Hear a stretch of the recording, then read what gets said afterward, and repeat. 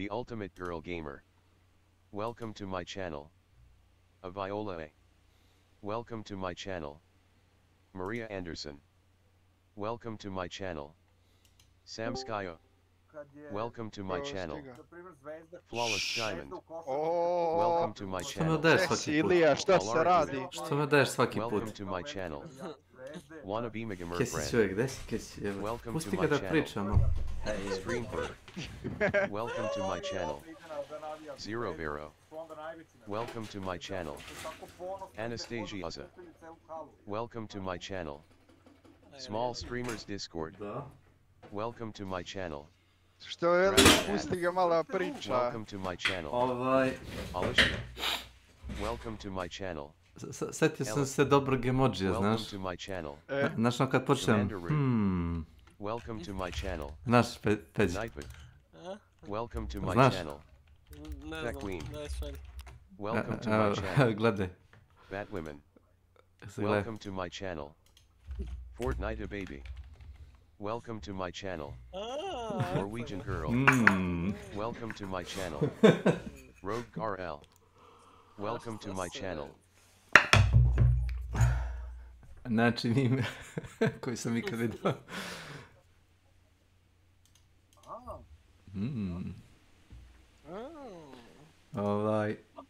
Jeste čuli za dobar štos?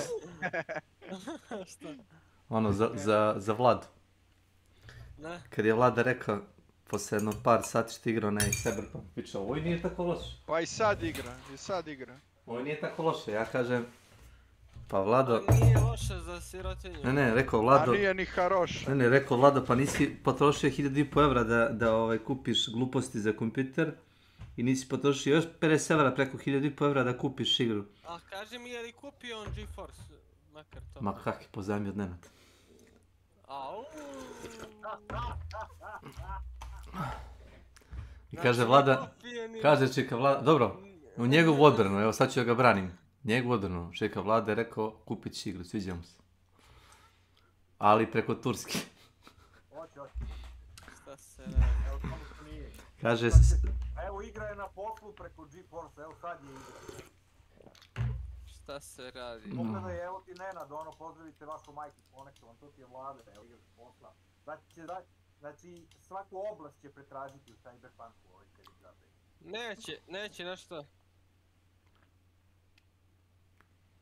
Neće platio Diablo pa nek istražuje, Milane, a ovo je dobio za dž, znači sad to se ne spava sa nedelju dana. Pa ne znam, ja obično kad kupim pitu ja krenem da jedem, znaš. To je kod mene.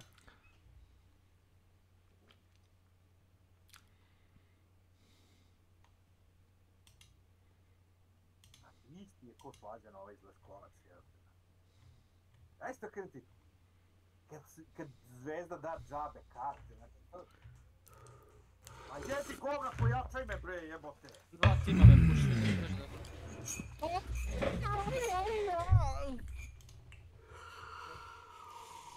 Blizu sam Mobu. Znači, kad Zvezda da neki karte za džabe za utakmicu, cela familija ide da navija. Ich meine, das ist ganz gut, dass, wenn die Sonne scheint, dann geht gerne mein Gemütszustand noch mal ein bisschen hoch. Aber Ich hab nicht ins Mikro gelassen. Genießt. oh, warte mal. Gar nicht so laut. Gesundheit. Ich hab eine falsche Sache dabei. Nochmal ready, bitte.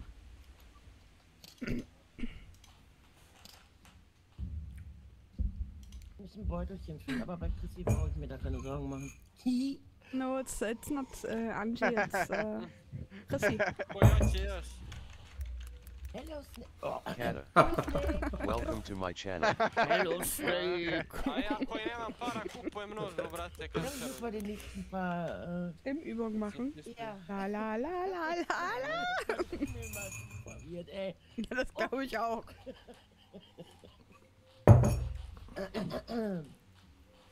Evo ga.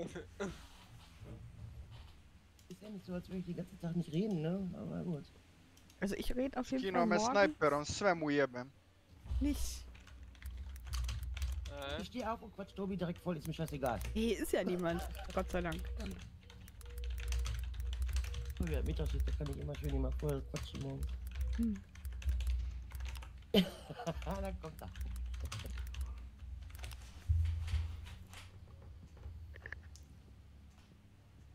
I don't play DVD. Wie findest du das neue DVD-Chapter?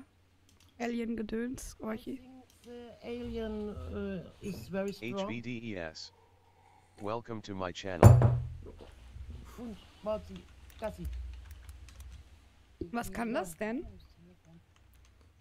Das krabbelt auf 4 Beinen und ich finde, das wird immer schneller. Hm. Und kann Gift spucken, so wie bei der Jägerin, sage ich jetzt mal, ihre Axt so ungefähr. War nicht so weit, Ja.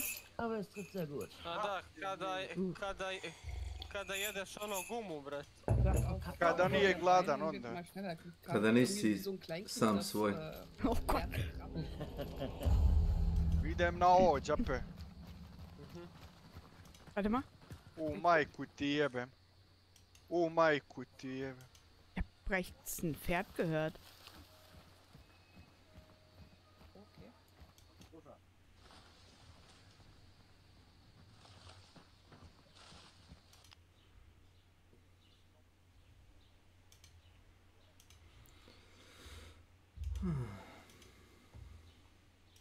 Ne, to je... Lurks. Ne, to je... Welcome to my channel.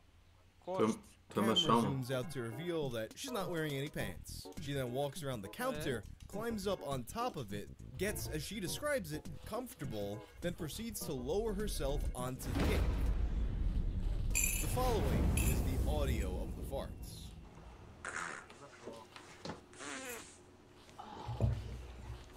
Džape loda u... For that particular fart, you can hear it was a very special fart. You could see her asshole puff out like those guys from Makasan, Airman huh? Stage on Mega Man 2. That's That right. right there. That's what the Oh, asshole that looks like. And she's not done yet. Roll it.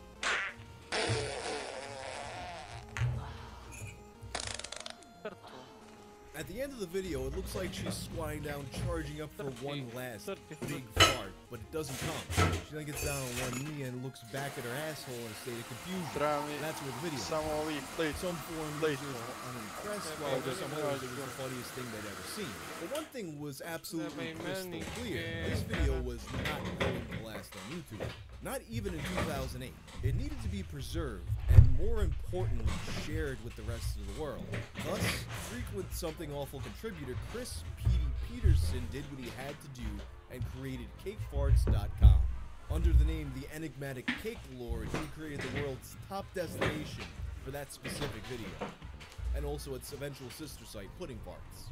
And understand now that at this point, we're already in Olympics world. Cake Farts is far from shocking for this sort of single-serving site. Cake Farts fell into kind of a new space for this kind of website, not spreading for how shocking it was, but more so just for how absurd the idea was. As just a funny fucking video, I mean, she looks at her ass confused. So of course, you've seen these kinds of videos from me before, you know where this goes at this point. Millions of people are sharing the site, so it gets bombarded with traffic, and it becomes a struggle to maintain the website. Reaction videos sprout up on YouTube. She's kind of ugly. She looks pretty trashy. And with Cake Farts being a bit more accessible than other videos of its type, you Oh, also yes, get you some might have people seen it. imitating. Perhaps most famously, Zoe Zane going on the Howard Stern show to fart on a cake for him. You can't really do that with Two Girls, One Cup or the BME Pain Olympics. I mean, you can, but who would? And while all this is going down, the creator of this website, Chris Peterson, finds himself falling further and further down the Cake Farts rabbit hole. In an article written in September of 2008, barely 2 months after the original site launched, he wrote an article on SomethingAwful.com about how the site had begun to affect his life.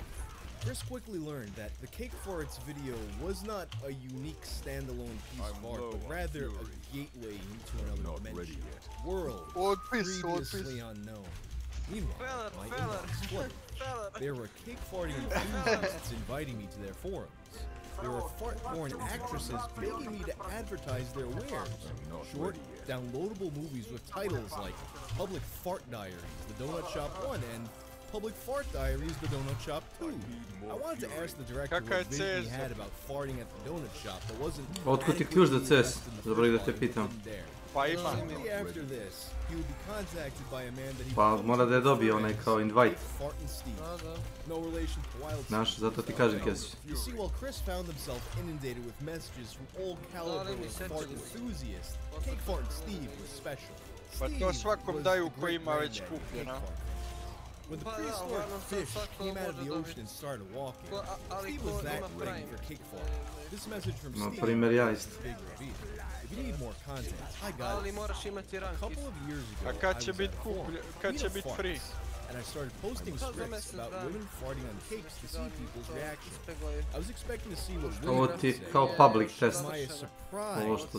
a couple of young, sexy women. Ali nema The bugova. one in your video, Pa nema, and ali ima Mandy nešto started ono farting on što cakes. baš I was ne so ono turned on, provaljujemo, it was može unreal, negde da se like a izađe dream kroz come map. true. Tako I to, ordered that nisi video you otkrilo sam posted, video, by ali the neki way. ljudi su One of my provalili. favorites. Ali to je test, pa ono, Cake faza, Farting oni to... Steve was the man who manifested this video into Ono što su u Pa krajteku zato su preskočili. i pustili. actress Pa Ashley da. Aska. Što više ljudi da Zato proba su igru. i pustili da se testira da bi znali gdje im Spice informacije. Channel busting Pa to se tako radi. balls barefoot and A ne filthy Han Shodan. aerial A ne animation. Han Shodan. That filthy, Frank, at least I don't think so, but an even filthier. And at the time Veka, Ashley palim and Cake igru, Fart našeg crossed i paths, rokamo. she had been actively seeking commissions. Pa je to Basically, amater they igra. met at the right place, right time, and Cake Farts was born. Chris had to know why. What drives a man to have such a specific interest as women farting on cakes? Cake Farting Steve replied with probably the most in-depth explanation of this fetish ever written before, and that probably ever will be written. It makes me aroused thinking that a woman can not only fart in public, which is considered taboo, and not only in the sexual sense, which is considered for most people like night and day, but also farting is usually not associated with being an adult. Šta opao? In this context, a woman will willfully release her gas on food A jesi gledao ono, which is the average? ultimate taboo, as bodily fluids and food are further Na apart kao na as Hans we're Team being Shots. educated since potty training Vidim da je age to sad samo abstain. 7K igrač. Pa da to je malo. Sad je 12 sati, Evropa. Znam da je Oko, sad ću ti reći, znaš kad sve pravi broj, između 3 i 6 ili 3 i 8. Ljudi uvijek igraju za event. Da, evo, August. Da, ovo je broj igrača. Krajtek se ponosi time ako odeš na onaj Twitter, znaš. Odeš na player bazu, ono da vrati. Ne, odeš na Twitter i... Samo igraju kad je event i sad opada broj crvena. Slušaj me sad, teo sam da im napišem post, ali neće da zvučim naš kao ono govedo. A promovišu na onome Twitchkonu, znaš. Te imaju štand, te ne znam, igrači se ono maskiraju one kao lovce, te postavili su kao štand sa onim buradim eksplozivnim, znaš, kao fora. I sve to, na kraju, razumeš, ne mogu oni igru da prodaju tebi i meni više, ni Milanu. Evo me, jesi poslao invite? A novi igrače neće privući tako što, razumeš, bogovitu igru ne krpe. Doće neko, kupit će igru, probat će, vidjet će, razumeš da igra ima problema i samo će da preskoči. Džabe je promoviš.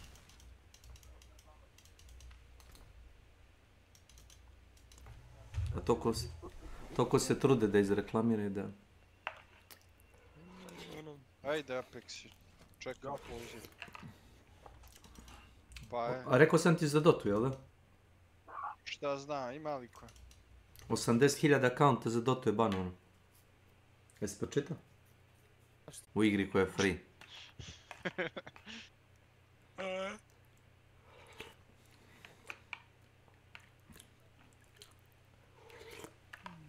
Politika. Ja, da, politika. Da. The fires burned so low at Ahriman's fire. Perhaps the ash has some use Pa jel ti gledaš to ili turn šta? that place of destruction into a place of restoration. Did you walk from here to Midfield? Zaboti Janoš. Zabati stream snake. Meni? Zaboti Janoš. Šta? Lamen si. Što baguje, breti. Misliš nije full screen? Ne, nego gubiš... Šalje invite. Rekonektuje se. Da, Aaaa. buguješ. Da vidimo sam. Da nešto krade konekciju. Nešto te net.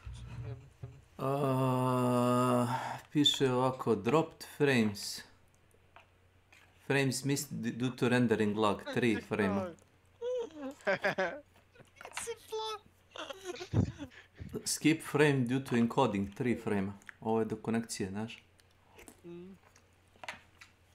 Eto ti sad se kje. A stavi full screen, malo ti izašla igra. Zato što sam alt enter pritisnuo. Imaš... Halo? Hello? Aha. Zato što ne možeš da alt tabuješ tako kako ti misliš. Dobre, pa ja na game capture pa mi ostane full ono kad ne... Alt enter, zato što igra ne radi u full screenu, nego radi u borderless full screenu. I onda kada ćeš da nešto uradiš u Windowsu, moraš da alt enter da se prebaciš u full prozor. Yes. A, poženo bre, šta ti je?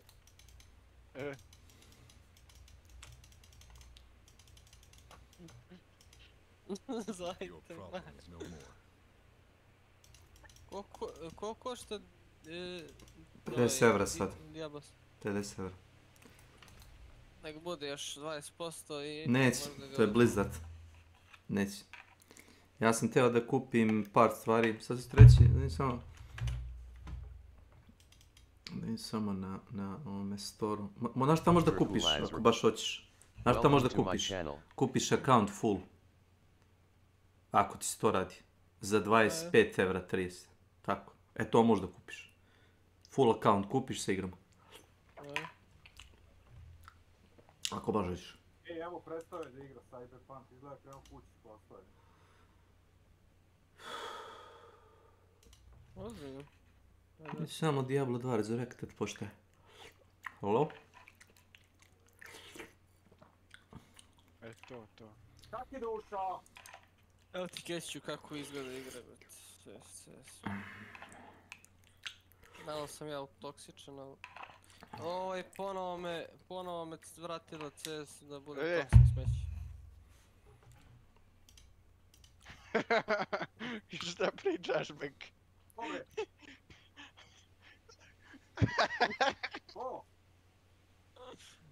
Šta radi? Dobre!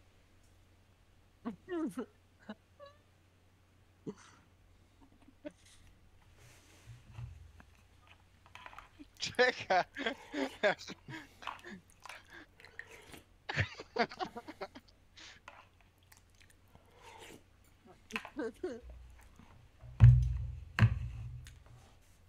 Mogu da uzmem Diablo 2 Resurrected za 13 evra. Ok, to nije loša cena. To je... To ti je Diablo 2 kao HD. To je dosta dobra cena. Čekaj, može to da se igra zajedno? Može. Da, može.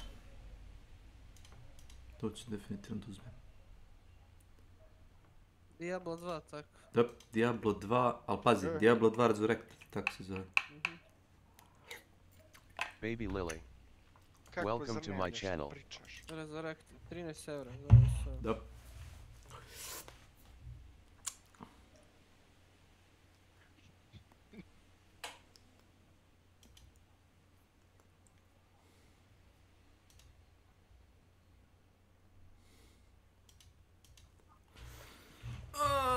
Zdravu hranu. Yes.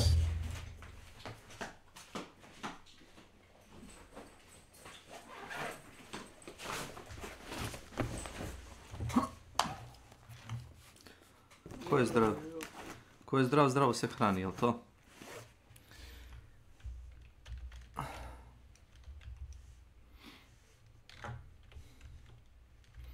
Duše, ovu igru mogu da igram ono kao piretsku, zato što su ljudi... Zato što nema u game kodu da je non stop online, znaš, ono, 24 časa. Diablo 2 Resurrected. Ali, ne možeš da igraš ni s kim. Pa uzimam sad. 13 evra nije puno. Realno nije. Nije. Iako je stara igra, ali svejedno razumeš, scena je dosta... Dobro. Pričamo o Blizzardu, Blizzard je... Koja je igra? Diablo Resurrected, to ti je Diablo 2 HD.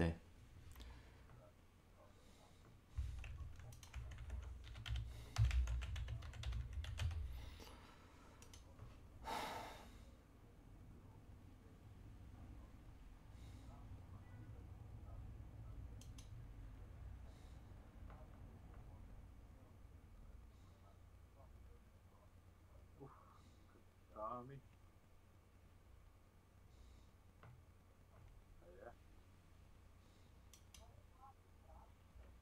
Java.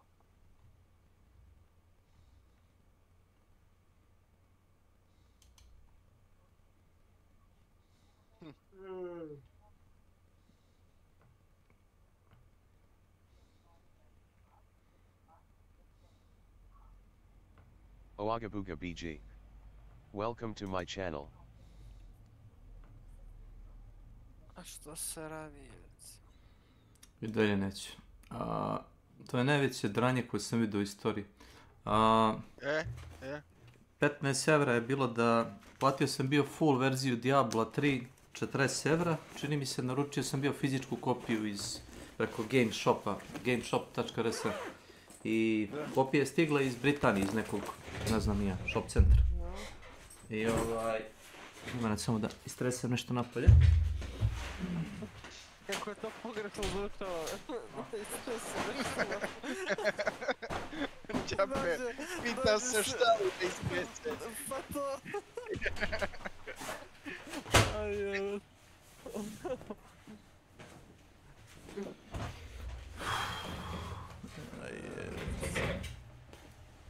Kako je čudno zvučalo to da istrese, razumiješ? Da istresem, jest.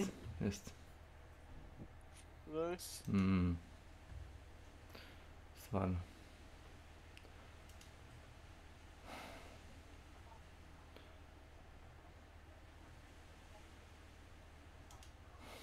U C.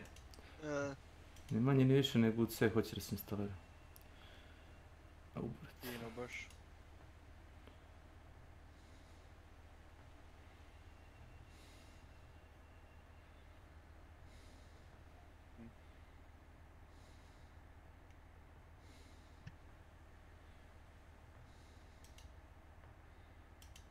Podne već. Pa da. Uzeo sam igru. Neću da instaliram sad, bukvalno. Treba pun korez da instaliram. Pa koliko je veliko? 30 GB.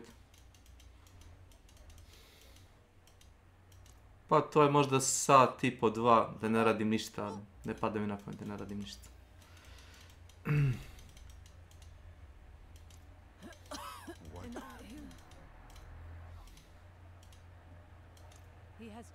Pa na ovaj je brz internet. Da. Pa dovoljno je brz. Pre sam imao 56k modem. To je bilo isto brzo. Na 56k modem sam skidao stripove s interneta na hard disk i treba ti brže pročitam strip nego što ga skinem. A toliko je bio brz internet, znaš?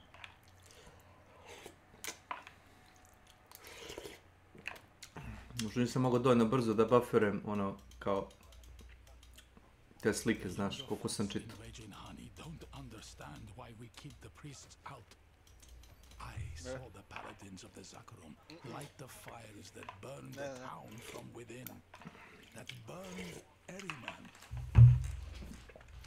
Pa ne znam ni što više skida, sve sam živo i ne mogu. Ne mogu, ja ne mogu.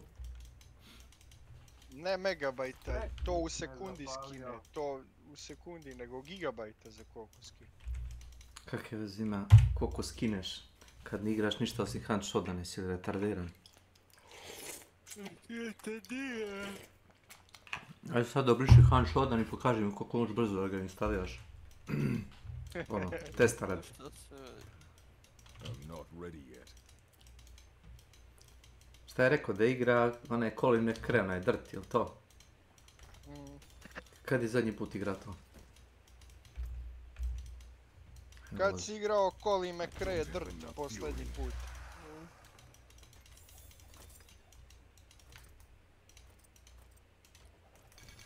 Pola godine. To je moj point upravo bilo. Ja sam igrao Hunt Showdown pre mjesec i po 2. A ja ga ne igram uopšte. Pa da, dok je trajao onaj event. Dok je trajao event i dok sam mogao nešto da odradim. Imao sam 20 pari čarapa, ostalo me...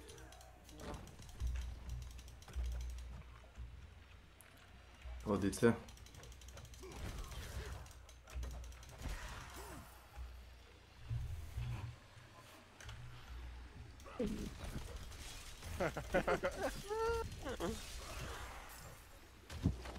E?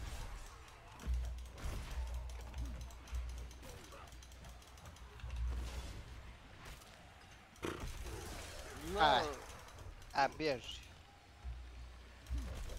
Don't have enough fury. Ti si Beka rekao to igra, jel? 63. level, jesi 63. level sam? Pa imaš boost na XP, znaš. 25%. Znaš šta je 25%? Da, treba to iskoristiti. Pa počeo sam ja bio da igram pre boosta, znaš. Počeo sam igram sa ovim barbarima. A ne moram, nego ono, hoću. Imaš i nekakav kao battle pass, ali mislim da neće da ga pazarim. Ne baca mi se, ne znam koliko traže, vjerojatno $15-20 traže za to. Ne baca mi se za kozmetiku, a ja koristim default skinove, viš. Ovo ti je bukvalno ono što možeš po defaultu. Evo, kuznaš koja nož u brate kantera. Staviš nalepce njega.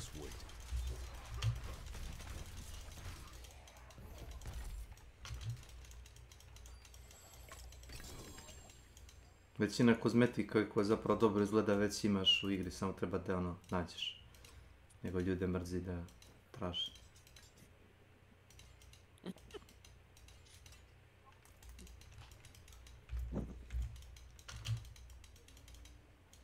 I must wait. Voli to. Joe voli, Joe pati, Joe će da ga smoti. Ili skrati. Ah, može i tako. I must wait. Kad Simo dolazi u novembar negdje. Dobra je grafika kad je Diablo 4. Proti pogledam. Šta je ovo? Simo dolazi u decembru. A u decembru tek. Pa, 6 mjeseci. Not ready yet. Znaš? Prošlo je 6 mjeseci već. Ne još. Da ćeš dobiti keša. Ne dobijam ja ništa. Niti mi treba išta. To ti nisi na silusu, jel? A dobro, tebi onako ne treba... Znaš koja je vajda bila toga jedina? To što Beka, je, ja mislim da ćeš se ti svima pozdraviti. to što je Keva reklo da je krevet, on je tvrdio da mu je krevet previše tvrd, Pa jel? pa da mu uzemo drugi krevet, a ja da uzmem njegov. I stvarno njegov krevet je možda mekan previše, ali meni ne smeta. Bolje nego na nekom se spava. Eto, to je jedina već. Rekao sam da bira koji će krevet, a da neće osiromašiti dok mu uzmem krevet.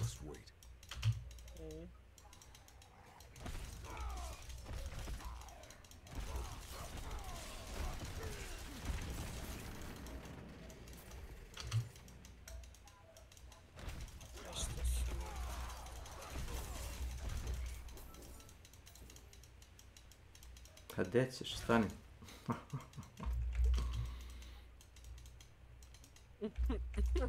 Podcast.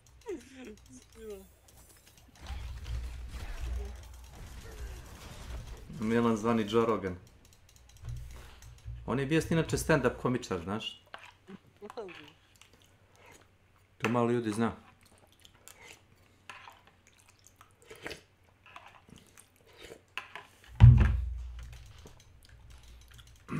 Da je skonto da mu se više isplati da radi podcast, nego da stoji tamo i priča vice pred publikom. Kad je ovo bilo na Maskoj emisiji na duge.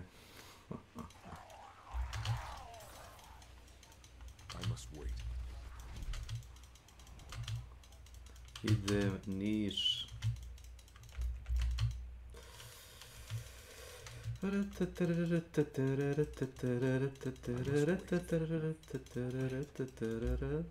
was here. Yes. All those years ago. Just a child. I can still smell the cooked flesh. Obes. Please. Da. A word.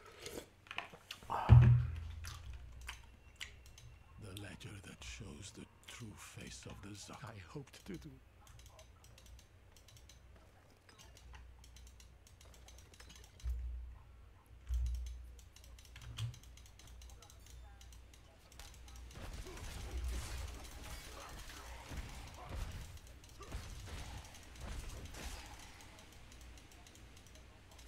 The Screams have summoned a witch.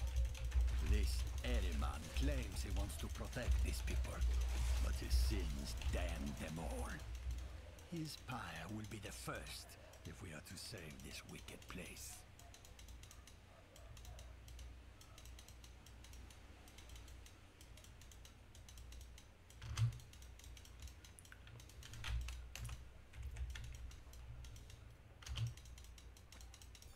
I must wait.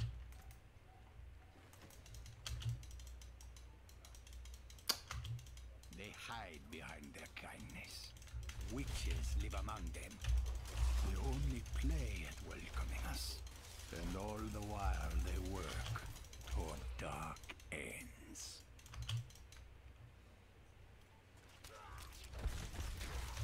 I must wait.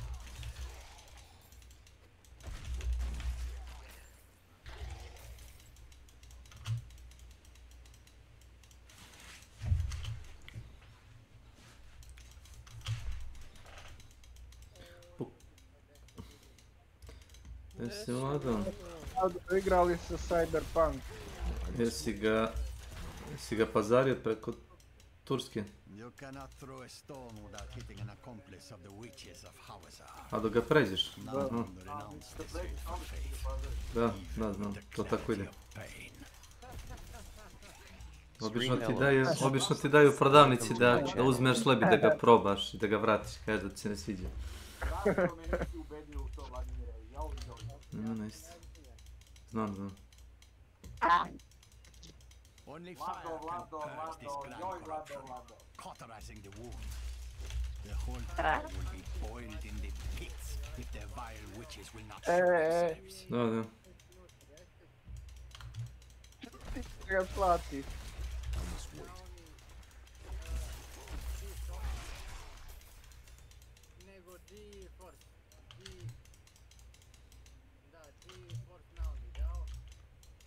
I sad streamuješ igru. Ja stat da kažem. Upravo si. Ma da, pa bolje. Da mu ne skuplja, Prašinu. prašinu. Da. Da, tako je. To. Da. A što ne igraš s momcima Han Shodan kad možeš da igraš preko GeForce Now? Evo recimo Milan bi možda baš teo da te poduči malo.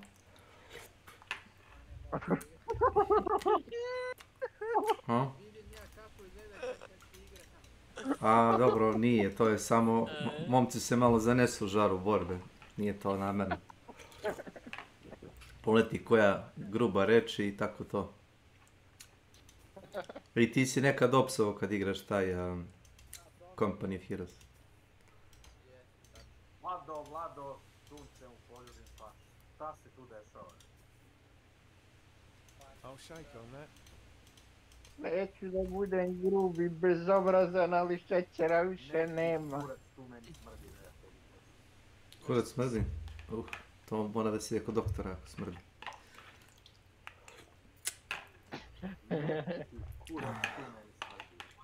To je onda triper ili kapavac. Tu nešto nije u redu.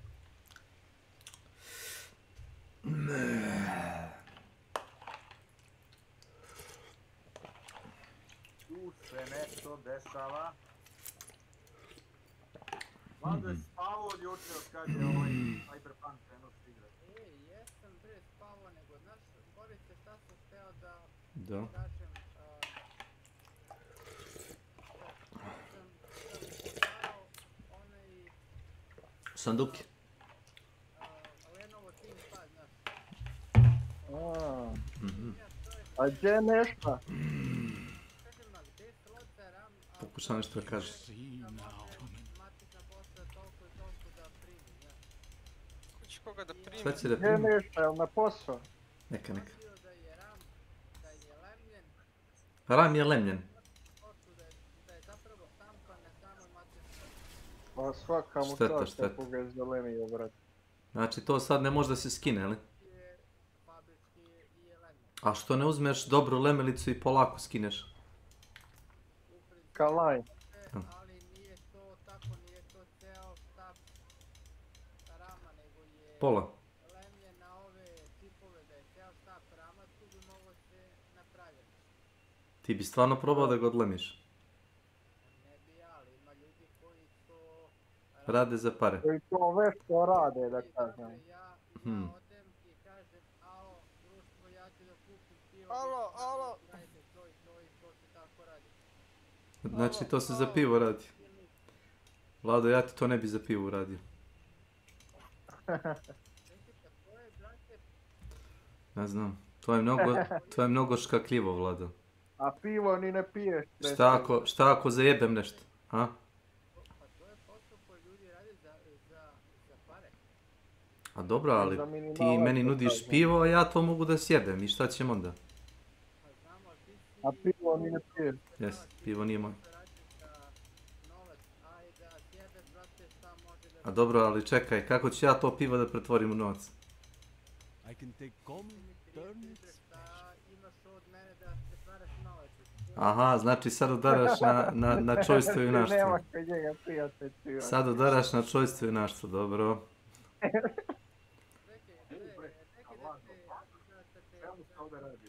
Da te priupitam. Dobro, Vlada, nisi na optuženičkoj klupi, ja se samo malo šalim. 1000 puta. Ja otišao sam, to je Ajde. A ne zebao, ideš već. Nemoj sad. Ma idem bre da gledam nešto na YouTube. Nemoj sad, Previše bučeno je. Je? Ko, Neša nije takav? A dobro, Neša ima meko srce, to je zbog toga.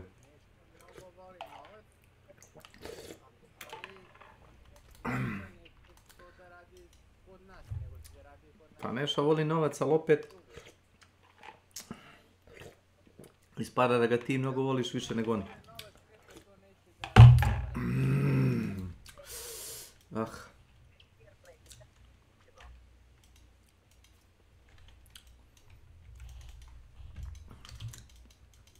Ispada da ga on više voli nego nešto. Pa to je to. Nisam ja rekao da je Vlada škrtica, to je samo kao vica, ali nije to tako, 100%. Zar ne? Štedljiv čovjek i ekonomičan čovjek nije isto. I isto škrtica, to je. Nemojte da mešate sa tvrdica i ekonomičan. Što bi sad ja bacio savršeno dobar kuler kad mogu da ga repariram, jel da? Eto viš, eto. Ja da sam mogu da repariram onaj Cooler Master, beše li 212, jel beše Cooler Master 212 evo model bio? Ili u stvari Noctua je to bila, Noctua. Ne, to je Vladina Noctua, ja sam imao Cooler Master. I nudili su mi...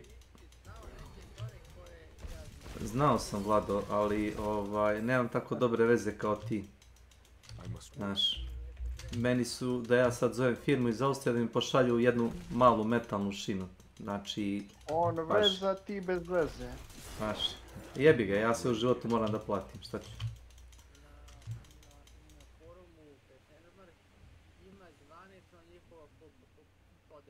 Mhm. I kako si ti dokazao da je cooler zapravo tvoj, da oni tebi to pošalju, a ne meni ili Draganu Kesiću? Pa ti si na benchmarku bar 10 godina. Znači svi te poznaju tamo, a? Duplo je bod. Get out of my head! 20 godina na benchu nije to malo, jevi ga.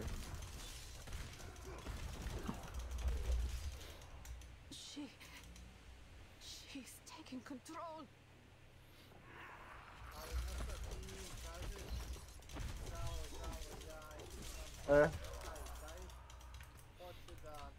Da.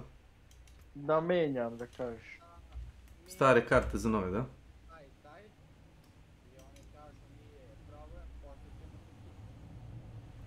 Šta, kitu? A, kit, da. Ja sam stavio jedninu. Mutovac. Pa ne znam, stiće ti šta ako... A koliko moraš da mu doplatiš? Čekaj, šta ako stigne sa carine Srbije, treba podignete paket 15-20 eura poštarine, dažbina, ono, ćeš ga podići? Nećeš ga podići?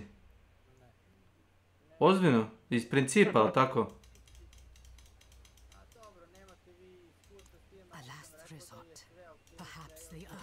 Ja sam platio 5 evra, znači ventilator, 2 ventilatora, originalna, mislim originalno kineska, za grafičku kartu, Radeon 7950. Znaš koliko mi je carina Srbije uzela? Carina Srbije mi je uzela još 20 evra na 5 evra. Iako su Kinezi rekli da je ok 5 evra i kao oni plaćaju. Oni su stvarno poslali ljudi. Ali carina Srbije je zadržala paket dok ne platim još 20 evra. Prestalo mi je, znaš. Ali nisam to jeftinije da prođem, nego jednostavno nisam mogao drugačije da nabavim, znaš.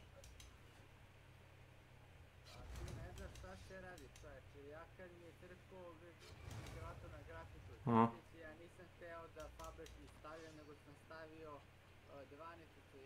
Aha. Pa da, to sam. Pa da. Oni nisu neiskusan, ja sam modifikovao onu Vegu 56, stavio sam na Vegu 56 2 Noctua ventilatora 120 mm, pa sam platio po 50 evra. Evo je kod mog kume i na high loadu, da, na high loadu radi na 40-50 stepeni, 40 do 50, ne više.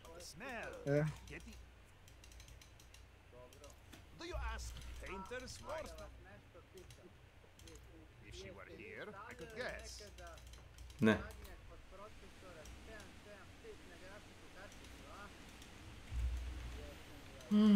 Tu jesam. Je li bilo tako jeftinije, šta?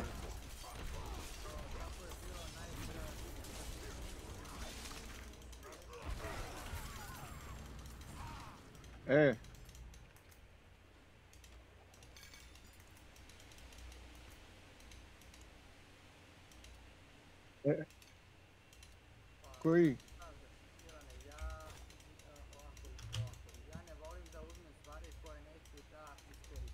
Tačno. Yes. A za tvoj soket je?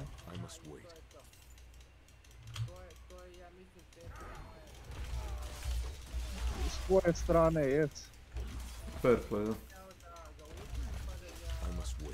Preprodao, da kažem.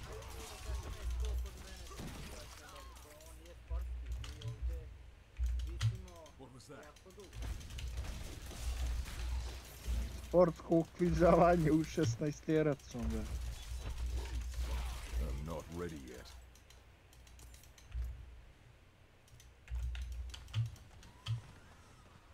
Pa jesi probava, jesi? I need more time. Nešto tebe tu druže zajebava, znaš.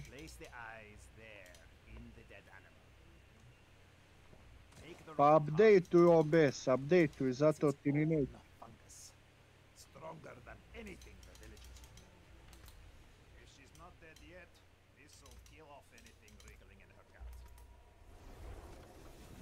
Jel ti source podešan?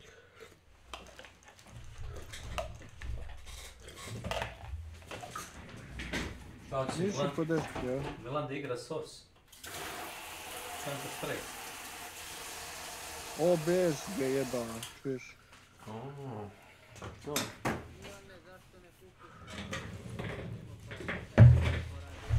Misliš da kupi kompjuter za 200-300 evra za streaminga koji će se baviti profesionalno tim? On ne može da poveže dnevno sat vremena da streamuje, a ne šta drugo. Šta će tebi ti investicije?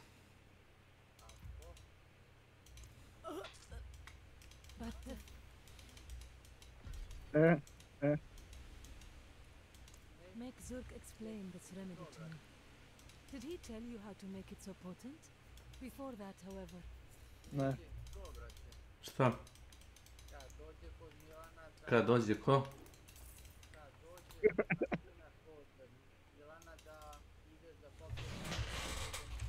Da ideš kod Milana da piješ pivo. Pa Milan ne pije pivo. A ne pijem ni ja pivo.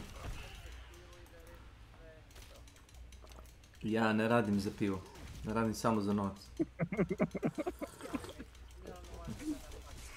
Pa, Kesić mi je drugar i sve to, opet sam mu ponudio, mislim, za pristojno novac, onaj slušalice koje sam ja platio 100 evra. Pa da. Polovne, ali mislim da mu rade i dan danas. Pa evo, posao mi još rade. Ja nisam ni trebao da ih menjam, nego ono kao ajde se ponovim da kupim drugo nešto. Jedino za to. Ja ne kupujem stvari kao Milan posle 5 godina pošto ih razvalim. I onda ih prodajem kao nove. Kome beš on prodao grafičku? Tebi, Vladu ili Nenadu? Nenadu, jel? Pa da. Budući da overclock ona radi dobro. Pa dobro, nije kod tebe overclock ona, ti si je vratio nazad, tak, sve u redu. To. Probaj malo da je daš, probaj malo boosta da je daš, da vidiš šta će biti.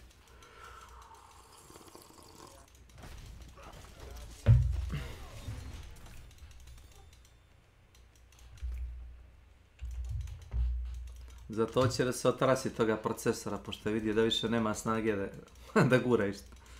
Nije OBS Kesiću, nego procesor više ne može encoding da radi.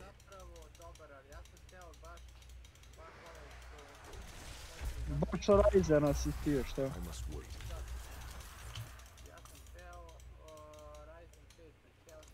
am on my way to Regent Honey for a cure.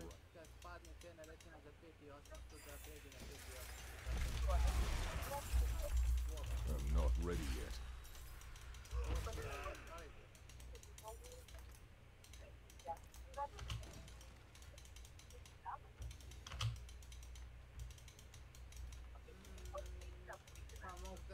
If anyone in Margaret knew I was coming down here for a tonic, I must wait.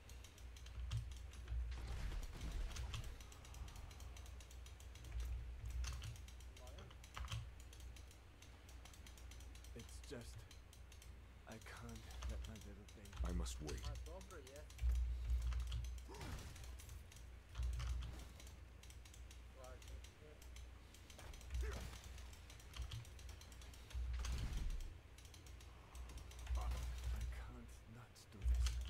Not when I know. Šta će biti s kućom?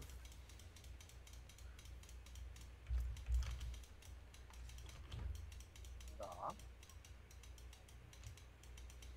I must wait. Dobre. Ja. Znaš ti pošto ovaj 5 i 8 stik, Vlada nema te pare. Ti pošto je to tu. Serija. Thank you. And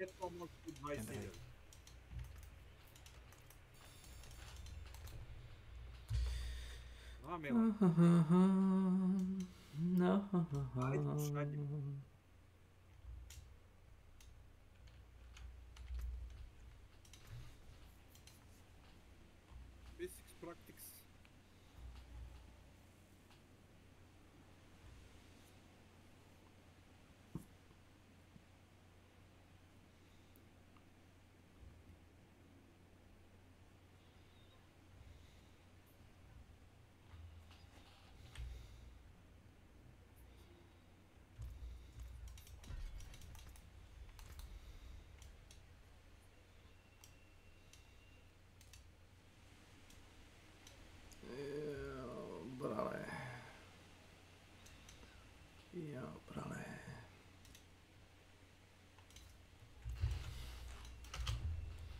Na drugom krema.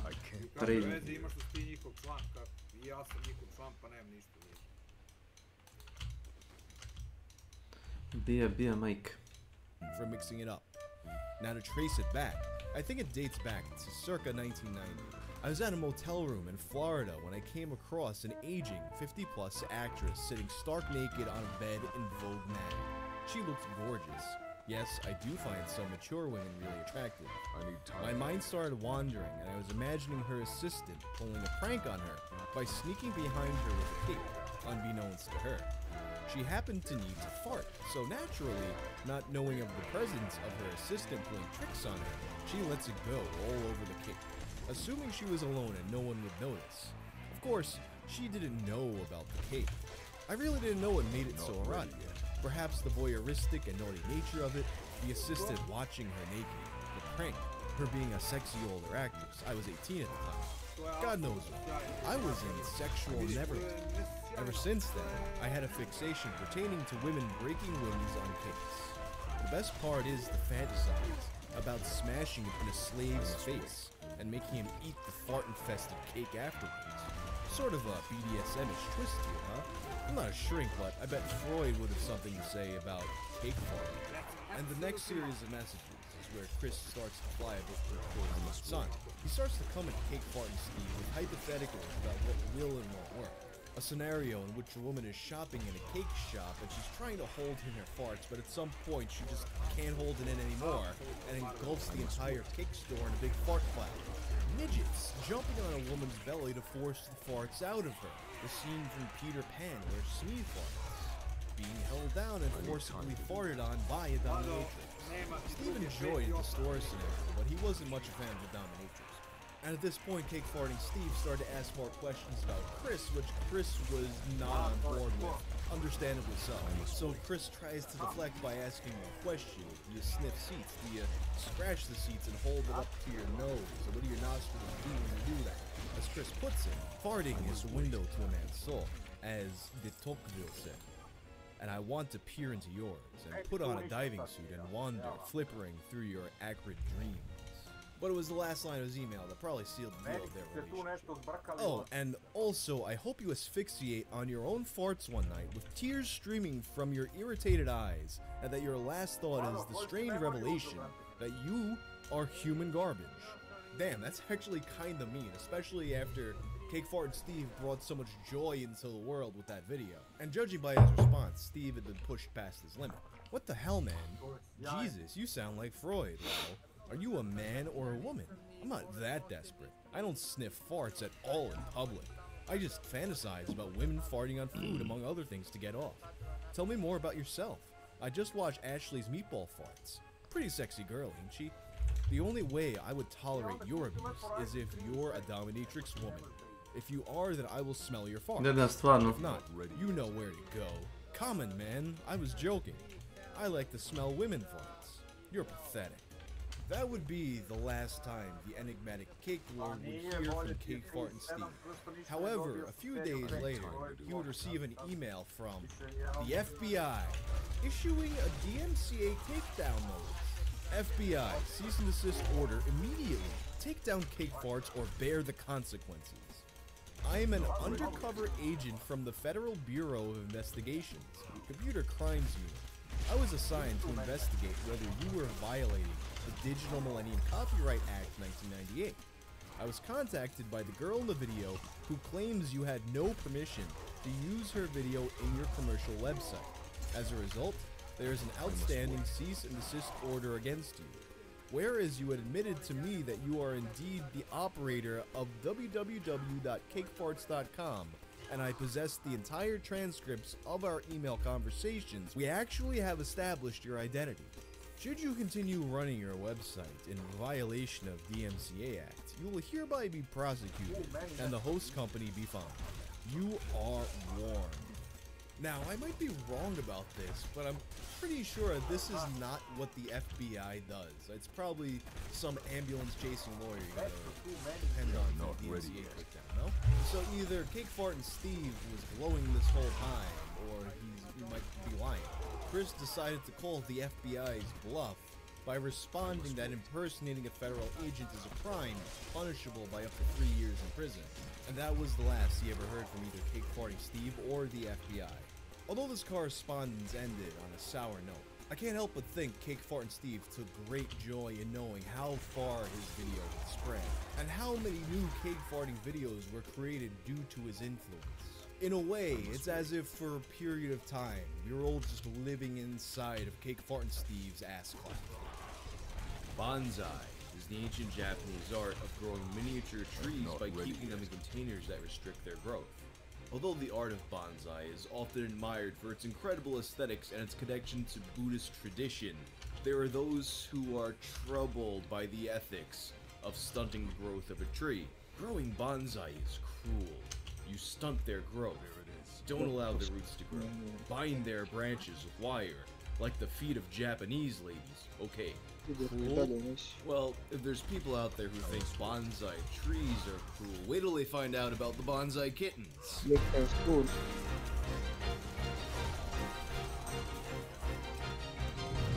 Bonsai Kitten represents an important moment in internet history, both as one of the fastest spreading memes of the pre-social media era, and as one of the first internet hoaxes that way bigger than its creators ever expected.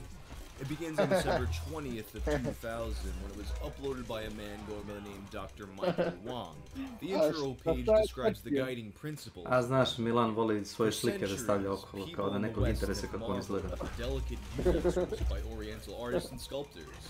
From gardening to tattooing to dance and martial arts, these craftsmen have enthralled us with complex forms and simplistic perfection. One of the most fascinating techniques to emerge from this high Ja ne znam, ja sam bio gore, vidim da si vrata zaključao. Nisam siguran zašto si zaključao vrata i stavi ključ u vrat. The expressive grace of Japanese bonsai, the once sole province of bonsai masters, bonsai plants have been available to fortunate consumers throughout the world for some time.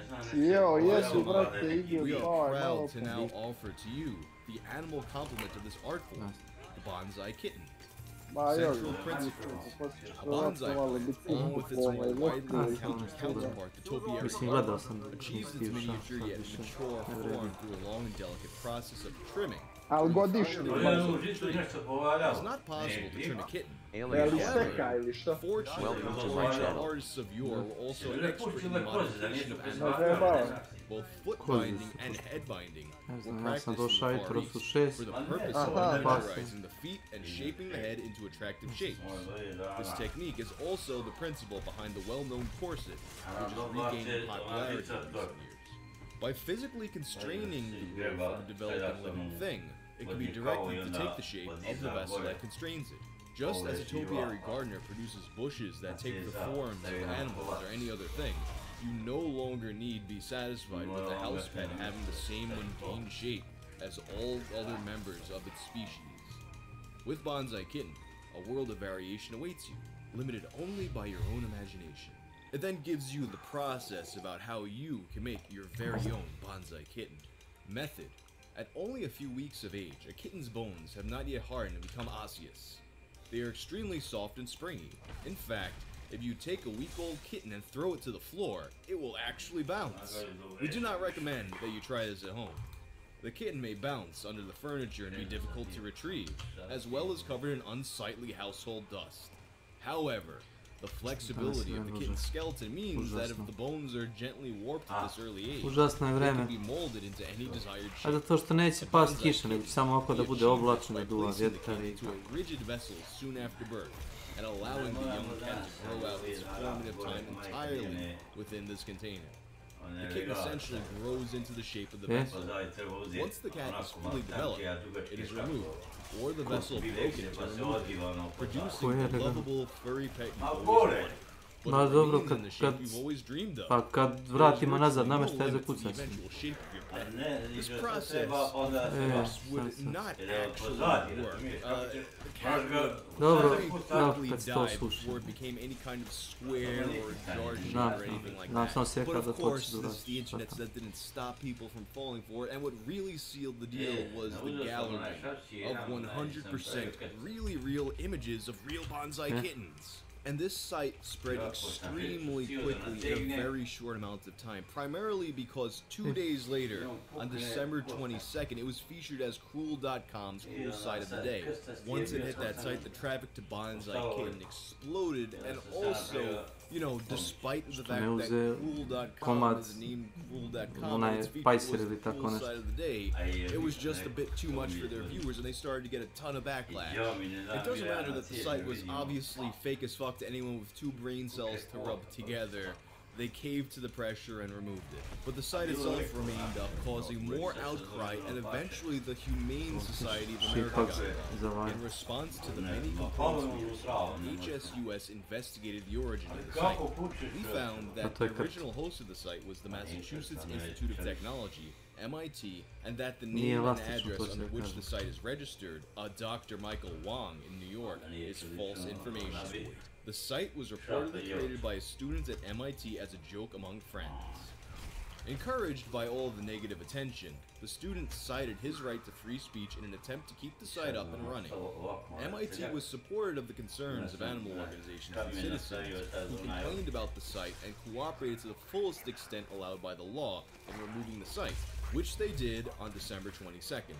Shortly after its removal from MIT's servers, however, Bonsai Kitten would quickly return on another web host. And a bunch of people, still convinced that Bonsai Kitten was real, started an email campaign to anyone with love and respect for life.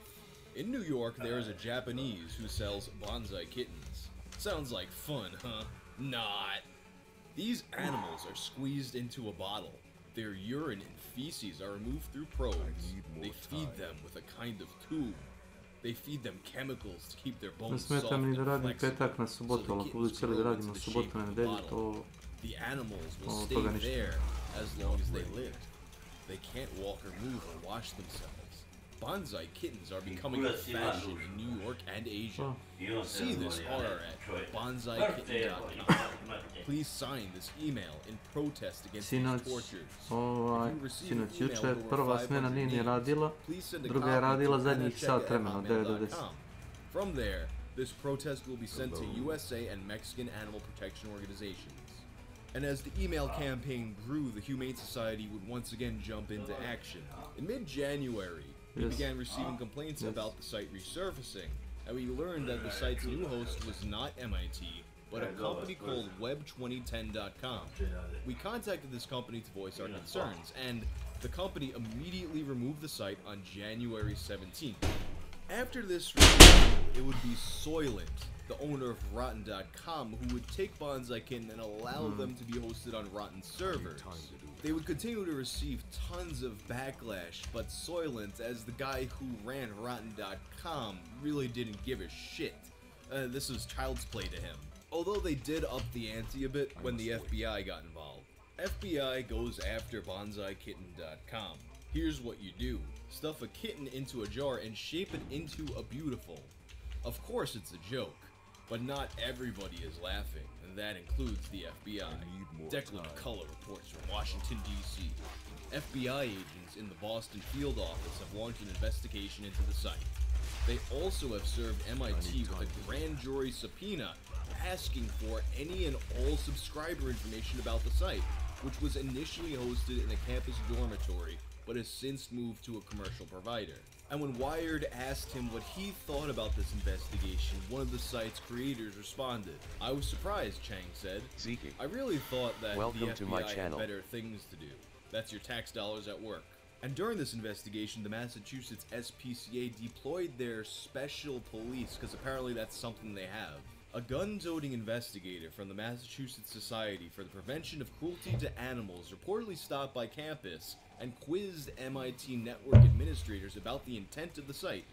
Under state law, MSPCA investigators are deputized as special state police officers with investigation and arrest abilities. And at this point, it was pretty commonly known that Bonsai Kitten was a parody website and that even if someone tried to really do this, it wouldn't work. But then, of course, as these things do, the argument shifted away from their showing animal cruelty to they might inspire animal cruelty. And then when we get there, we start to wade into the waters of the free speech debate. Why are they doing this? Asks Harvey Silverglate, a prominent Boston criminal defense attorney. I think the answer is that political correctness has infected the FBI. The kind of fanatical end of the spectrum animal protection movement has affected them, says Silverglate, a partner at Silverglate & Good. They want to be the good guys. They massively run rampant over Americans' liberties, but they want to be seen as nice fuzzy guys who want to protect kittens. And ultimately, what people were hoping to do with Bonsai Kitten were use a law that was signed by Bill Clinton in 1999. In December 1999, President Clinton signed a law that makes it a federal felony to possess a depiction of animal cruelty with the intent to distribute across state lines, such as on the internet. During a floor debate, Representative Elton Gallegly claimed that sick criminals are taking advantage of the loopholes in the local law and the lack of federal law on animal cruelty videos. Thankfully, whether it be because of free speech concerns, difficulties implementing this law, or maybe the FBI just realized how ridiculous this was, nobody wound up getting prosecuted for Bonsai Kitten. The site would stay online until 2016, with a brief period in 2012 where it would direct to Think Geek's Bonsai Kitten plushies. And to this day, although the official site is now gone, it still is available through several mirrors, and it still, although not as commonly, tricks a few dopes into thinking it's real. In fact, let's try something. Think of the most gullible person you know, and try to convince them that Bonsai Kitten is a real thing, and come back and report your results to me.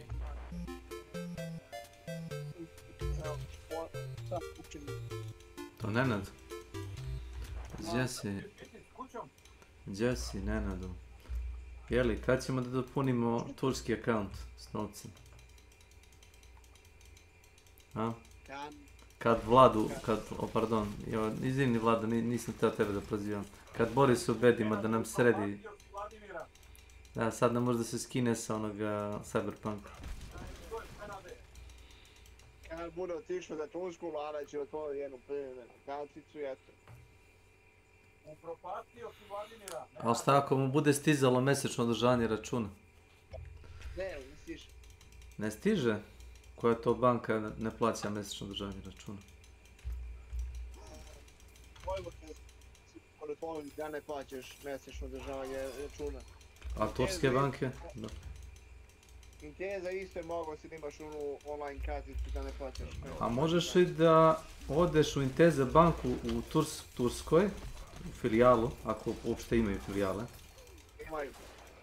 I da otvoriš tamo račun kao turski. A može, da. A, eto više. Evo rješenje. I must wait. Ja? Kako se ga upostastio?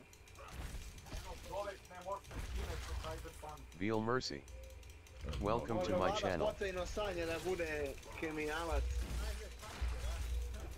Eno, sad čuo sam i na poslu kad krene da radi i preko Egidije, tamo sam i slučajno da igra.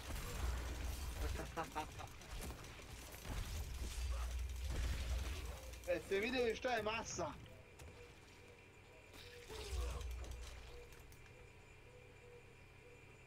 Daj posle mi Milana.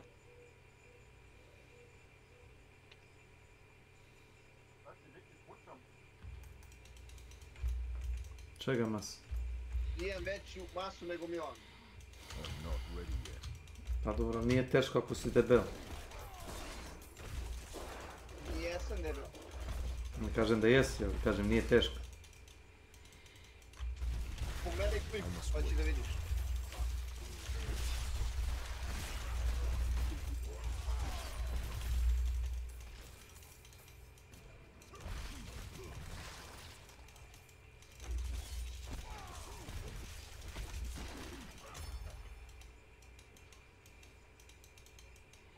Opet neke homoerotične scene, a? A da. Samo tako. Homoerotične scene. Samo malo. U prevodu no homo. Ček.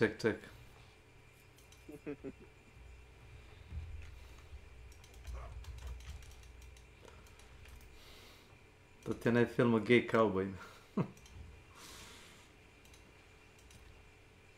Jao, nisam ga gledao, ali znam da je komedija. Zabranjena ljubav između dva mačo cowboya. Aj, jao.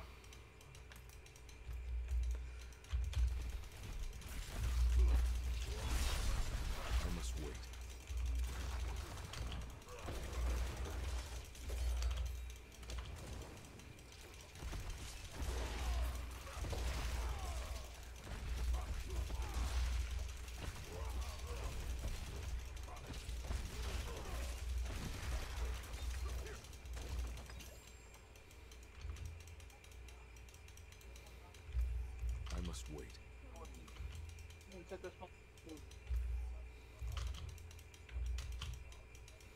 Imam 55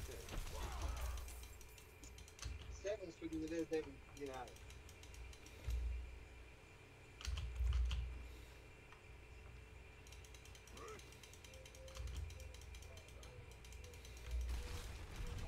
HVDES. Welcome to my channel. O 90, 590. O 60, 50.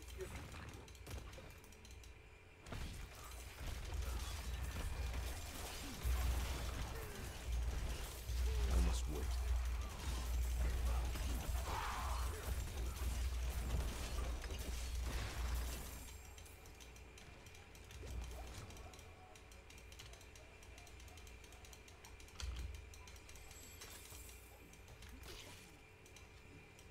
I'm not ready yet.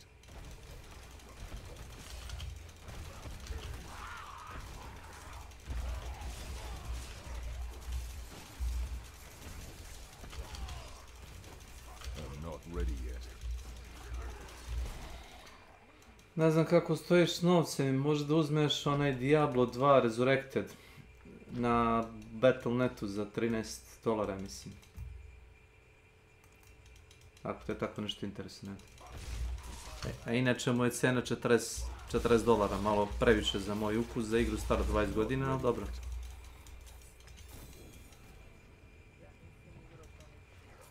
Nisi igrao Diablo? Nikad. Zapravo i jesi.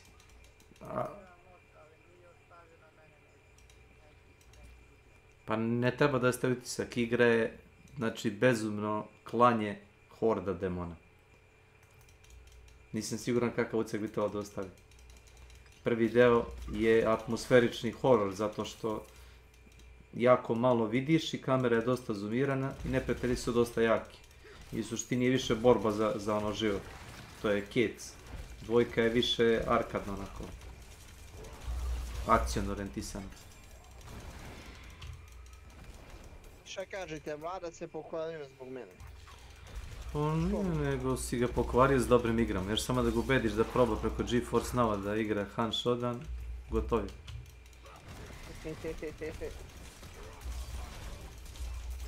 Ali Milan da ga obuči kako da se igra, niko drugi. Toliko se pokvario Nenade da je rekao da će čak i da kupi igru ovu Cyberpunk. Da. Šaju ti... To je ozbiljan stvar da ti kažem vam. A reklame. I'm not ready yet. Znam. I ovo će vas...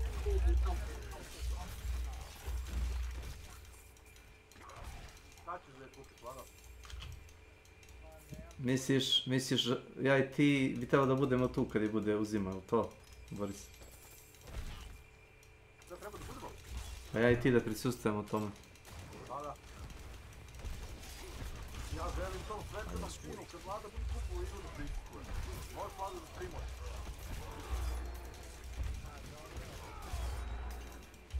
Vlada zna da se ja i Boris šalimo, ali tako? Dobro. Ja mislim da sam šta više mrtav ozbiljan.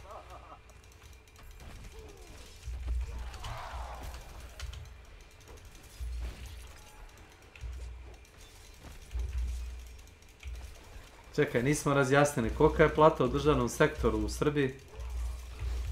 U javnom, u odeljenju trezori? Je li 50 ili 100.000?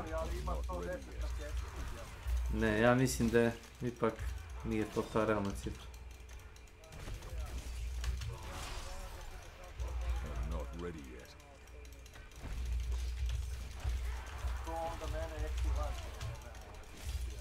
Laži. I need time to do that. Čak mi pokazao ovaj prva plata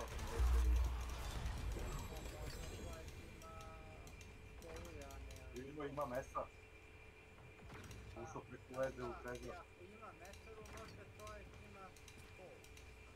Nema, ima završeno za mesara tu. Ima školu mesara. Pa dobro, ja nemam to škole, nemam te pare. Ušao je, kaže svi koji su tamo duže od 10 godine svaki ima preko. I must wait. Da, visi, boli sam kod platnog razreda. Koliko škole ima i to? I must wait. We got separated. To. My friends were cut down. I Lago won't last on my own. Ma dobro, znaš šta, gledaj, ja kad razmislim malo bolje, ja i ne znam da radim ništa. Dobro i dobio shvati koliko ne radi samo, što te ostaje? I'm not ready yet. I can't take anymore.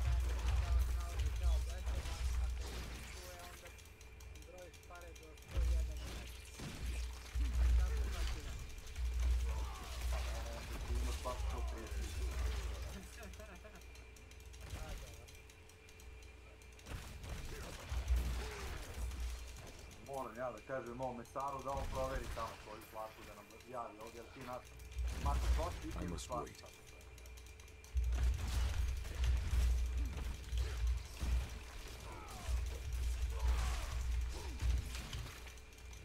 I'm not ready yet.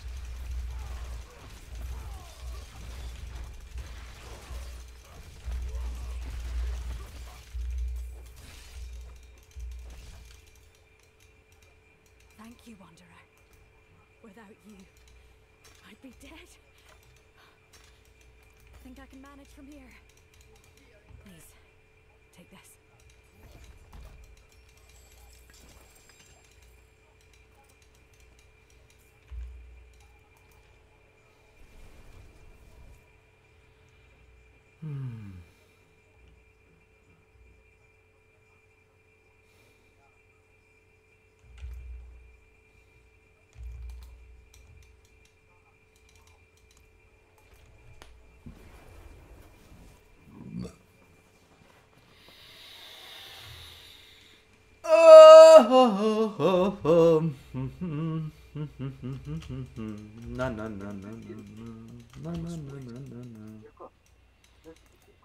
Čirković.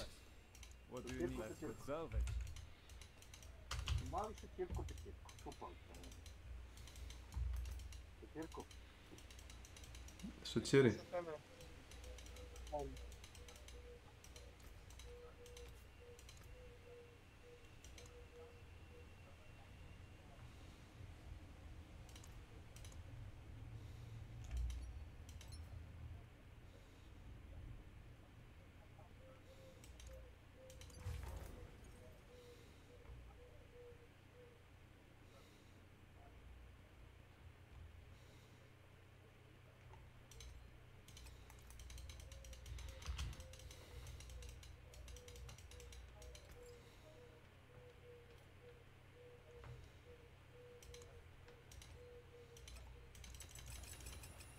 May the light keep you. I must wait.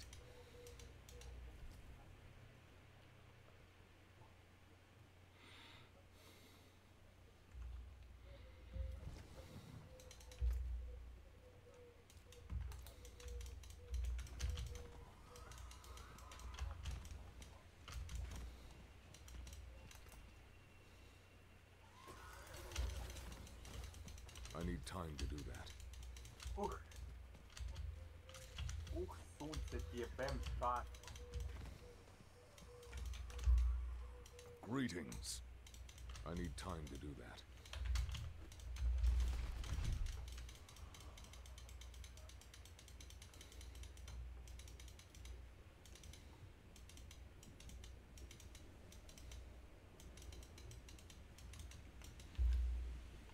Well done. To sam htio da pitam, je sigurno ti pošto koriste Hello. Cyberpunk? Da. A znaš Greetings. kako ja mogu ove perkove da naputim Greetings. da mogu da ubijam vrate i tako to? Nemam pojma, igra mi je mnogo kompletna. Greetings. Nisam ni pokušao. Oružja nisam mogu što provalim kad pokupim kako se naoružava, znači ne.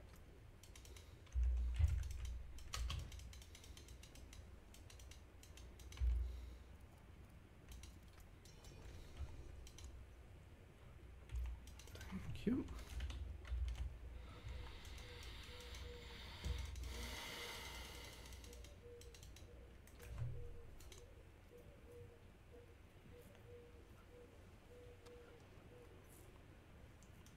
Hello. Greetings. Hello. Dobro, ima bagova se ga vjerojatno tiče.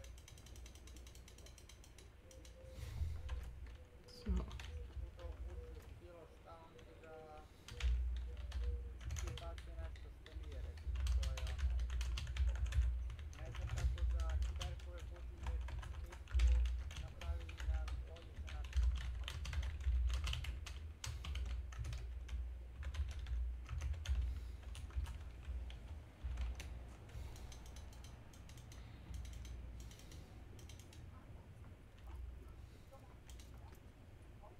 Gdje si bre, ljuti zveri? Znam, pitaj njega.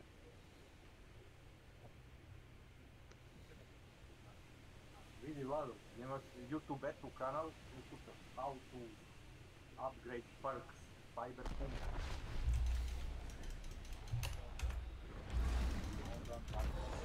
Brutal. I like it. No, šta je tu? Sečan dukelo. Šta je? I must Šta je wait. Sino to? Sino bela profeta. Šta je? Zašto si to? Govori. Ko te je poslao? Govori. Odmah. Odmah govori. Tebe pitam.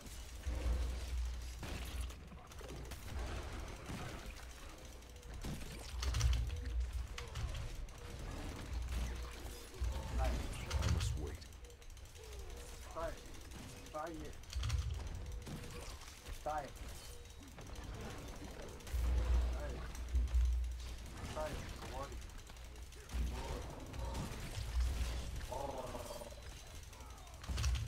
I must wait.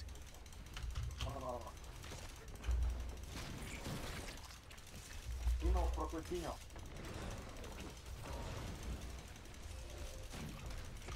I'm not ready yet.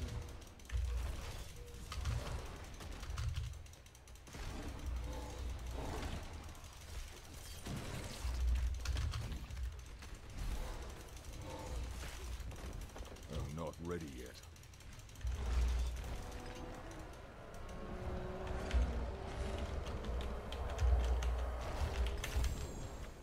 Impressive.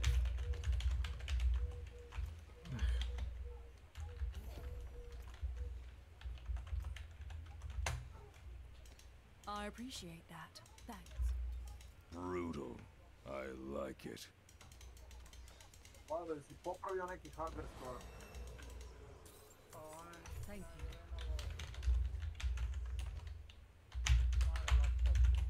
Tako je, sjajno. Šta ti rekli, si na odmoru ili radi? Na odmoru sam još danas. Jesi tamo streljio Nvidia Force da se instalira na poslu? A to nisam. Na poslu mora da se radi, a kući ćemo da se vežemo. Ja mislim da ti tamo da brojiš pare da jednim okom Cyberpunkuje. Farewell. A? Jesam u pravu? A jes. I must wait. Sve se meni javlja. Znaš kako je.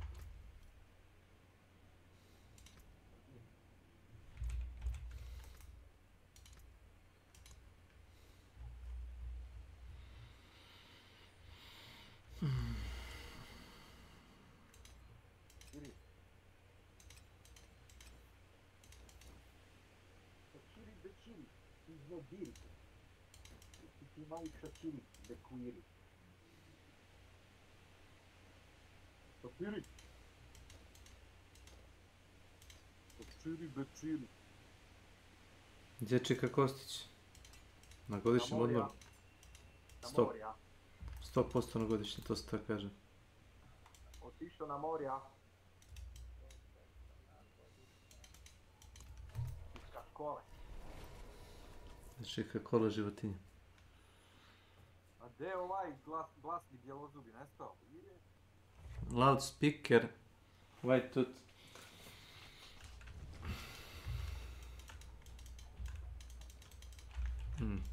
Aside from merely Close being now. a host to a picture of a giant gaping asshole, Goatsy.cx also served the purpose of being a hub to other fringe websites at times. One such website was a website a lot of you have asked me to cover in the past, one dolphinsex.org.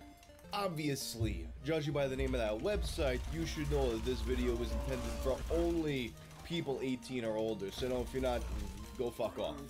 By now, I think the idea of humans fucking dolphins and dolphins getting sexually aggressive towards humans is somewhat common knowledge. You have that episode of King of the Hill everyone remembers where Hank gets molested by a dolphin in front of everybody. And then you have, who's probably the most famous zoophile in history, Malcolm Brenner, who wrote the book Wet Goddess, which I guess I'll put in my Amazon store if you're interested in that, about his relationship with a dolphin. And he would also have a documentary. Welcome to my channel. The first time I ever heard of this whole thing being a phenomenon was when it came across dolphinsex.org, thanks to Goatsy. After they posted it, as well as I believe Rotten.com, it just exploded in popularity online. So let's take a look at the contents of this website. Wait a second, I know that guy. Sex guy. Dolphins. FAQ on meeting by Dragon Wolf Dolphin. You know, this didn't really register to me back in the day, but I've noticed these kinds of people always seem to name themselves after the kind of animal they want to fuck. Heyo, firstly, introductions all around. My name is Dragon Wolf Dolphin, musician, and unfortunately I wasn't able to find any of his music, but I'm sure it's fantastic. Pre-vet student and Delphinic zoophile. People are often wondering just what the hell zoophilia is. Zoophilia is best described as a love of animals so intimate that the person and the animal involved have no objections to expressing their affection for each other in the sexual fashion. This is not to be confused with bestiality, where a person forcefully mates with an animal without their consent, with no mutual feelings whatsoever. This is something that I would never do to a dolphin, since I love them dearly and treat them with the same respect that an honest husband would for his wife and children. And this is a point of contention these people always seem to come back to, this idea that the animal can consent to them, especially with dolphins, who are admittedly one of the more intelligent animals. Dolphins are very intelligent, highly emotional, expressive creatures. They enjoy the company of humans, and if a relationship develops between a human and a dolphin, as has happened with me, they will, on occasion, wish to express their trust and affection for you in the most direct way, through mating or sex play. You see, dolphins do not use sex purely for procreative reasons. They use it as a way of strengthening the bonds between pod mates, mothers and calves included, and also for fun. Dolphins and humans share this common trait with very few other animals, so sometimes it makes me wonder when people continue to ask me, how do you mate with a dolphin? Easy, let the dolphin tell you. Well, here's a selection of questions people have asked me, so I hope this sheds some light on the subject. Question 1. how do I tell a male dolphin from a female one? Because, you know, fucking dolphins is one thing, but fucking a guy dolphin, ugh, that's gay, yucky. Probably the most common question I get asked. There are two ways of determining the sex of a dolphin. The most obvious way is to take a peek under the peduncle, the long part of the body connected to the tail flukes. On the dolphin's belly, directly opposite the dorsal fin, will be the umbilicus, or the navel of the dolphin. Looking further down towards the tail, you start to see the differences. Male dolphins have two separate slits for the penis, the urogenital opening, and the anus. These are separated by a bridge of skin. The male's urogenital opening is generally located further up the belly towards the navel. Females, on the other fin, you see, it was this witty writing style that I think back in the day made a lot of people question whether or not this was satirical or not, but I guess knowing what we know now about the relationships between online people and dolphins, it's a 50-50 shot whether or not this guy was dead ass. Females, on the other fin, have one continuous larger slit, the anus located at the end of it. On either side of the genital slit, you will find two smaller slits. These are the mammary slits, where the nipples of the dolphin are kept for feeding the calves. The slit is also located closer to the tailstock of the dolphin. You know, the idea that dolphins are mammals, that's a trivia fact that I've always known about, but I never considered the question then, if dolphins are mammals, then what does a dolphin nipple look like? Let's find out. I was expecting some kind of big dolphin titty. What the fuck is this? The other way to determine the sex of a dolphin, if you can't reach their belly, is to look at their melon, or head. The male tends to have a fatter, rounder melon, while the females are more sleek and streamlined. Question 2. How do I know if a dolphin wants to have sex? There are various ways a dolphin has of showing that she or he is interested in sex. Not ready yet. Males are probably the easiest to detect. They will swim around sporting an erection anywhere between 10 to 14 inches long for a bottlenose, and will have no bones. This guy, about swimming up to you and placing their member within reach of your hand. If you're in the water, they may rub it along any part of your body or wrap it around your wrist or ankle. Dolphin males have a prehensile penis. They can wrap it around objects and carry them as such. Their belly will be pinkish in color, which also denotes sexual excitement. Okay, the writers of King of the Hill definitely saw this sight. Females can be a little harder. The most obvious way a female dolphin has of displaying her sexual interest is the pink belly effect. Their genitals become very pink and swollen, making the genital region very prominent. They may be restless or they may be acting as normal. If you are out of the water, they may swim up to you and roll belly up, exposing themselves to you, coupled with pelvic thrusts. If you are in the water, they may press their genitals up against yours, nibble your fingers, nuzzle your crotch, or do pelvic thrusts against you. Each dolphin's way of expressing sexual readiness varies, so the longer you know the dolphin, the better you will detect when they are sexually active. Question 3.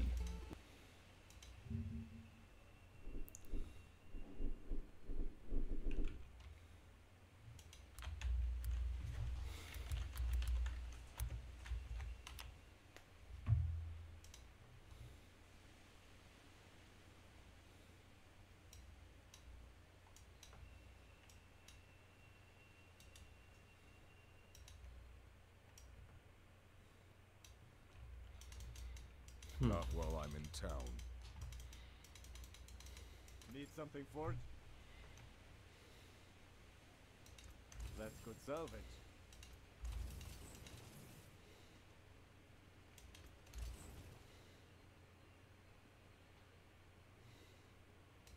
Came apart nicely.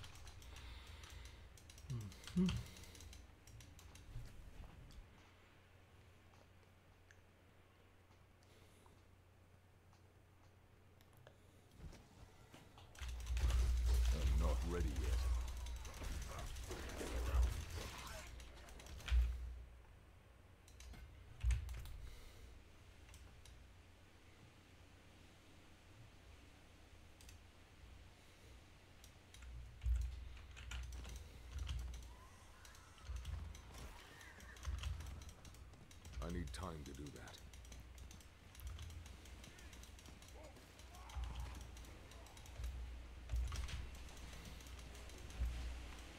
I need time to do that.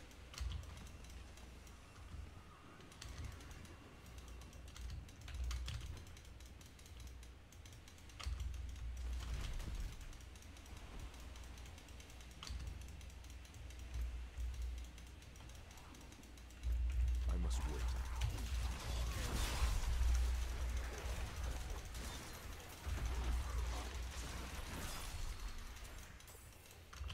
I must wait.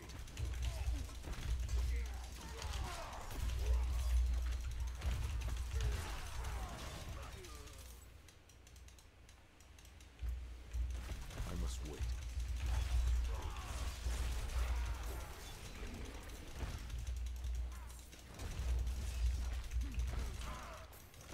I'm not ready yet.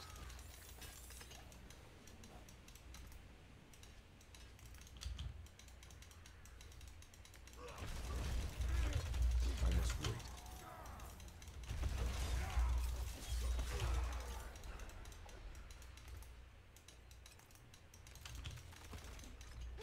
I'm not ready yet.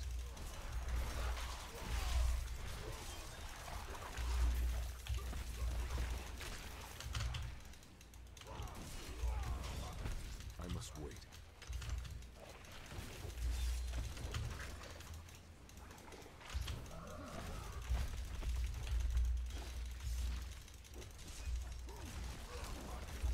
I must wait.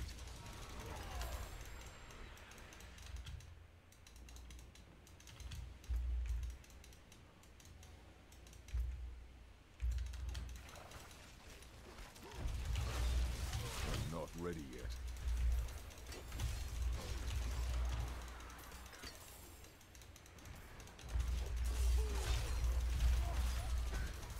I must wait.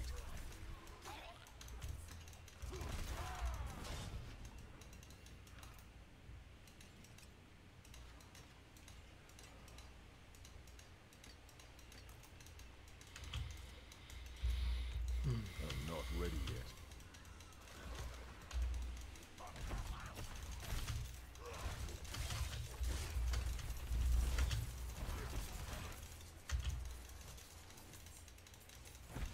I'm not ready yet.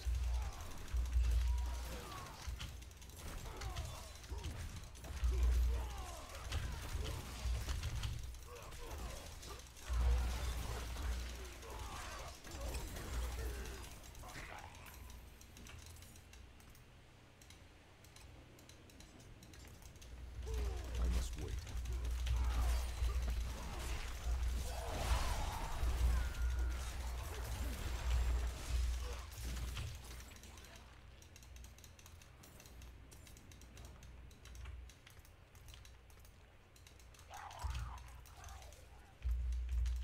I'm not ready yet.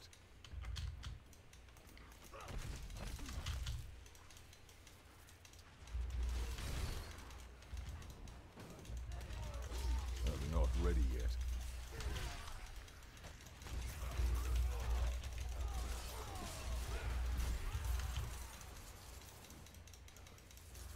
I'm not ready yet.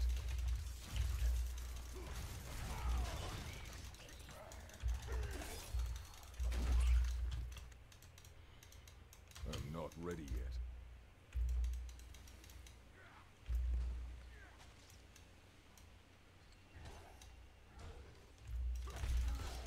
I need more time.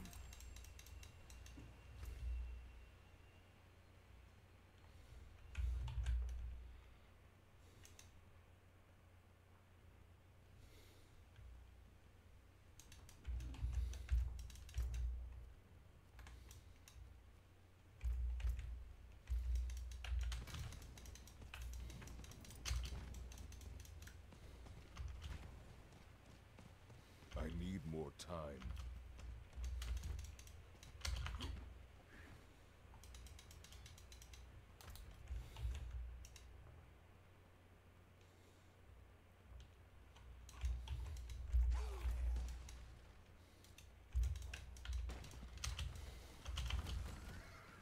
I need time to do that.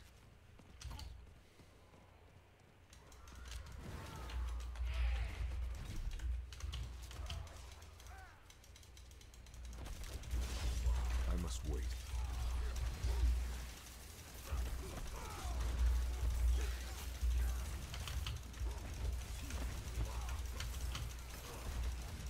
I must wait.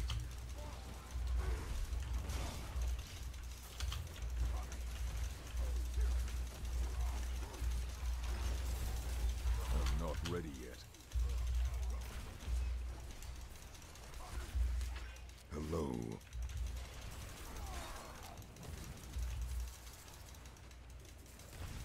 I must wait.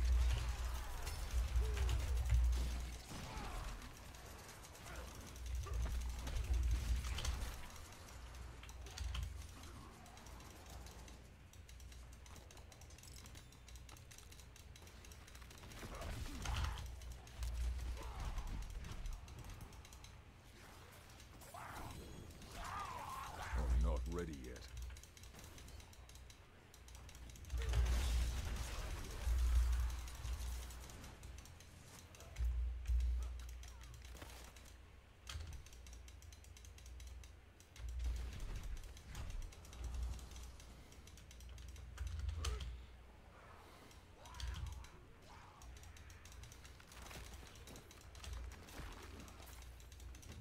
I'm not ready yet.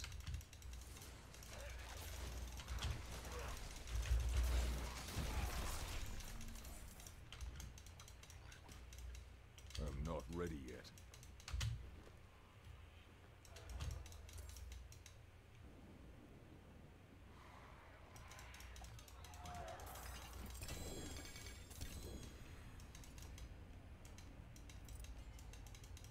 My burden's too great.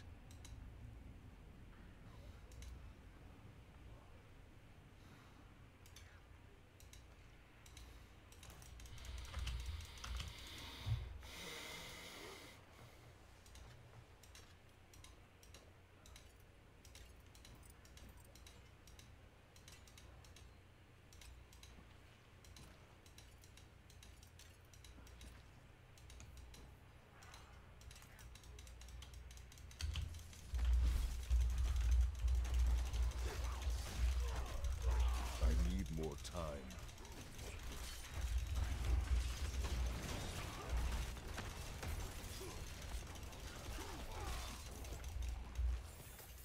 Thank you.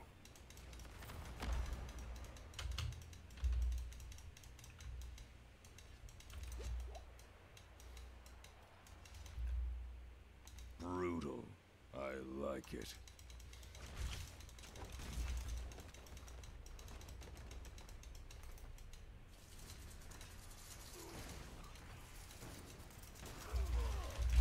I'm not ready yet.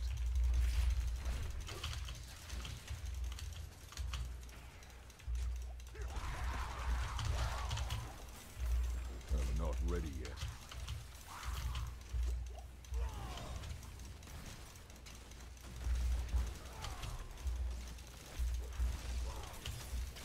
I'm not ready yet. I appreciate that.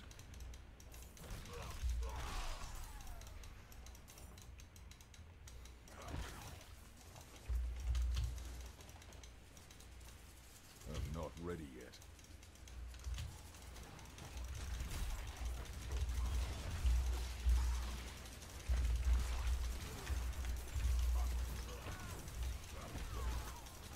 I'm not ready yet.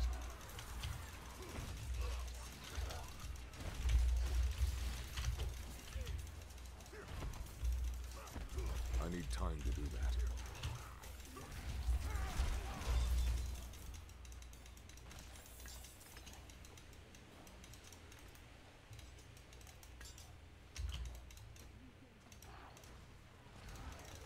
I'm not ready yet.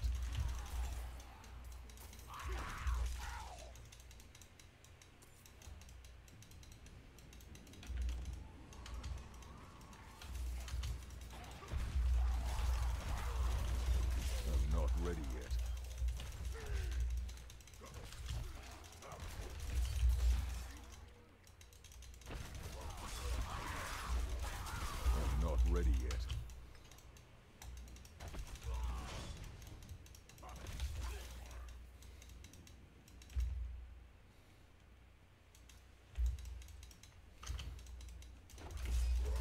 I must wait.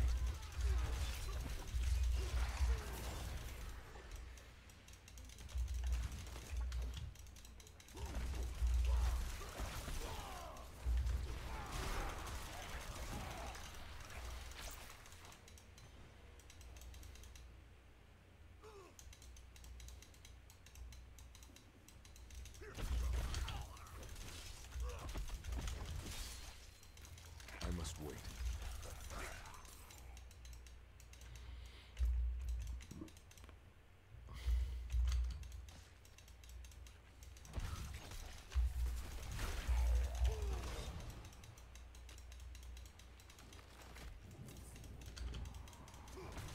I must wait.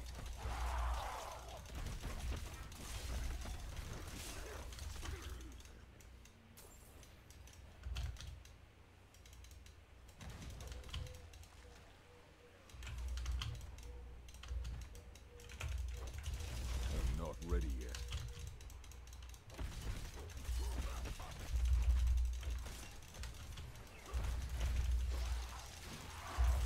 I'm not ready yet.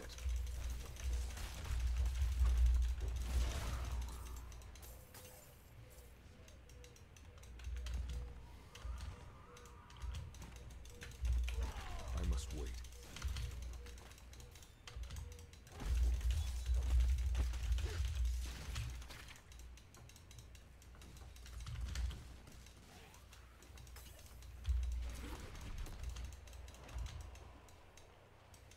I must wait.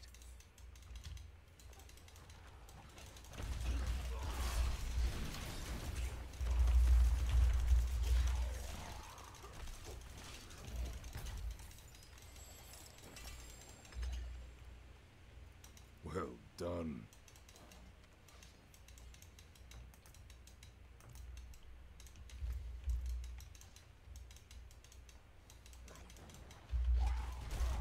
I'm not ready yet. Hmm.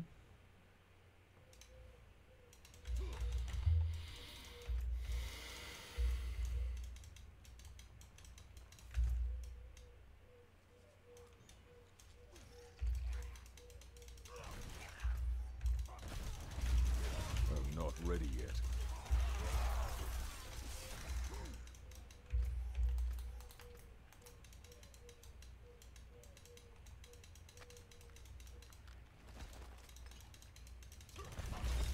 I'm not ready yet.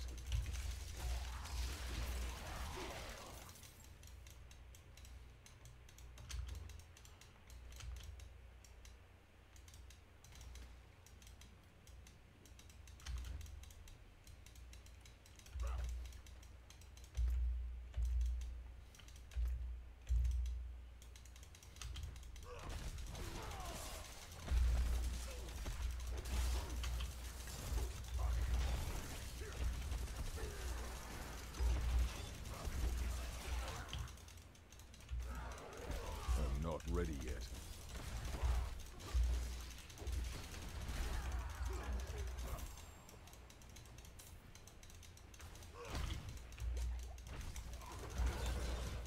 I'm not ready yet.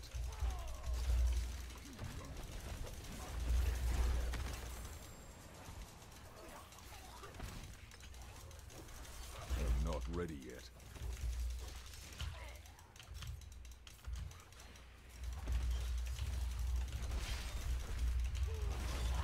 I need time to do that.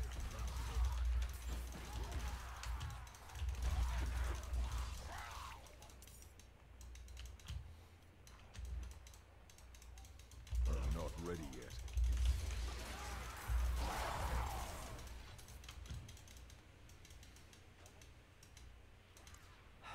I knew it would find its way back to me. If I do what...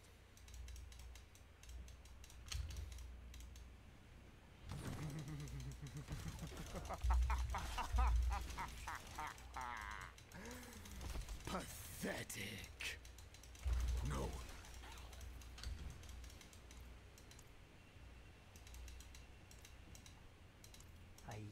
suppose we here.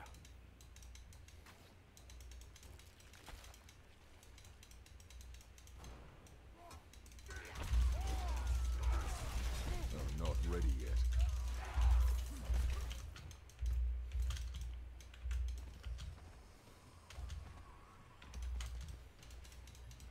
I must wait.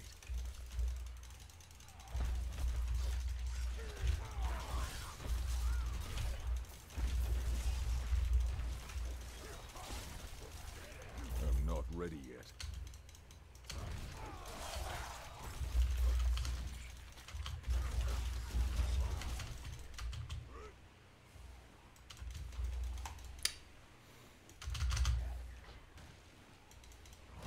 I'm not ready yet.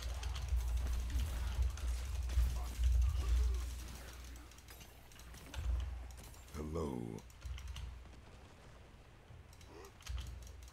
I'm not ready yet.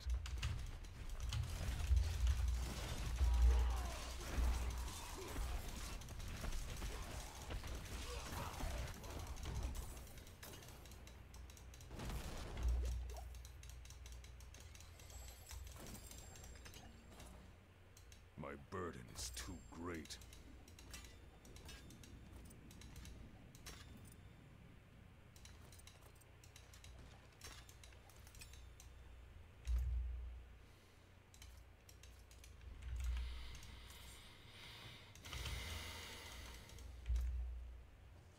I'm not ready yet.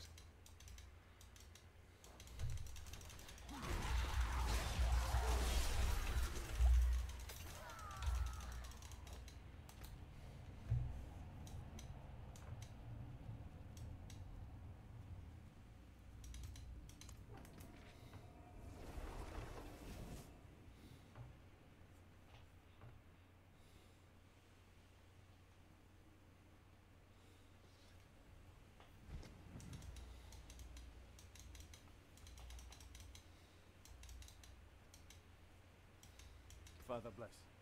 What do you need?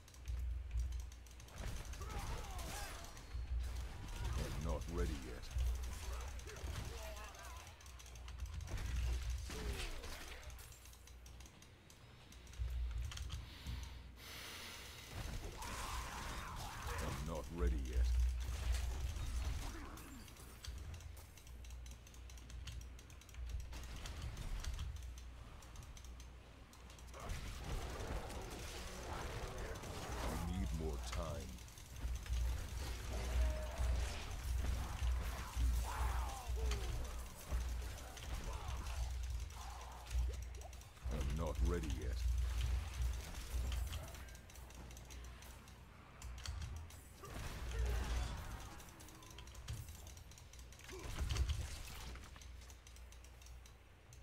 I must wait.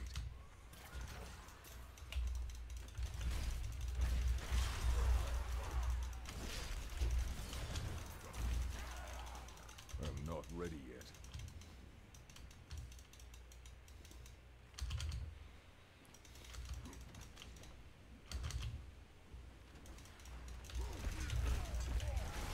I'm not ready yet.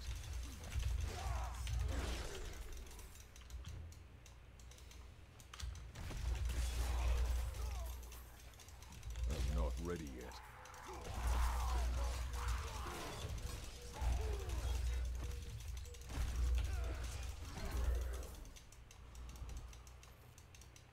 I'm not ready yet.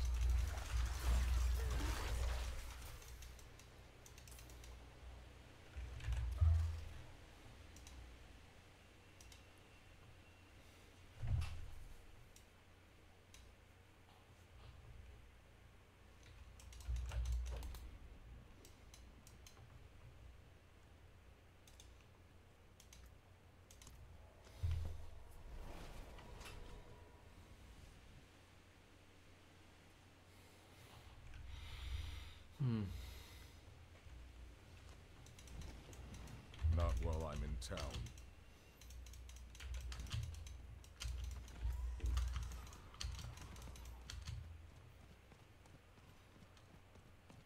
I need time to do that.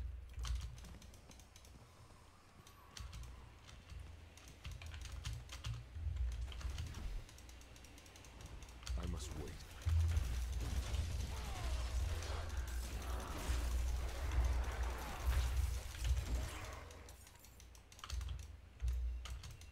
I must wait.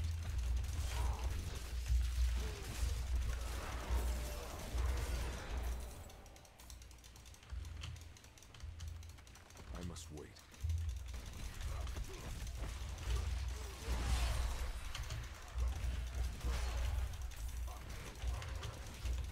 I'm not ready yet.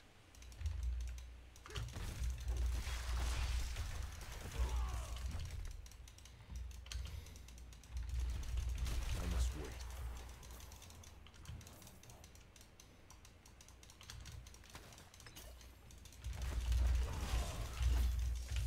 I must wait.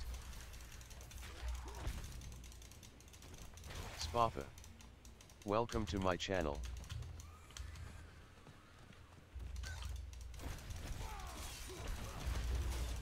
I must wait.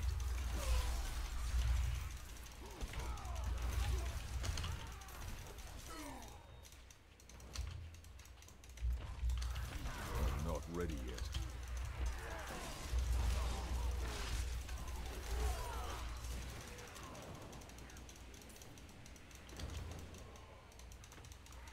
I must wait.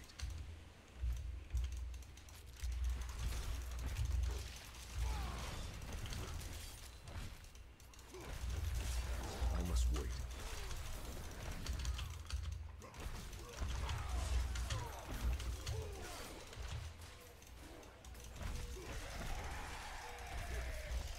I must wait.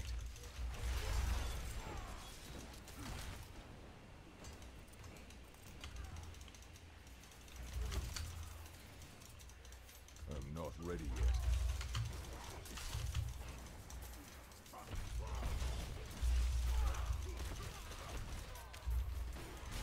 I'm not ready yet.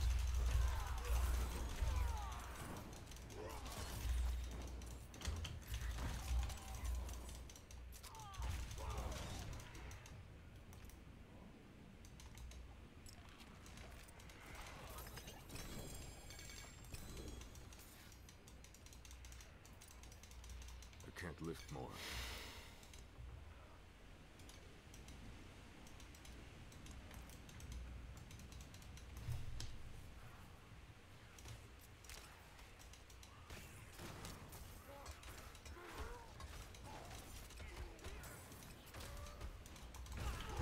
I must wait.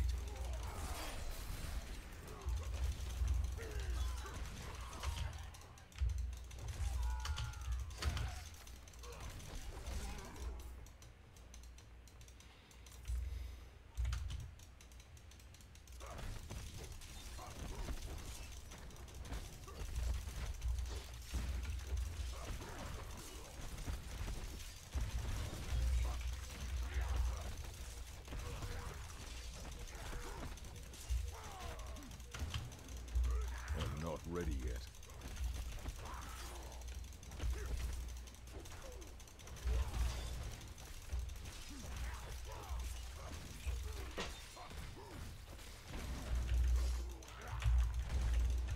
I need more time.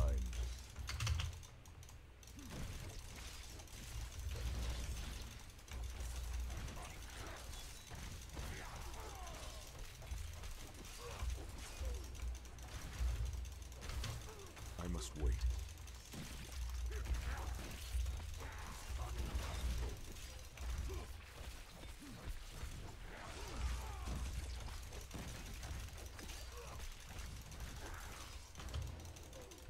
I must wait.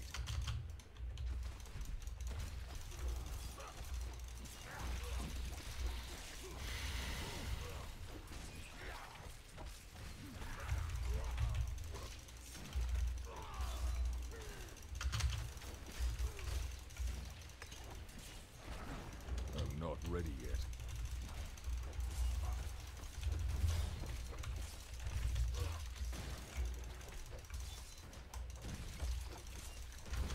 I'm not ready yet.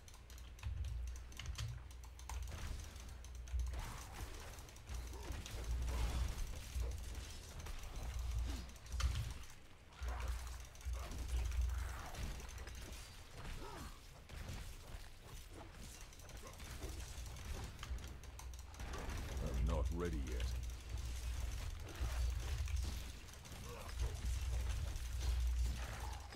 Marš u pičku materinu. Marš!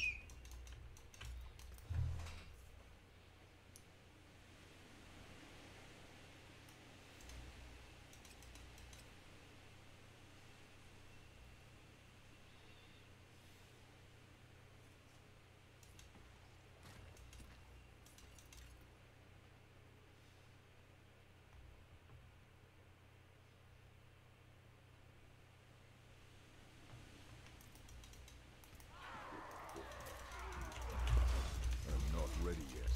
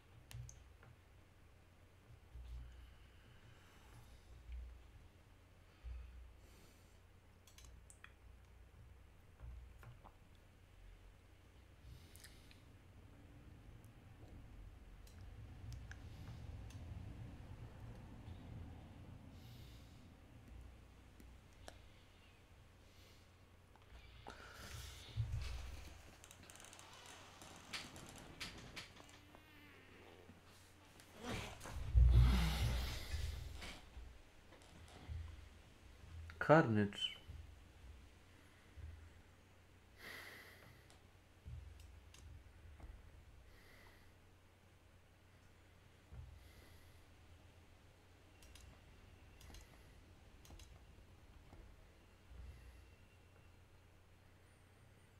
Smeće.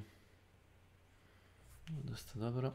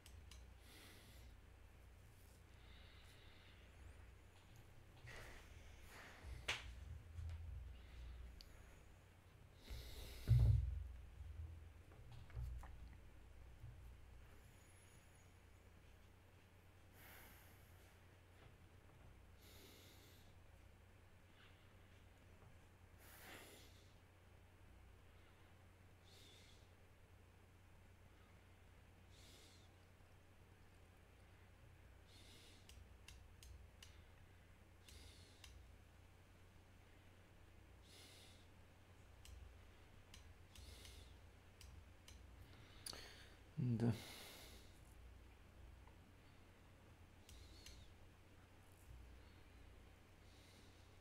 Definitivno.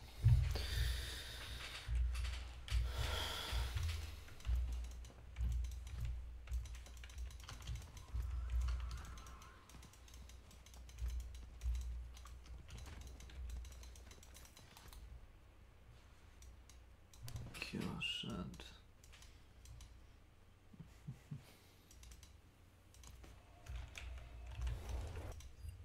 What do I do if a dolphin wants to mate with me? Except, if possible, I will go through the steps involved with the males and females. The male. When a male dolphin is interested in you, about the only thing you can do if you are male is to masturbate him. Unfortunately, I cannot speak for the female human species. It seems women just don't like dolphins enough, so I cannot say for sure if it is safe to mate with them. I would suspect not due to a dolphin's size, but then again, I cannot say for a woman. Honestly, I think the odds are good that there is a woman out there who has tried this. In fact, I kind of feel like I've read a story like that. Let me look this up right now. Sure, just type woman sex with dolphin right into fucking Google, right? Woman who had sex with dolphin during lab experiments speaks out for first time. Margaret Howe Lovat tried to teach Peter the dolphin how to speak English, but their relationship progressed to a whole new level. Apparently, though, according to the article, she didn't actually take the whole 15-inch dolphin dick, though. She just, you know, gave him a little tug and let him go off. Apparently what wound up being more controversial in this experiment was the fact that they were testing out LSD on dolphins. Anyway, let's continue with the original website. Warning, in the considerations of safety, you should never let a male dolphin attempt anal sex with you. The bottlenose dolphin member is around 12 inches, very muscular, and the thrusting and the force of ejaculation, a male can come as far as 14 feet, would cause serious internal injuries, resulting in peritonitis and possible death. Unless you are the masochistic type, you will have a hard time explaining your predicament to the doctors in the emergency ward. A male dolphin's member is roughly S-shaped, tapered at the end. If you are in the water with them, it is best to support the dolphins on his side, just under water, with one hand and handle him with the other. Male dolphins, I find, tend to prefer the base of the penis to be gently massaged and squeezed, as well as gently rubbed along its length. It feels very much like the rest of the dolphin, i.e. smooth and rubbery to the touch, but firmer. It doesn't take long for the male to ejaculate, around 40 seconds to a minute, and this is usually accompanied by either shuddering just prior to ejaculating and thrusting and tail arching during ejaculation. The force of ejaculation can be powerful at times, so it is best to keep your face out of the line of fire, or keep his member underwater. You can attempt to lick and suck the end of it while masturbating as well, but be warned, do not try to give it full throat, and get the hell out of the way before he ejaculates. A male dolphin could snap your neck in an accidental thrust, and that would be the end of that relationship. The female. Well, the females are again a little trickier. There are two courses of action with the female fin: masturbation or mating. Masturbation. Female dolphins, once they show interest in you, can be supported in much the same way as the male. One hand under the fin, supporting her, the other doing the stimulating. The clitoris of the female is located at the top of the genital slit, and this is a prominent lump when erect.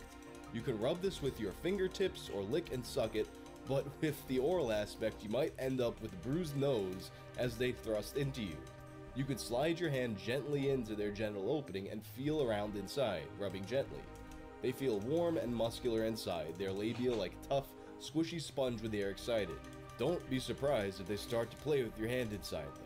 They have very manipulative muscles and can use them to carry and manipulate objects, including your hand. They can do things that will make a regular human woman turn green with envy. Damn, you ladies gotta step your Kegel game up. Their climax is coupled with stiffening, shuddering, sometimes a lot of thrusting, clenching of the vaginal muscles, and sometimes vocalization. Mating. This is harder. Obviously, being human is awkward, but not impossible to mate in open water. It is easier to have the dolphin in a shallow area, like the shallows just off the beach, around 1.5 to 2 feet deep. This is usually comfortable enough for both the dolphin and you. Gently, you should roll the dolphin on her side so she is lying belly towards you. You could prop yourself up on an elbow and lie belly to belly against her. You may want to use the other arm to gently hold her close and place the tip of your member against her genital slit. She will, if interested, arch her body up against you, taking you inside her body. There is usually a fair bit of wriggling and shifting, usually to get comfortable both outside and inside. Once comfortable though, females initiate a series of muscular vaginal contractions that rub the entire length of your member. They may also thrust rhythmically against you, so enjoy the experience while you can, since you will rarely last longer than a minute or two. Just prior to her climaxing, she will thrust up the speed of her contractions and thrusts. It is interesting to note that the times I have made it with females, they have timed their orgasms to mine. Whether they do this consciously or not, I do not know, but it is a great feeling to have two bodies shuddering against each other at the one time. And this part's, I guess it's kind of interesting because of one half, the amount of detail he goes into like the elbow positioning and things like that makes me think that maybe this is a guy who's actually done things like this, but at the same time, with all the warnings he's given about the power of these creatures and whatnot, I'd be scared of getting my dick ripped clean the fuck off. It seems like something that's well in the realm of possibility here. One thing to note, whether you masturbate or mate a Finn, male or female, always spend time with them afterwards. Cuddle them, rub them, talk to them, and most importantly, show them you love them. This is essential, as it helps to strengthen the bond between you. Like a way of saying this wasn't just a one-night fling. The dolphins appreciate it, and they will want your company more the next time you visit them. Honestly, there's probably human women watching this that wish they were treated as well as the fucking dolphins in this story. But just because you've successfully fucked the dolphin, that doesn't mean that your concerns should end here. What diseases can I get from dolphins? Can I give them any? I have no experiences with sexually transmitted diseases with dolphins, so I couldn't rightfully say. I do know, however, that you can pass the flu between you, along with other respiratory problems. I got a cold when a dolphin sneezed on me once, and cleared up after a week or so. You can also pass some skin irritations onto them, if you handle them with chafed or broken skin. Just like with a human, it is best to be clean when you handle a dolphin. If you have cuts on your hands, avoid touching them unless you wash hands with a betadine surgical scrub prior to handling. This is available from most veterinary and surgical suppliers. If you have some disease of some sort, avoid mating, for the dolphin's sake. This is a little known area, more so because zoophilia is considered illegal in many places, which I think is a load of crud, but the law's the law. Is there any way I could invite a dolphin to be masturbated? Well, yes, if they are hanging around, but not looking particularly excited, but you are, you can invite them this way. And now we entered the pickup artist part of the dolphin sex instructions. Male and female dolphins can be invited by rolling them on their sides, again, but instead of going straight to the genital slit, rub along their bellies between their pectoral fins, along the navel, and every once in a while, over the genital slit. If they are responsive, they will show the signs of excitement as described earlier, and you can proceed as usual. If, however, they are not responsive, they will swim away or turn back upright. Do not force the issue with a dolphin. Trying to restrain them will only break their trust in you, and could cause you serious injury. Pat them, stroke them, and talk to them lovingly, but do not try anything else.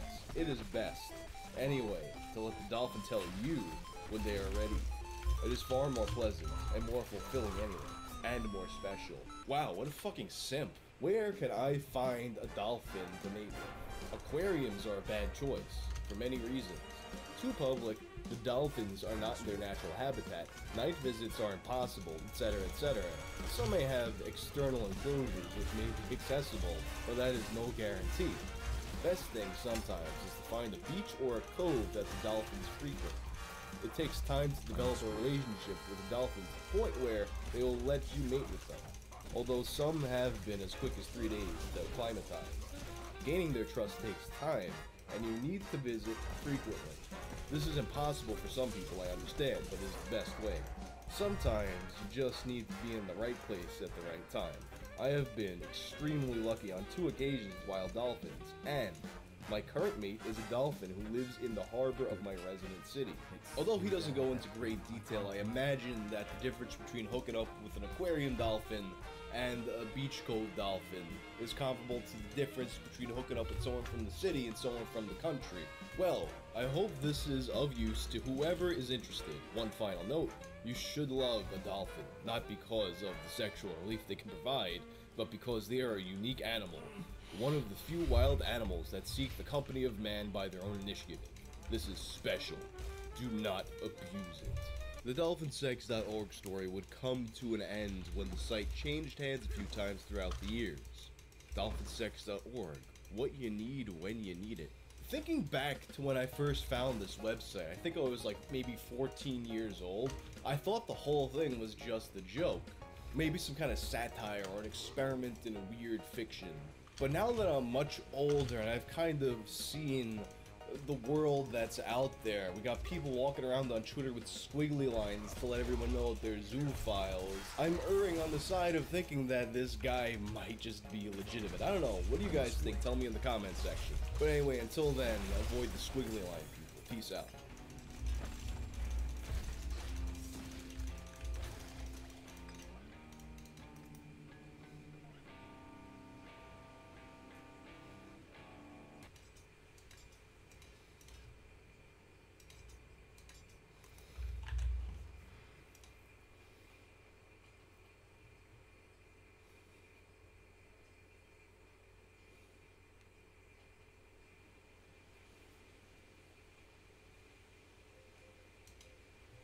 Creepshow Art, a name and a story that is almost inspirational to tell.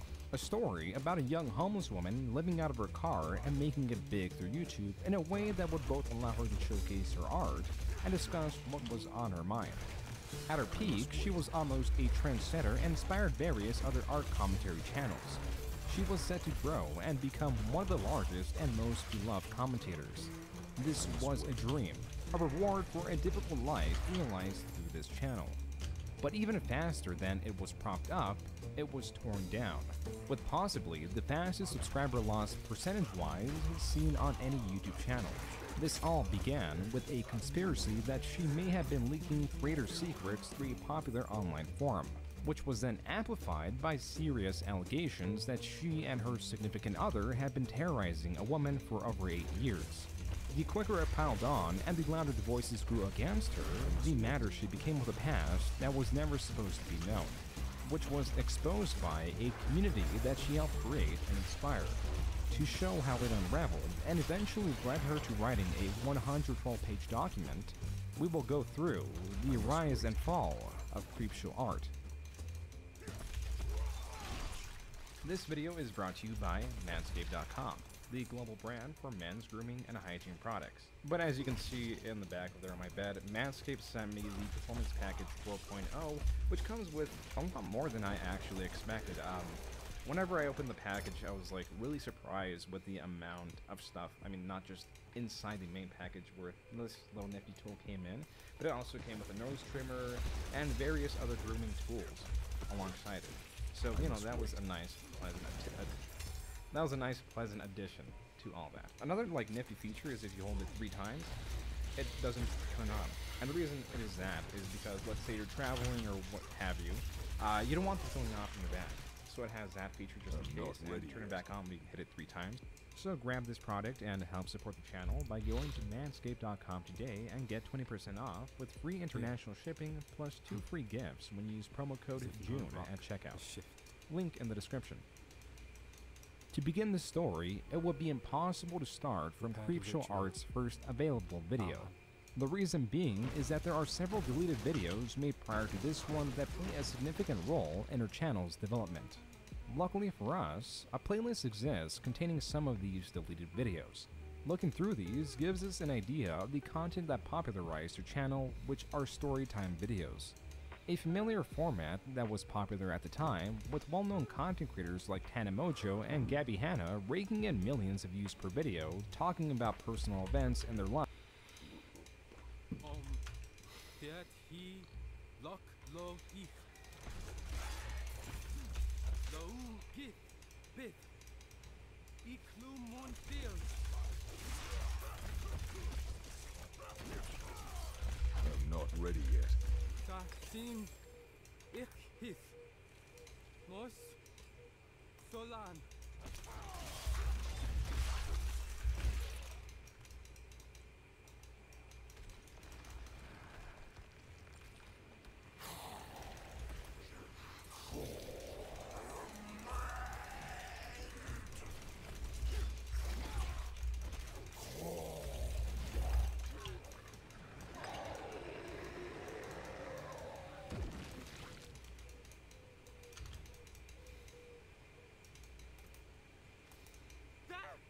There's the heart!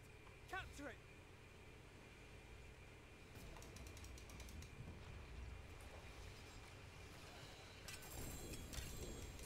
Forgive me, my friend. Meet me at the wagon.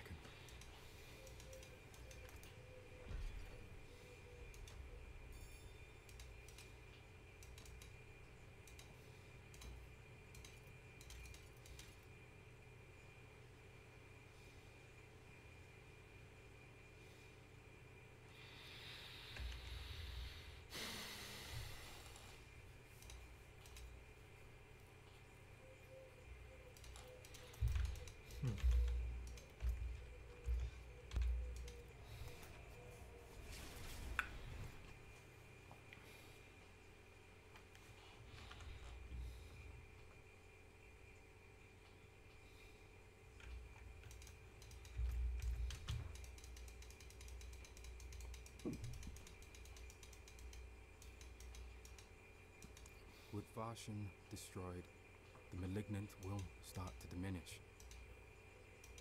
I only wanted to correct a mistake. You helped me, yet forget how people see you. They tell stories of you to frighten children. You are the Wanderer, and you inspire fear as much as awe.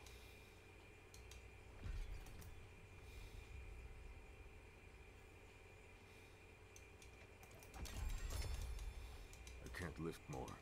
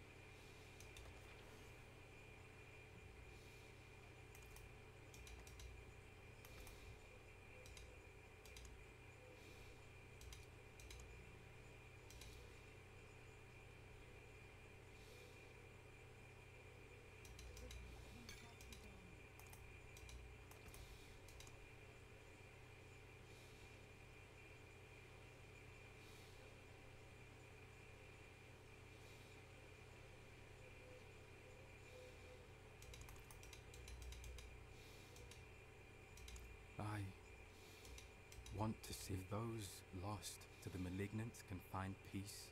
I think Varshan will.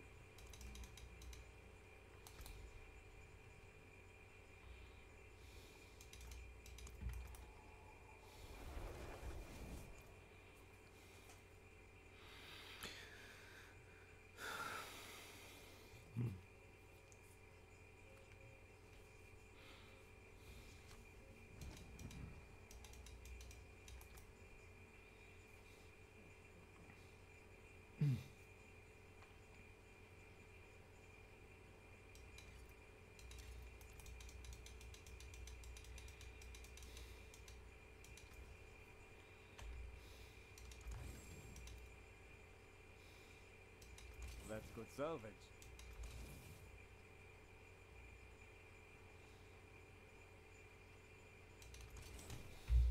Come back if you need work.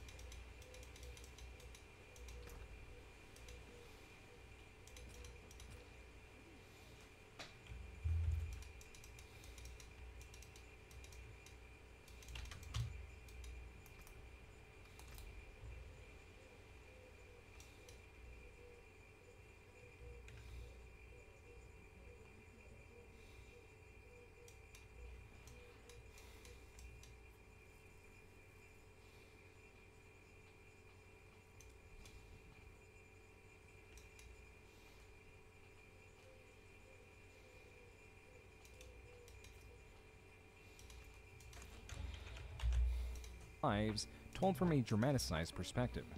The twist, or what made Creepshow Art's videos different, was the narration of the storytime was done over footage of her drawing. While this exact style video, initially titled Sketchbook Storytime, was different from the popular Storytime variants, it had already been done by another channel going by the name of Emily Artful, dating as far as 2 years back. So the genre, nor the name, was truly unique to Creepshow Art. However, that's not to say that the video's contents were not significantly different. Well, at least the context around the surroundings is more telling in Creepshow Art's video, as the tables seen in the background seemingly changes color or even texture throughout every story time. While a simple explanation could be that she is using different surfaces around her house, an accurate explanation is that at this point in time, Creepshow Art, or Shannon, was homeless, and these tables are either from Starbucks, Taco Bell, or her local library. All primary areas that allowed a comfortable environment and a place with both Wi-Fi and outlets to charge her devices. To expand on this process, or the way she'd make these videos, we will need to also go through the way she was making it through life, at least in her words. After dropping out of college and later leaving a job due to a customer assaulting her, her parents pushed her to move out of their house, which then her and her then boyfriend made the pre-planned decision to leave their hometown of San Jose for Portland up north. They knew that they would be living out of the cars until they could find some stability through work. This issue became much more apparent when they realized that they just exchanged one city with a high cost of living to another of a similar status. It should be noted that jobs were a bit harder to get as they are now, especially in Oregon that allows employers to deny applicants based on their credit history. And being that Shannon had debt and terrible credit history, these jobs did not come easy. Even trying to get them was quite expensive, as some charged application fees of around $50. So you would need to get a job to apply to other half-decent jobs. And whenever you got rejected from an application, not only did you lose your time, but you also lost what little money you had. With the worst of this coming when on a single day, she was rejected from 4 jobs, which, as she claims, she paid for all 4 applications, meaning she lost around $200 in one day through this, at a point where money did not come easy. Because some aspects with being homeless are significantly more expensive than actually having a home. Food came from prepackaged meals from Walmart or inexpensive fast food restaurants like Taco Bell. Water came from bottled water or free cups of water supplied by places like Starbucks. Optimally, you'd have a fridge or pantry that could store cheaper or bulkier foods, but that isn't always an option when living out of a car. For hygiene, she took advantage of a gym membership that allowed access to showers. And because gas was, and still is, expensive, it was not feasible to charge her car by leaving it running. That's where a high-end jump starter kit that she got from her job working at a storage facility came in. With some of these kits, you can plug them into an outlet, let it charge, take it back to your car, and charge your car. But they also come with USB ports and outlets within themselves. So through this jump starter kit, not only was she able to charge her car, she was also able to keep her phone and laptop charged for 3 days straight. With these living arrangements, there weren't many options when it came to how she could record these videos. So to break down the process, she would record herself drawing at one of the aforementioned locations, record the narration through her phone, typically recorded in her car, and then upload it whenever she returned to Starbucks. Considering this, and that it was the earliest form of her current day content, there is no arguing that these videos are very weak. Not so much in the technical side, as she did extremely well with what she had available to her, but rather in the storytelling side, where she could draw out an event where she fell in a gym shower and exposed herself to a stranger into an 18-minute long video, repeating and prolonging events, framing it in a very negative or embarrassing way. As for the storytelling, she was a novice in the field, and it's hardly an easy thing to tell or know how to format a story to strangers, which is why her videos are littered with constant pauses shared with the dead air that came with it. Something else mostly unique to her content is the way she opened these videos usually had a heavy inflection on I, or her unique phrases like human person. As her content progressed, some of these aspects improved, but others never changed. Maybe her lack of speaking in a formal manner and accepting these quirks made her even more relatable to her viewers that constantly reflected that sentiment in her comment section. a comment section that would often also discuss her drawing process. As for the framing of these situations, sifting through several videos can give us an idea of how Shannon perceives the world, as we learn she is a stubborn asshole, as that is exactly what she calls herself. I am the most stubborn person in the fucking world. We also learned that she wasn't the most popular person in school, as that was a focal point for many of her early storytime videos that also went in depth with how she was bullied and mentions of getting into fights. It could have been this, alongside other negative events that took place in her life that made her an outwardly neurotic person, as she also says that she is a lazy glutton that loves attention and hates being around people. I am a lazy glutton who loves attention but hates being around people. She also considers herself as not a good person. But this could also be the spice that allowed her videos to excel, as negative stories are typically more impactful than positive ones. But a big aspect about storytime videos is that they usually only perform well when the story is extremely absurd or it is being told by an established figure. Neither of those fit Creepshow's videos, and a big part of starting the channel is having that initial audience to watch your videos to help them get into the algorithm, which is where PewDiePie comes in, but not in the way you would expect. You see, Creepshow Art, during the time she was creating these story times, also did a quick fan art of PewDiePie and posted it on her Instagram. That's when Suki, PewDiePie's wife's clothing brand, took note of the fan art and reposted it to their page, crediting Creepshow Art in the post. This gave Creepshow's Instagram a boost in followers, which is when she took the opportunity to shout out her YouTube channel for all the new followers to see, which gave her well over 100 subscribers. Now with this initial viewer base, growth was going to be much easier, especially combined with her constantly watching her own videos on repeat to possibly get them pushed more into the algorithm. And this eventually paid off with a different type of storytime video titled Tumblr Hates Artists. She starts the story with her ties with Tumblr, stating that beyond running a page that had 2,000 followers centered around the Jonas Brothers, she also had her own page that was much less popular where she posted her art. She goes on to say that her art was constantly ridiculed by SJWs and snowflakes, as she describes them.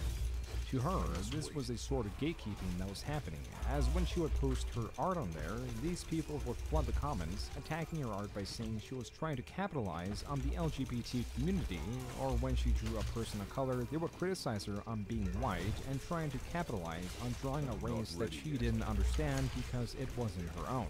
It didn't take long before this video surpassed 200,000 views, and also encouraged an increase in subscribers, surpassing 1,000 shortly after it was uploaded, which according to Shannon was a very bittersweet moment, because that same day, she was approached by a police officer that requested that she move her car from a business's parking lot. A typical event in her life made more significant now when contrasted with such an achievement. Regardless, the success of this video did more than give her a boost in views or a boost in subs. It gave her a clear pathway to success, as these videos, heavy with conflict, had a significantly better pacing than one of her storytime videos. Maybe the anger or passion to share a story about a well-known site that frustrated her allowed her to speak with an interest that equally captivated her audience. But there is more to it. Her personal stories at times were just that, personal. But when she discussed a controversial topic or figure in her videos, it made it that much more accessible to an audience hoping to learn more about any which situation. This is commentary, and there is no shortage of channels in this genre, with many channels taking inspiration from one another. A large inspiration for her was the then, not banned, Leafy is Here, who gained millions of subscribers and dollars alike through talking about various events and videos that inspired many clones that tried to do the same thing. The grander difference is that Creepshow Art attracted a more feminine audience that was in between the audience of a commentary channel, like Leafy, and a T channel, which is a genre on YouTube where it's taking a bit more of an emotional and biased approach.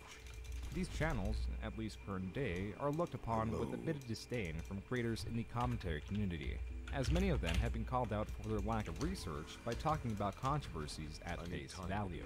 Regardless, it didn't take long for there to be another significant change in content.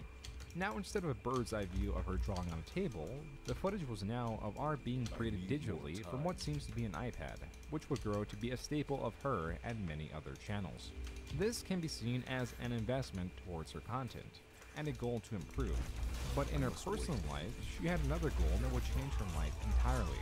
And to do this, alongside YouTube and her current job, she had to get another job.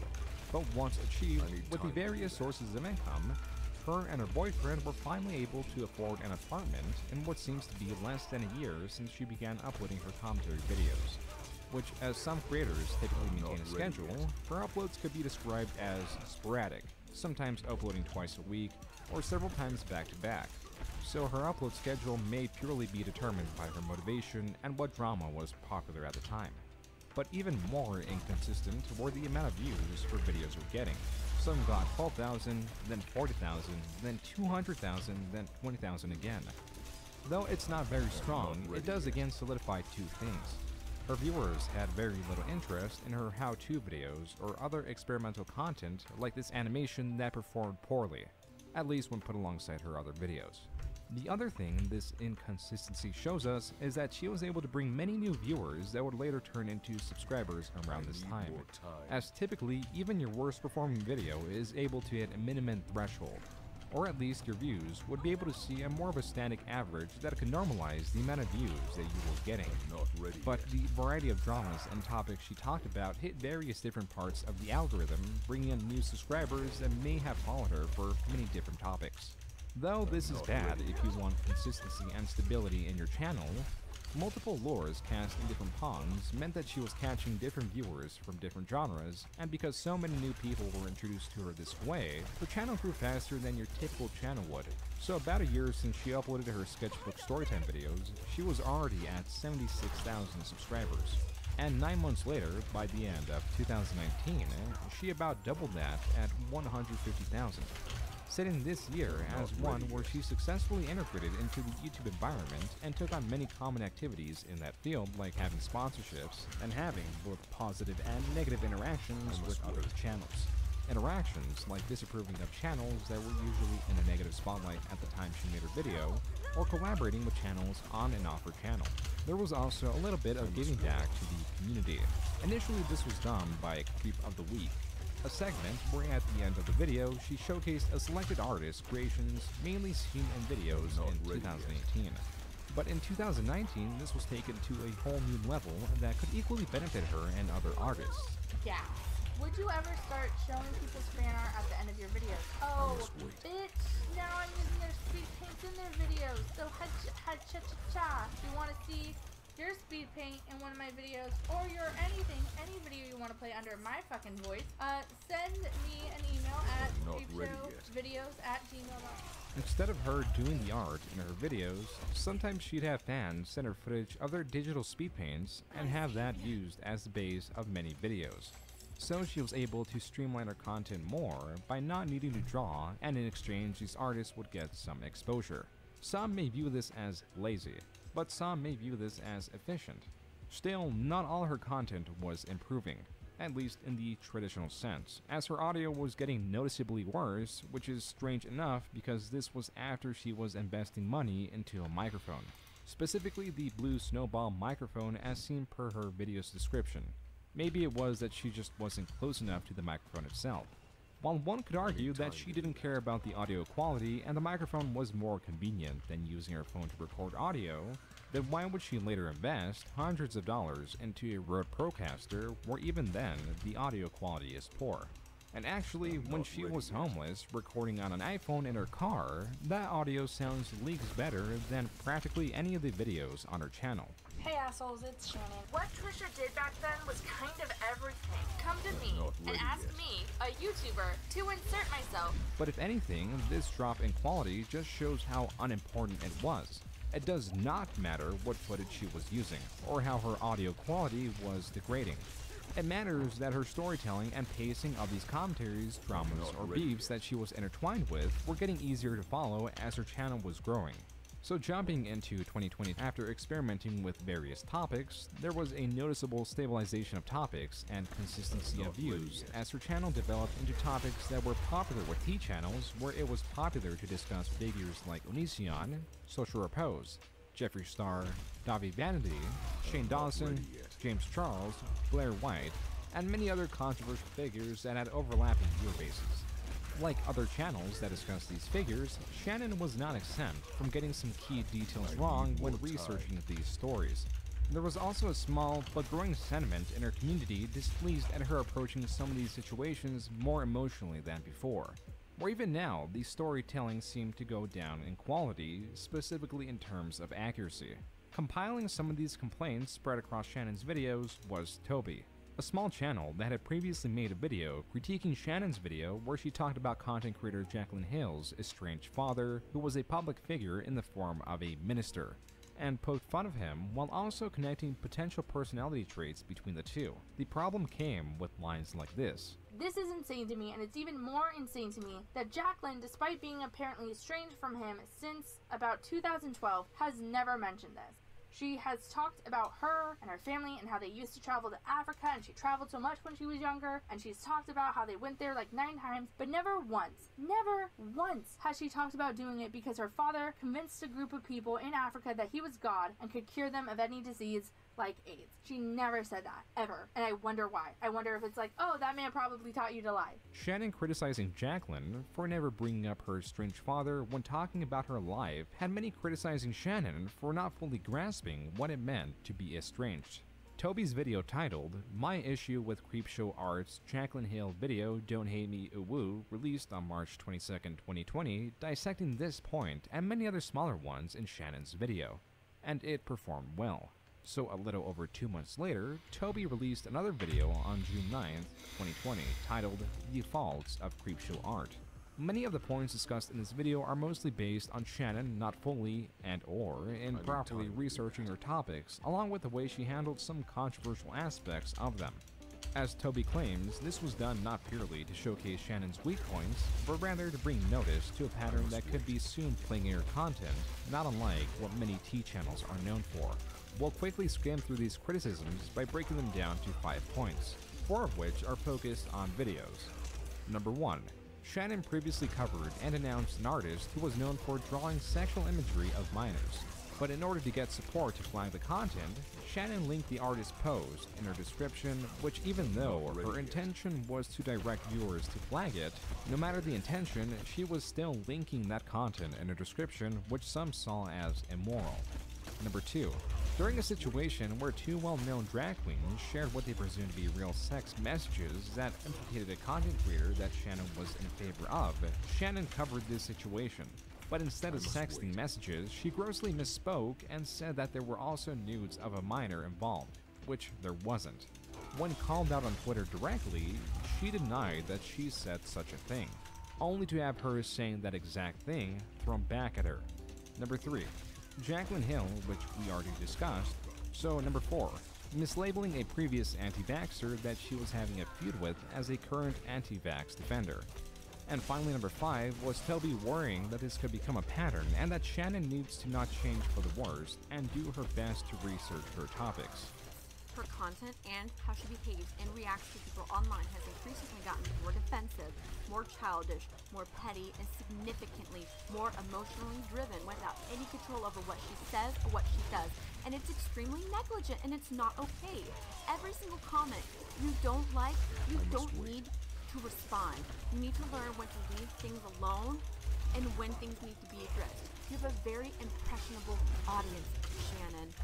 And what you say and how you react to things does matter. You also need to start scripting your videos and take more time for them to come out, not just popping one out every other day. A day later, Shannon responded to Toby's video with her own video titled Acknowledging My Faults, which received mixed reactions from her audience.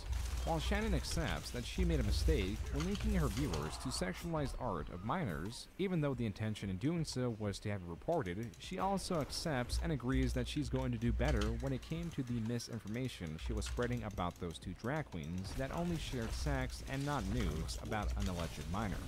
She also shared a similar reaction with the Jacqueline video, but also defended herself on points that were not even argued. Regardless, she removed 3 out of the 4 videos where these issues arose from, though a bigger issue with this video was a misinterpretation, or how some viewers saw it as deflecting on point 5. where Toby says she doesn't want to see Shannon change and become lazy with her content or become more emotional with it in a way that forgoes research and welcomes misinformation and angry responses to those that she disagrees with. But Shannon took this criticism a different way. However, I do not want to go back to the person I was when I made those videos, because I was having panic attacks every night in my car, hurting myself, and there is so much more that I can't go back to that person. And I just wanted to say that right now, because in this video, which isn't wrong, by the way, I'm not trying to do anything, like in this video there are a couple of times where Toby says that they liked how I used to be and they liked the older content that I made and that I should go back to doing that. And the issue is that I don't like it, and I just want to say that now, that I'm not going to be going back to that, because I'm not that same person. When Toby said that she didn't want to see her change, Shannon understood this as a request to revert to the person she was the year prior, where she says she was in a much worse place and is not willing to become that person again. Though the criticisms were targeting her getting lazier in the researching process and not truly how she changed in her personal life. And this was something that was echoed through the comment section of her video last time. Bio si tu I samo si vuš. I'm not ready yet.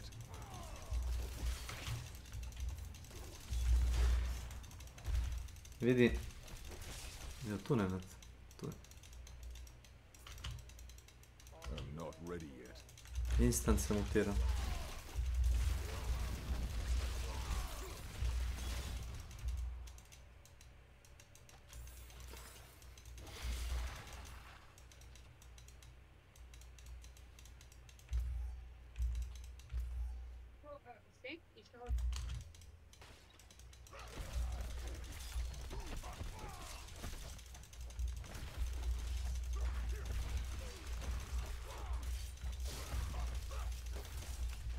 I must wait.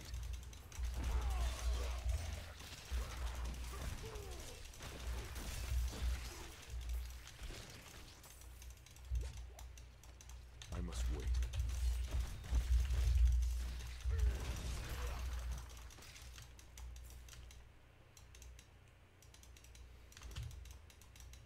I must wait.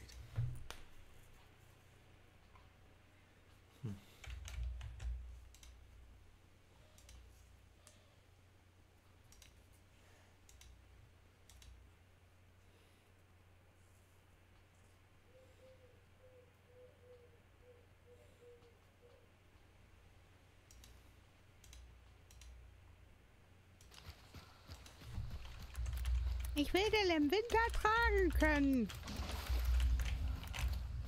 hat er gesagt.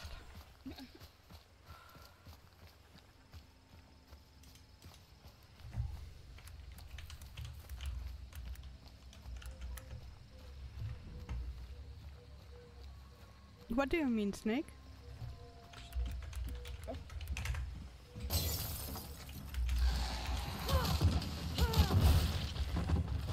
There's no action. We're just dying and dying. Feuerschaden in 100 mit Erstickungsbomben. Oh. Kassen und ein Pistolengrund.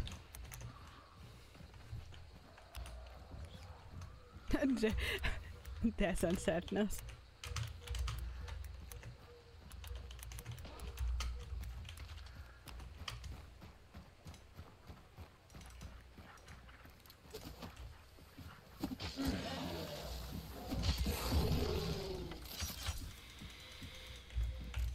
Oh, hier ist weiß.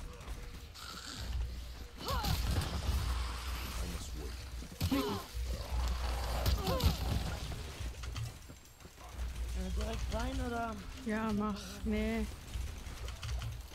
Ja, gar nichts mehr, Blume. Gar nichts. Ah, gut, dann nicht. Okay. Was? I must wait.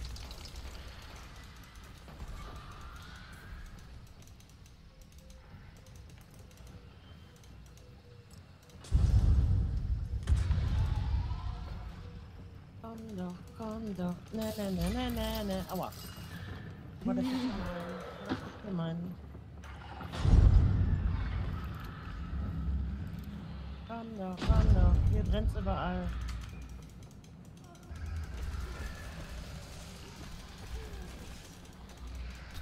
Hier habe ich eine Falle hingebastelt, aber wir wollen ja eh nicht ins Nebengebäude.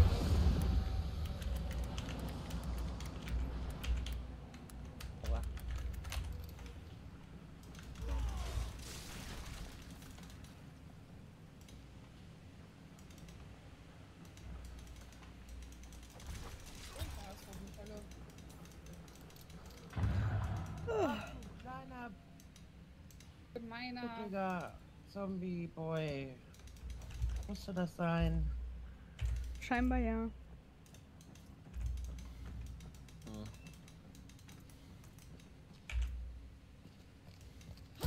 Aua.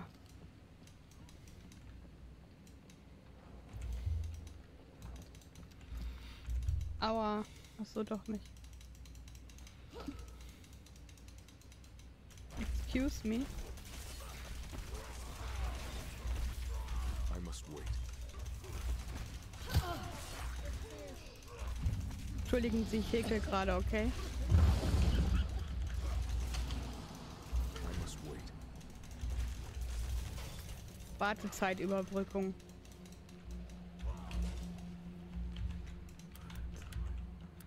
Wir haben Gesellschaft. Das ist was? Entschuldigung, war Christi. Oh, hab ich mich erschrocken. Oh, ich habe ein Ding von. Huiui. Ach gut, ich dachte, das wäre nur ich. Der war spontan auf 172. Kein Puls gerade.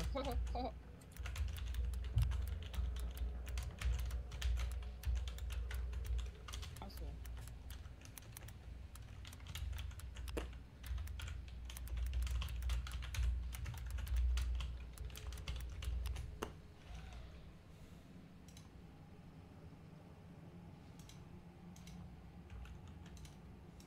Okay.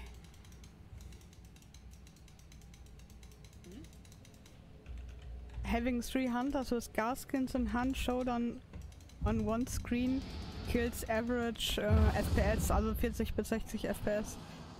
Da gibt's ein Video auf YouTube. Really? Und jetzt nochmal die nicht so gut Englisch. Wenn man dreimal gar mitnimmt und die dann, wenn du die dann dreimal anguckst auf einem Screen, so, dann killt das deine FPS runter. Okay.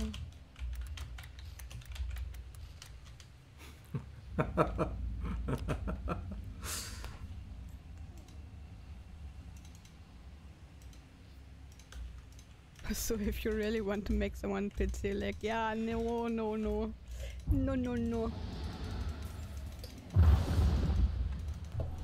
Ich hab grad Steps gehört.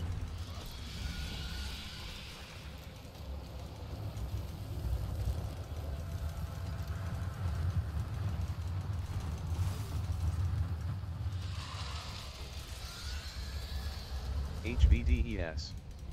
Welcome to my channel. Hallo. Not ready. Oh yeah, oh mein Gott. Also auf 330 waren 2 etwas weiter entfernt und bei 105 sind auch so 2 gewesen. Gleiche Range. Rankommend.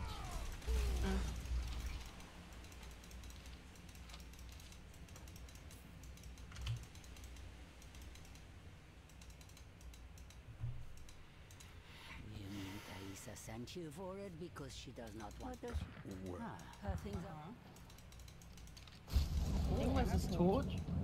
Okay, ja, eine Gruppe bei 75 und eine Gruppe bei, ja, 270 so. Also eine, die 270-Gruppe ist dann wohl eine Gruppe noch mehr.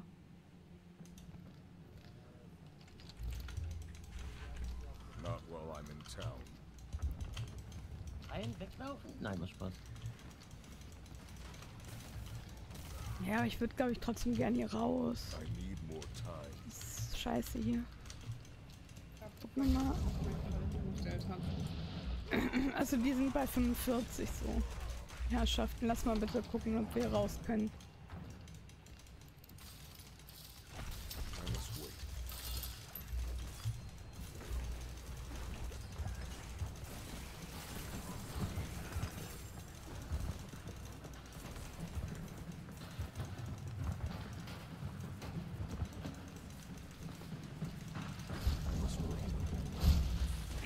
auf dem Boden 45 geradeaus und dann immer noch in die andere Richtung, wo die...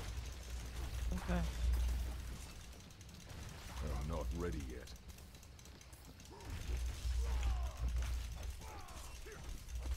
Ja, okay, gerade ein Zombie. Auf Hof, ja, würde ich auch so sagen. Ja.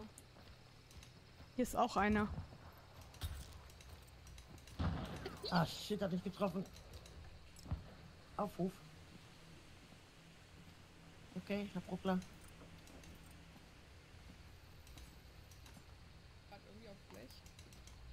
Ich glaube, hier drin ist einer. I must wait. Er hat einen Bogen. Oh ja, hab ich gemerkt. Nein, nicht getroffen, meine Fresse, der kommt rum. I'm not ready yet. Reicht's mir. Ich hab ihn schon wieder getroffen. Der kommt ran.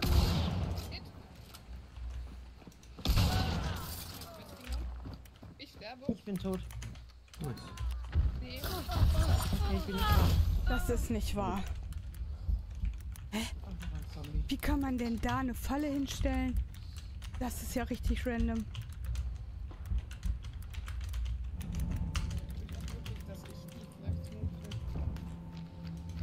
Nee, eine Giftfalle sicher nicht. Der ist, also der eine ist oben drauf. Einer ist oben drauf, ja.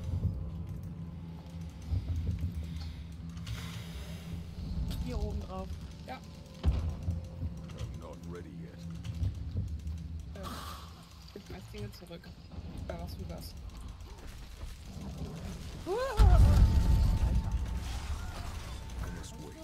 Pass auf Fallen auf, Blume. Ja, da hat die Fallen gestellt, die kleine Sau. I must wait. Keine Falle zurückgekriegt, das ist dramatisch kackig.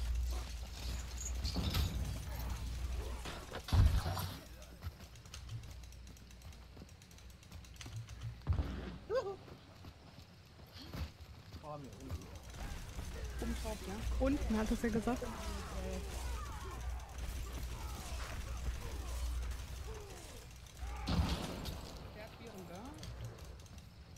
I'm not ready yet.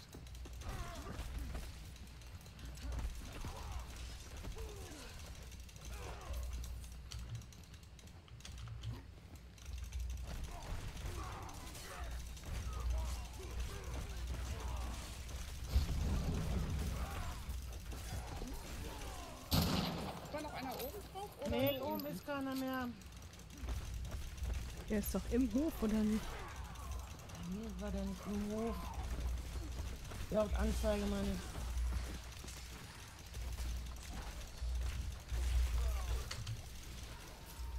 I'm not ready yet.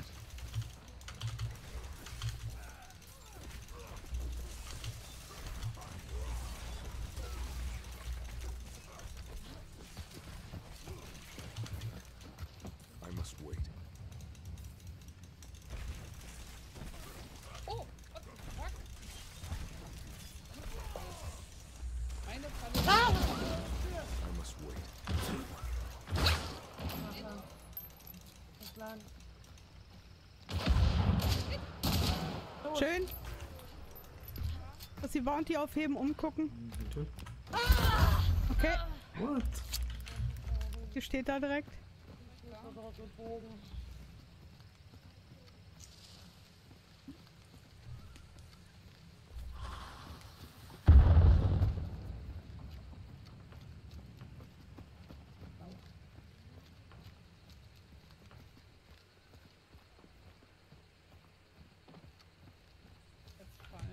Ja.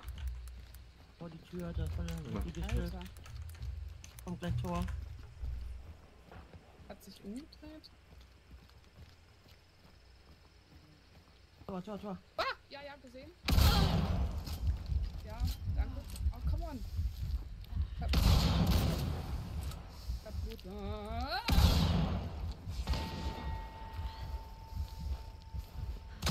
Schade. Schade, schade, schade. Ich dachte, das geht durch.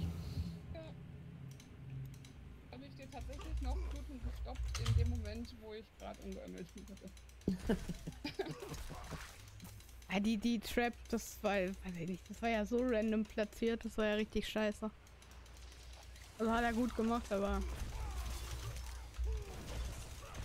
ja, guckst du ja nicht hin.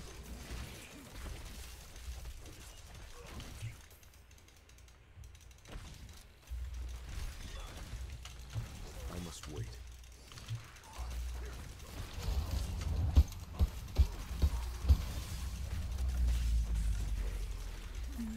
Ach, das Team war tot. Ach ja, stimmt, das Team war tot, ja. Das war dann eine neue. Ja,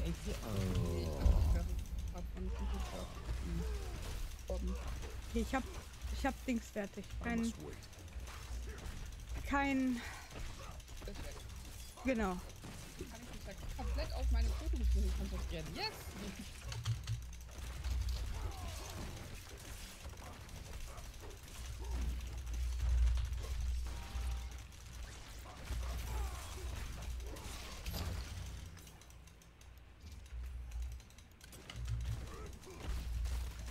I'm not ready yet.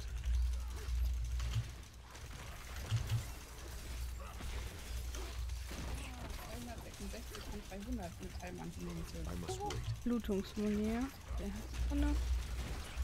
Kurz ab. Ja. Füge feindlichen Jägern Schaden zu mit Nahkampf. Oh ja, Ruby. Einfach Bajonett und Gib ihm.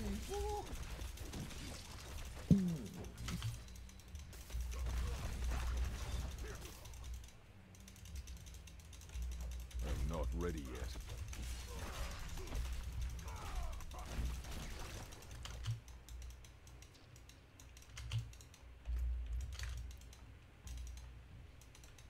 Loadouts löschen kann man nicht, man kann nur drüber speichern, richtig?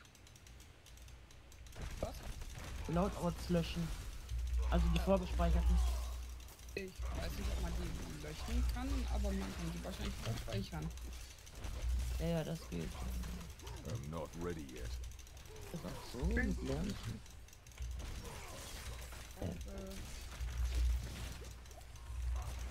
Oh ja, oha, okay. I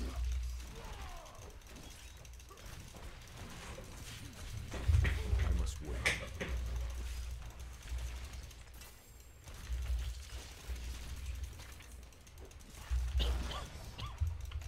Oh, bei der Springfield habe ich die Blutungsmuni noch nicht dabei. Naja. Dann gibt's nur in meiner... So.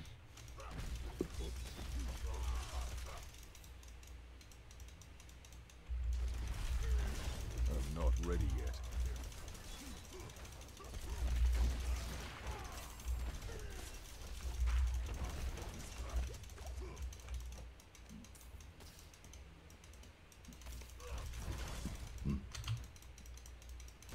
I'm not ready yet.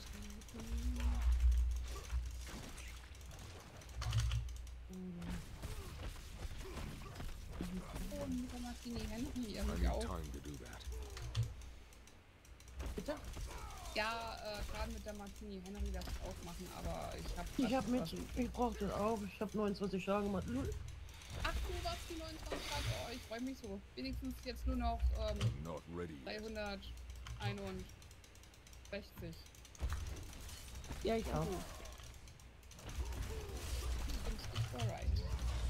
I'm not ready yet.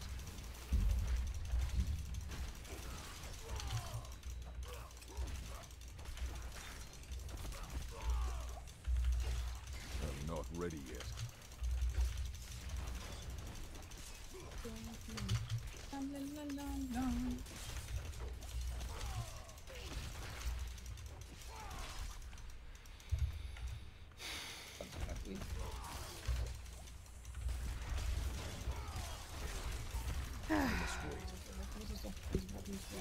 Doch, muss ja so heiß werden.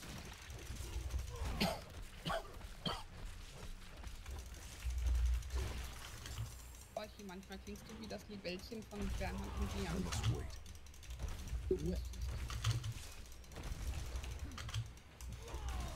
Das Libellchen ist eine Libelle. Ja, ich weiß. Ah, gut. Aber ich weiß nicht mehr, wie sie sich anhört. Das ist zu lange her jetzt.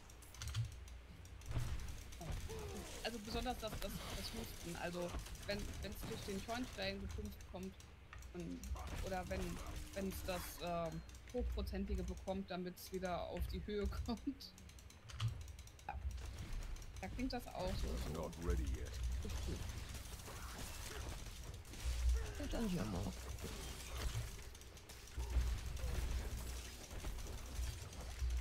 I must wait. Ja. Kann sie mit der Andi zusammen gucken und dann kann sie mein Cosplay liken. Weil ich nämlich auch mal Madame Medusa gemacht habe.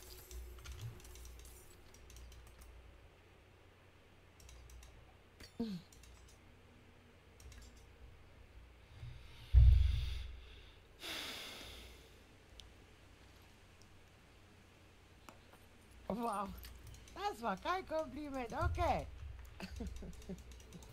Was? Hä? Das ist die Bällchen. Ja, außerdem klingst du ja immer nur dann so nach dem Hiebällchen, wenn ich du am Keuchen bin, ja. Hust hat.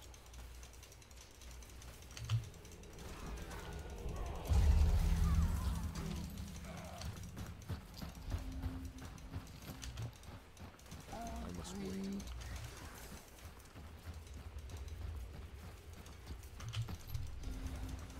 Oh, oh, oh, oh, oh, oh, oh, oh, oh, oh, oh, okay. I must wait.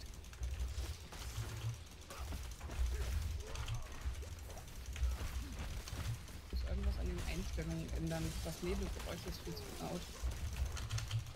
I'm not ready yet. Braucht jemand Käfige? Nee, Geldbeutel und Kasten immer noch. Kannst halt dumme Feuer tragen. I must wait. Halleluja. Ja, I must wait.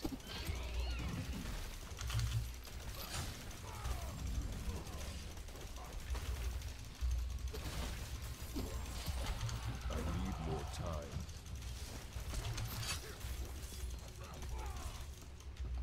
Da unten? Ist unten, oder? Nee. I must wait.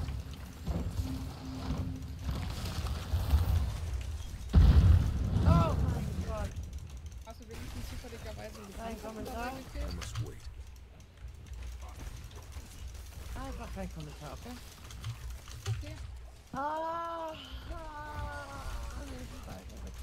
must wait. Ich dachte kein Kommentar. Ja, kein Kommentar. Fackel Grunt oder was? Ach Mann, ey. Not ready yet. Ich glaube, das heißt ja. Und ich denke, das ist ja schon sehr grauenvoll, ey.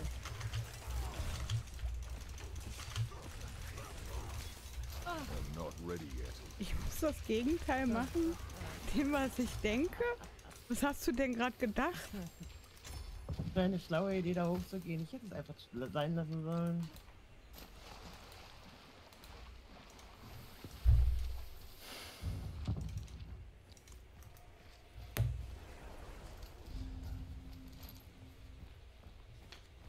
Bist du ein Pistolengrunt? Nein. Den brauche ich auch immer noch seit 4 Runden oder so. I got furs, skins, and steel.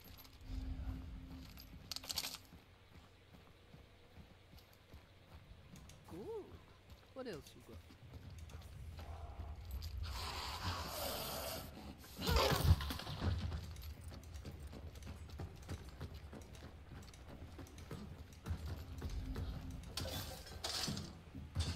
Good deal. Father bless. Damit echt so gut dran.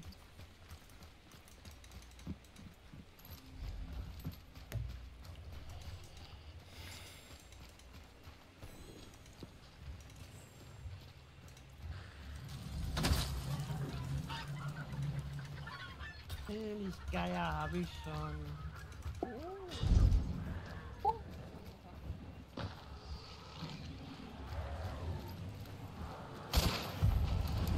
Achtung.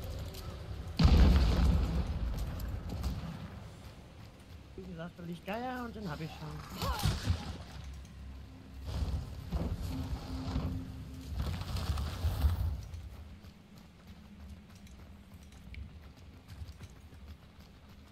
Pelikan, Pelikan, da, Pelikan.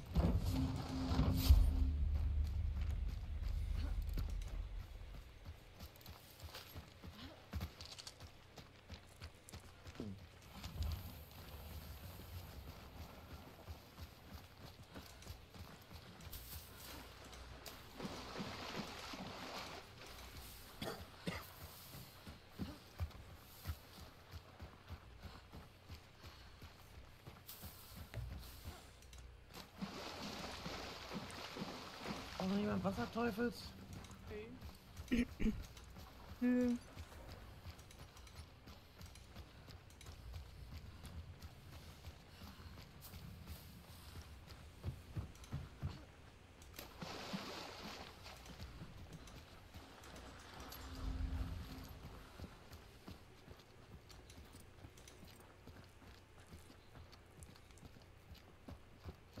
Tür ist offen.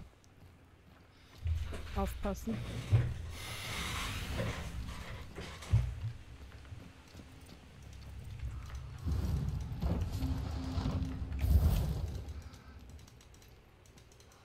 Ja. Ist ein Sack, bitte nehmen.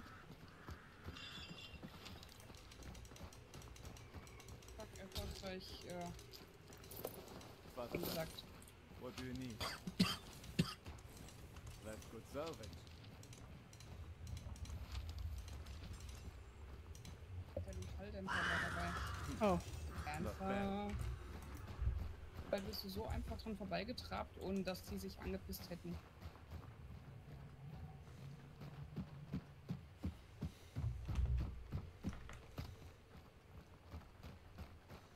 Ich glaube, jetzt gibt es in letzter Zeit mehr Spritzen einzusammeln.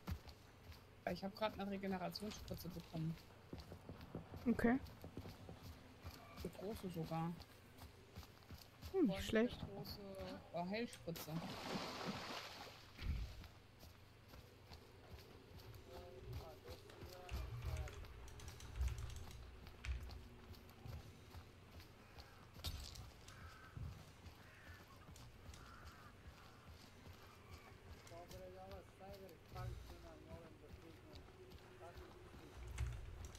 Ja, die machen den auf jeden Fall schon. Das hier ist die Todeszone. Ideš kod ovoga za implante, mehaničara. Schüttelt sich gerade tot.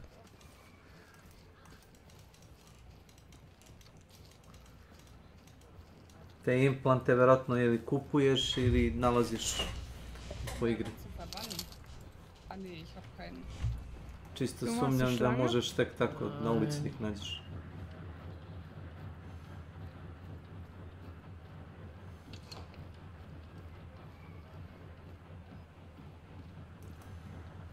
Und ist tot, ne? Das ist so zum Kotzen! So.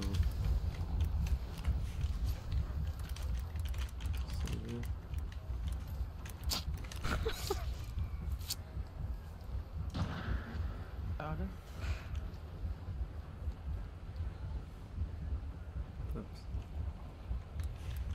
Ist das wieder in irgendeinem YouTube-Channel drin, oder? Nein.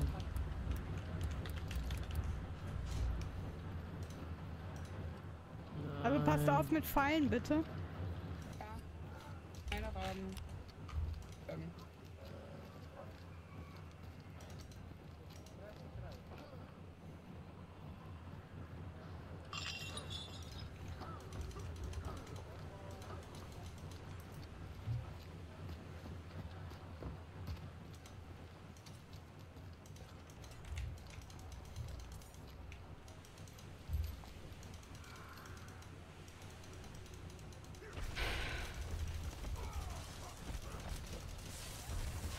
Vorsichtig, die hocken überall an den Ecken. Mal kurz. I must wait.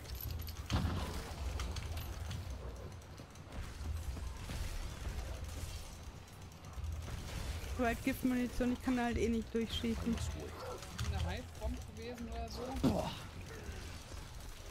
Warum ist der... Oh Gott, das ist Auch gewesen, ey. Ja, dass keine Schlange hat von uns.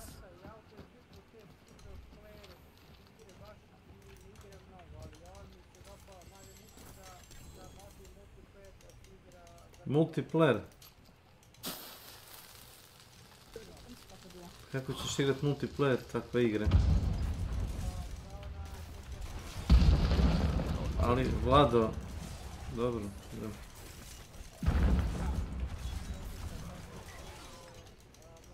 jetzt weg oder ist sie noch da? Tür ist weg. I'm not ready yet.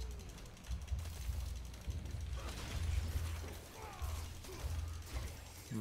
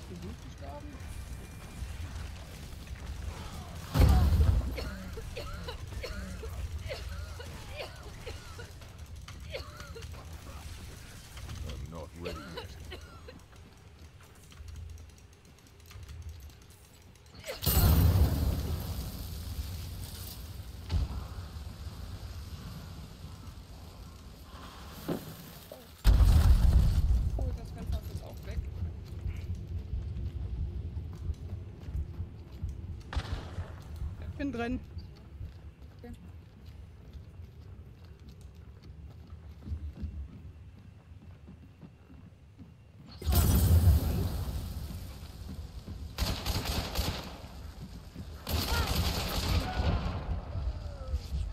Kann die verbannen? Ja, genau.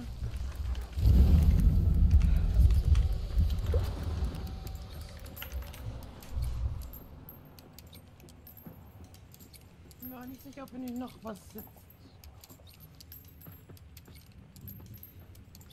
Ich hab ein bisschen Schaden gemacht mit Blutung, Chrissy. Also hier ist einer. Ja, ich habe hier einen getötet. Ja, Pass bitte auf Fallen auf. ich würde den wahrscheinlich jetzt... Moment, habt ihr alle beide getötet, ja, ne? Dann ist das wahrscheinlich... Ich habe 2 getötet, ja. Aber ja, wir können verbrennen. Warte, ich will auch noch looten.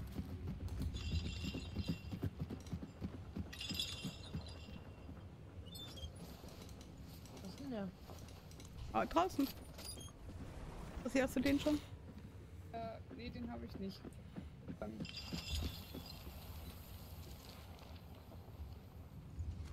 Puh. Ja, jetzt habe ich schon.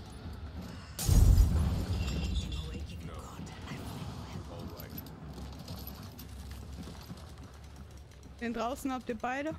Ja. It is done.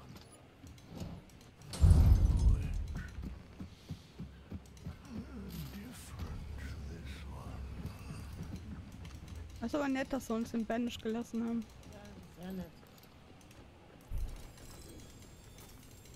My burden is too great. Station. Okay, jetzt nicht mehr.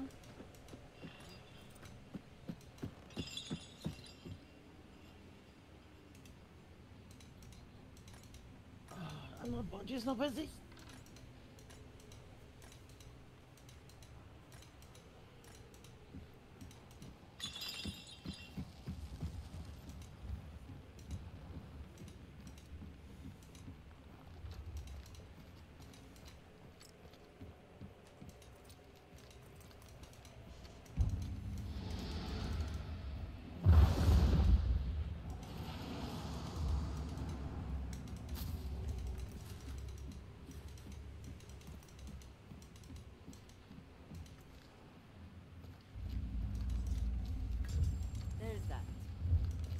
Come back if you need the forge. Hier gesprungen? Ja. Greetings.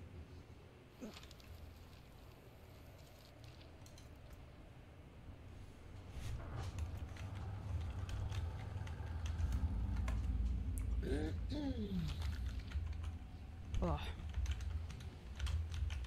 Tu ne oder? War ein bisschen aufregend, Blume. Ich habe gebrannt und hatte Živi kaum ne noch dobro Leben mi je. und bin dem hinterher. Okay? Ja, hast du fein gemacht. Ja. Ja. Hätte ich vorhin nie gemacht. Hast du fein gemacht. Cool. Ja, also sehr schön.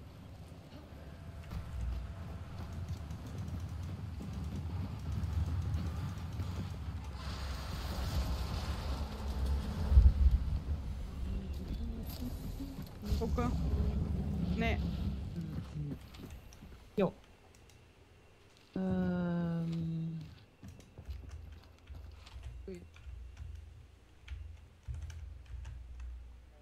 Tja. Weiß nicht, was die machen. Sind wir raus bei Seven Sisters? Wie du magst. Ja, lass rauskommen. Bisschen Gangster bekommen Eigenschaften.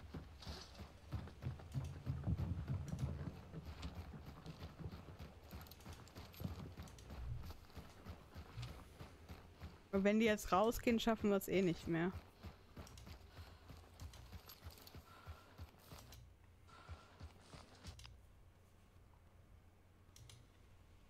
Shannon was accused of what some would consider to be deflection. But unlike this drama, the next one was extremely convoluted, because as it progressed, more and more creators got involved, creating their own dramas that were separate entities that could be tied to a point of origin to this main one surrounding Toby, which is the person that made the faults of Creepshow video. Toby now was being criticized for liking Shane Dawson along with other media points. Then other content creators jumped in to criticize those criticizing Toby, creating another layer, and another layer after this one, and many more that I possibly didn't account for. But to keep the story simple and easier to follow, we'll focus on the layers surrounding Shannon, or Creepshow art, or at least how she was roped into all of this. And that starts from content creator Prison Make Luke, who was in opposition of Toby, and other content creators joining the fray, like Hopeless Peaches. A content creator that was also in the art community that had taken opposition to Creepshow art in the past, and also had some points in defense of Toby.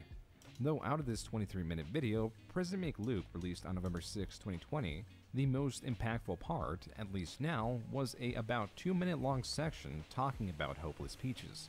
Here is that section. The person who commented was Hopeless Peaches, who also decided to put herself into the drama despite constantly saying how she doesn't want to be in it, and would just never leave it alone. And when people like Thummin called her out for her terrible and biased behavior, she made a community post about how she wasn't friends with Toby, which I didn't actually know she wasn't friends with Toby, because she did everything in her power to defend her, and vilified Omnia so much that I thought she was. Because why go through all that hassle for someone you apparently don't even care about? Well, you say, are you going to be taking a break from the drama and comments and all that, which is fine. If you need a break, you need one. I'm not saying you don't have mental health problems, but you would constantly come back to post more things and beg for sympathy. And when you were getting genuine criticism for all the garbage you've done, you decided to suicide bait your audience, going off the grid for hours to make your audience worry that you hurt or killed yourself. And guess what? 2 days later, you were back to making tweets again. And she's been doing this for a long time. It's very manipulative, and she's always using her mental health as a pity me card, which is funny since she called out Toby for doing the same thing. It's very scummy, and it says a lot about her as a person. Like, how little do you have to care about your audience to do that to them? And when you don't want to deal with the criticism, you say your mental health is acting up again, and how you're going to get away from social media, but when it goes away, you come right back to it. It's scummy, and your audience deserves better. While it wasn't initially noticed by a large portion of viewers, this section had a severe accusation against Hopeless Peaches, which also dangerously assumed the intent with a very controversial topic. Luke assumed the intent that Hopeless Peaches jumped into this drama, but was unable to take the backlash.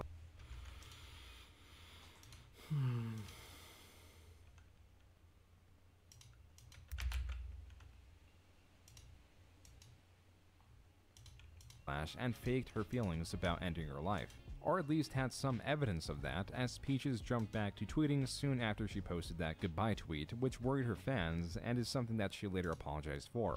Regardless, what Luke failed to consider is that this drama and her mental health issues were two events that were not intertwined, and that Peaches, according to her and her friends, the night of that tweet was very close to ending her life, which was something Luke did not know, but now it was too late.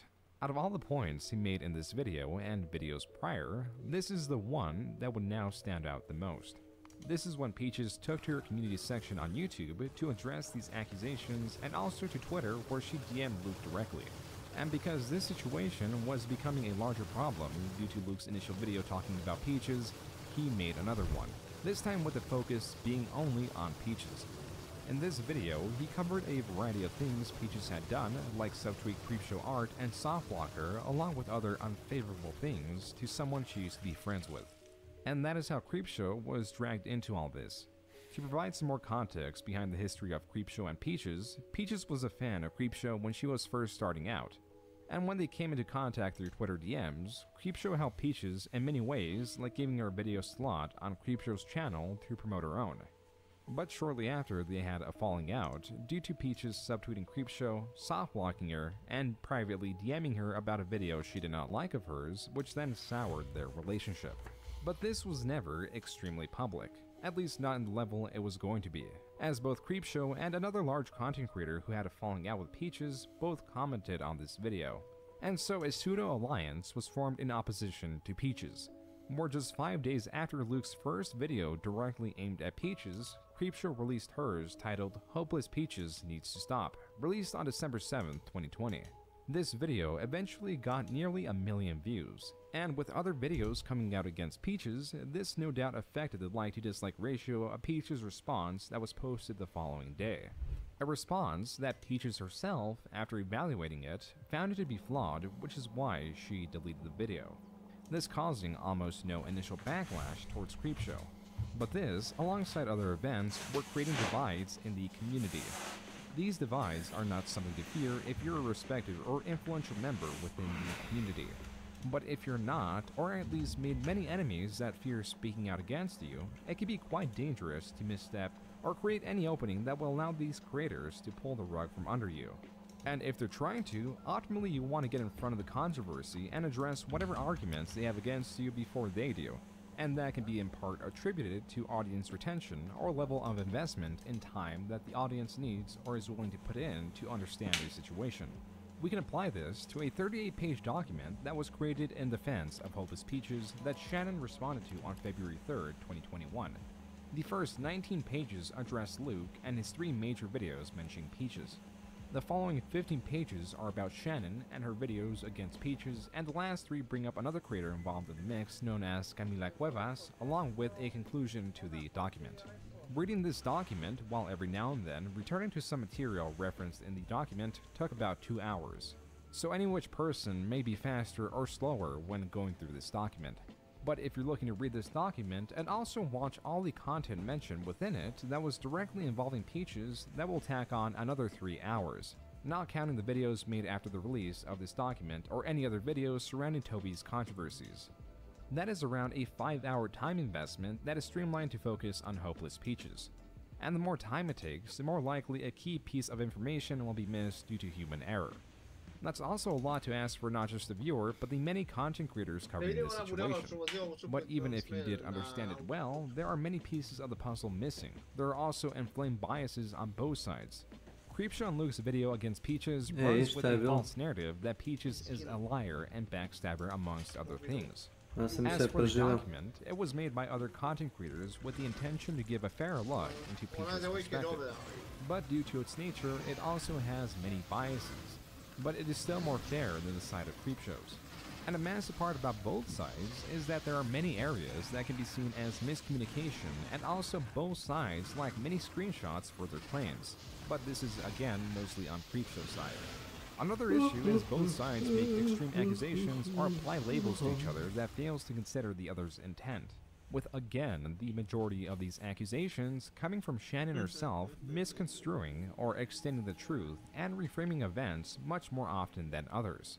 The grander difference is that Peach's side of the story, or at least the document, acknowledges many of her faults and wrongdoings when handling the situation, But really, most of these extreme accusations leveled at one another do not matter, except for one. And that was Luke's accusation that Peaches was sympathy baiting when she was talking about ending her life. And at this point, it should be made clear that in no place and in no form, at least not made public, Shannon has defended this part of Luke's argument, and that many other content creators not relevant to this video have done arguably worse things to Peaches. But Creepshow is typically remembered as the worst due to her much larger following.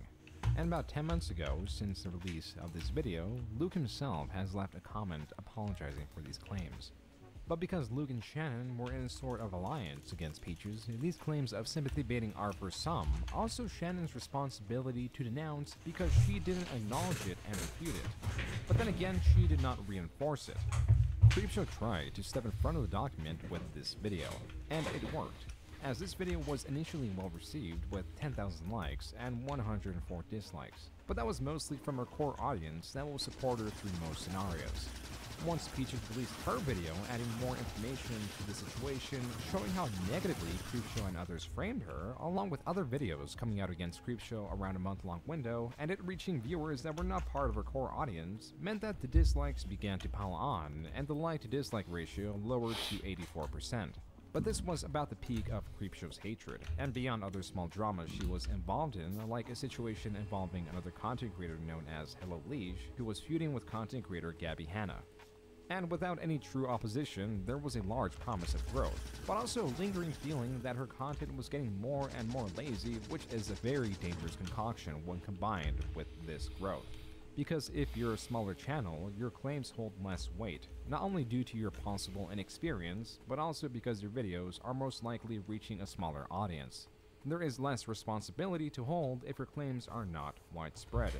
But the inverse was the crisis that Creepshow was facing.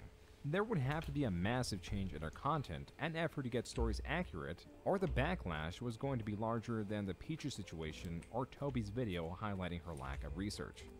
But it wasn't that. There was something larger stewing that opened Pandora's box. A repainting and retelling of Shannon's character through accusations leveled against her. These so egregious that there was a period where they were too serious to be taken as real. But there were too many pieces that fell perfectly into place that now it seems too serious for these accusations to be considered improbable. This is the downfall of Shannon, one that we can not only pinpoint to the month, but also the day, hour, minute, and second.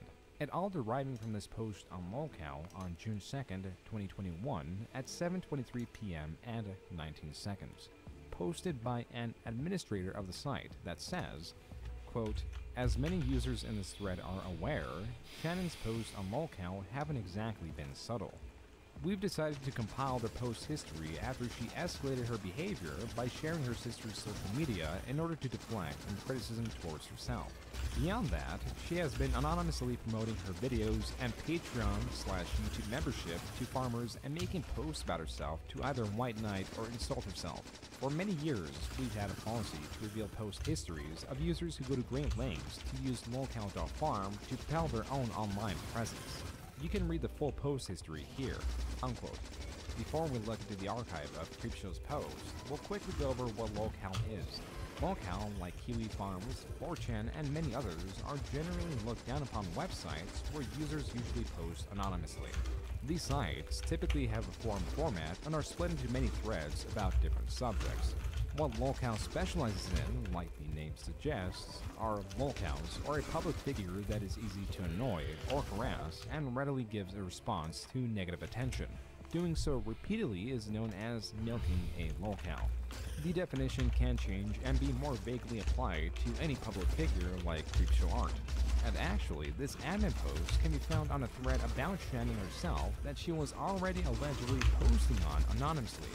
This thread, though it is one of many talking about Creepshow Art, was only about 8 months old at the time.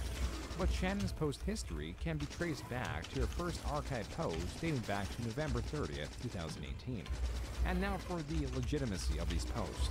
As mentioned by the admin, if it is Creepshow, she broke 3 and possibly more rules of the website depending on any which perspective. But we'll focus on the confirmed 3, which are these 3.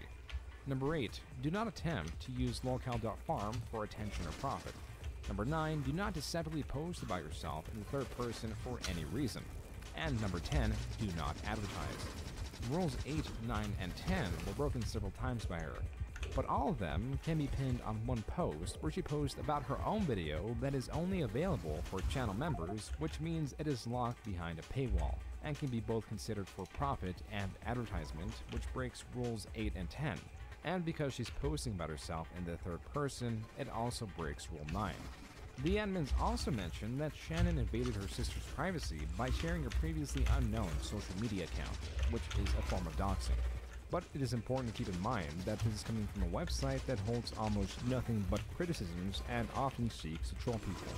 But also, in the past, this website has called out other figures successfully for doing the same thing Shannon allegedly was. Shannon's response to this on the community post section of her channel was strange, to say the least. Few lines matter in this wall of text, except this one that mentions two key pieces of information. First is that she confirms that her IP address was used to access locale, but it is, according to Shannon, being spoofed by Amy, a name used by her as an alias for an alleged stalker that she has made several videos on. Shannon claims that this Amy person has been terrorizing her for over 10 years. But the locale system admin, however, did not take kindly to this and divulged that it was not just based on her IP, but it was also based on her other devices used. The admins, or rather a singular system admin, may have bridged her identity by seeing her consistency of passwords. Though locale is anonymous, there is an option to input a password to delete your own post, and some of this information is saved locally on Chrome and on your computer. And with this, they can possibly link posts to each other, but still not the person with 100% accuracy. Something else that may have allegedly helped is that the IP they have stored moved in relation to where Shannon moved. So they could have also aligned that with her timeline of moving from different areas, like Portland to Vegas. This is to say that it would become increasingly more difficult to spoof her IP, as Shannon's alleged stalker would have had to hack the ISP itself, which is unlikely, or hacked her Wi-Fi, which is also unlikely. Even the most technically proficient stalker would have a difficulty pulling all this off, which makes it that much more believable that it was Shannon. But even if this was dismissed, there is still more evidence that points to Shannon posting these 292 posts on locale. But before we get to that, we'll focus on the community reaction. Initially, or at least for the first day, this archive of posts went unnoticed, with much attention being directed to what Shannon claims to be a hacking of her account. But all these alleged hackers did was change the background and profile picture to an equally harmless one and privated some items. Because of the lack of impact and no hacker coming out to lay claim to this attack, the community consensus is that she faked this hacking to hide information herself. But it didn't take long for the focus to now shift towards the locale leaks, when on June 4th, a tweet showing some of these posts started garnering attention.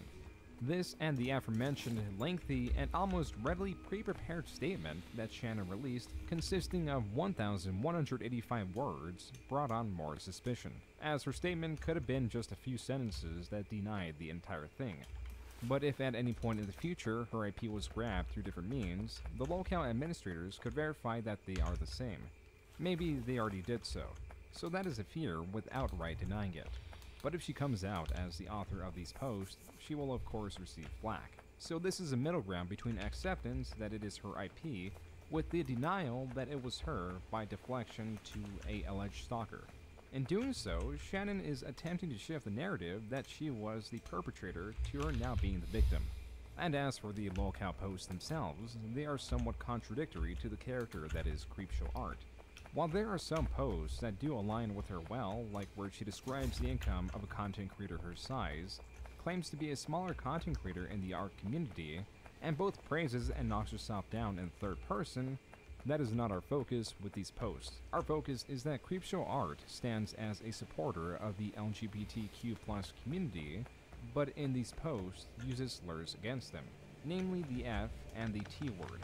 But it doesn't stop there, as she also insults content creators that she's supposedly cordial with, like implying that Edwin Generations is a closeted homosexual, painting Ready to Glare in a negative light, and saying that D'Angelo Wallace is that content creator everyone pretends to like, though no one really does, Then 2 weeks later, after this exact post, she releases a video joking that she hates him, but says that she truly likes him and are actually good friends, and also calls him a soldier and a stallion in the description.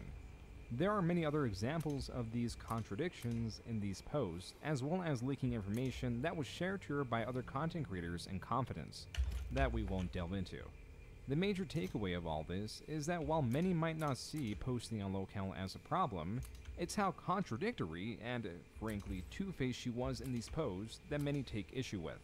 While internet personalities can differ how they are in their private lives, it is important to carry the same beliefs and ideologies on both sides, or your intent will usually be perceived in the worst way possible and your credibility will plummet, as there will be little trust in what you say. And now that this side of Shannon was exposed, we can now apply it to the drama with Hopeless Peaches and expand on some of the accusations. As just a few days after all this information came out, on June 11, 2021, Hopeless Peaches released a video titled, "Speaking Up Against Creepshow Art, This Is Not Okay." This video reframing a lot of what transpired between the two creators over the past year, and she found within these posts that Shannon most likely had the intention to have a group of creators share her narrative and take Peaches down months before any of this drama transpired. That you made right after you dismissed my criticism, but you deleted your Twitter the day you started slandering me. Anyway, back to the messages. 10th of March 2020. Okay, so Peaches is just a snake. Creepshow even put her on a channel. What the hell? She's so overdramatic. She's making CSA look good. Replies to herself, saying, "So let me get this straight. This girl goes around befriending YouTubers, rips off their content, says exactly what they say in less interesting ways, and then after that person puts them on their channel and asks their followers to follow this clone, she turns into a bitch? What a fucking cow."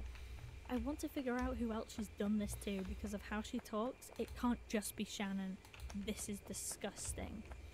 Again, since this is of March of last year, unless your stalker Amy knew you were going to gather a group of people who hate me to expose me, this seems very fishy.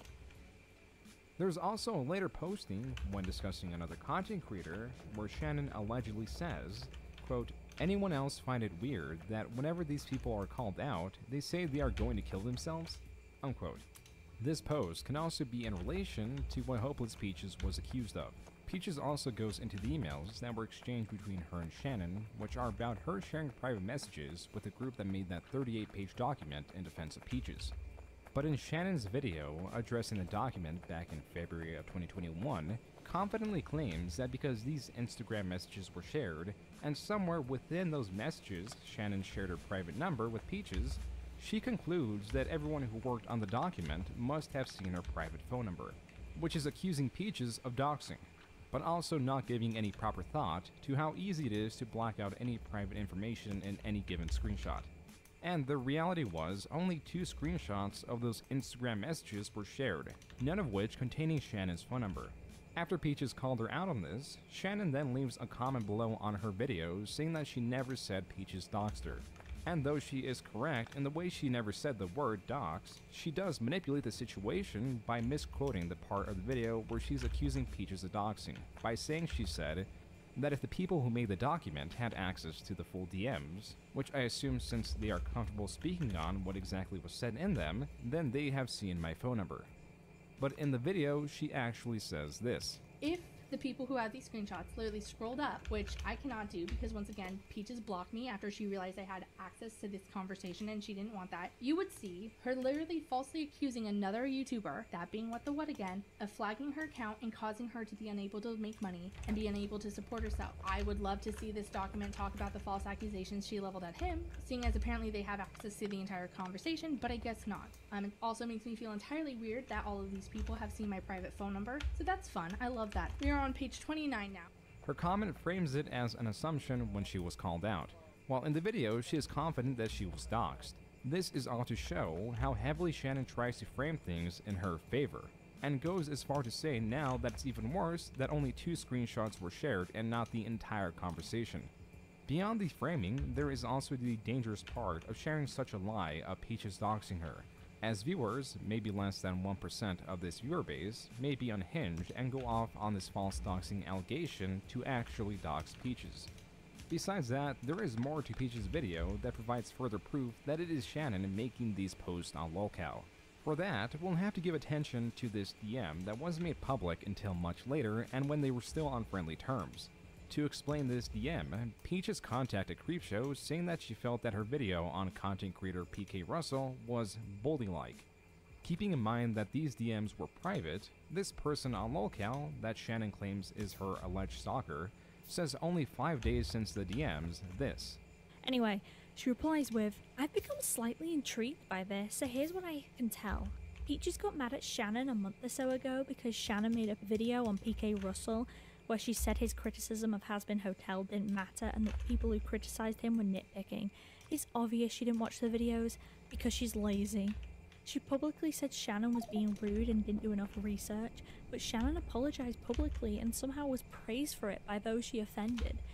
Then this month, Shannon does this Jacqueline Hill video and she starts posting about being disappointed in her idol and saying shit like she's mudslinging, all while not tagging her idol Shannon. Shannon seems unbothered or simply doesn't notice because she's redacted, and posts that Woman's Day post about how they are friends and she's like a mini-me.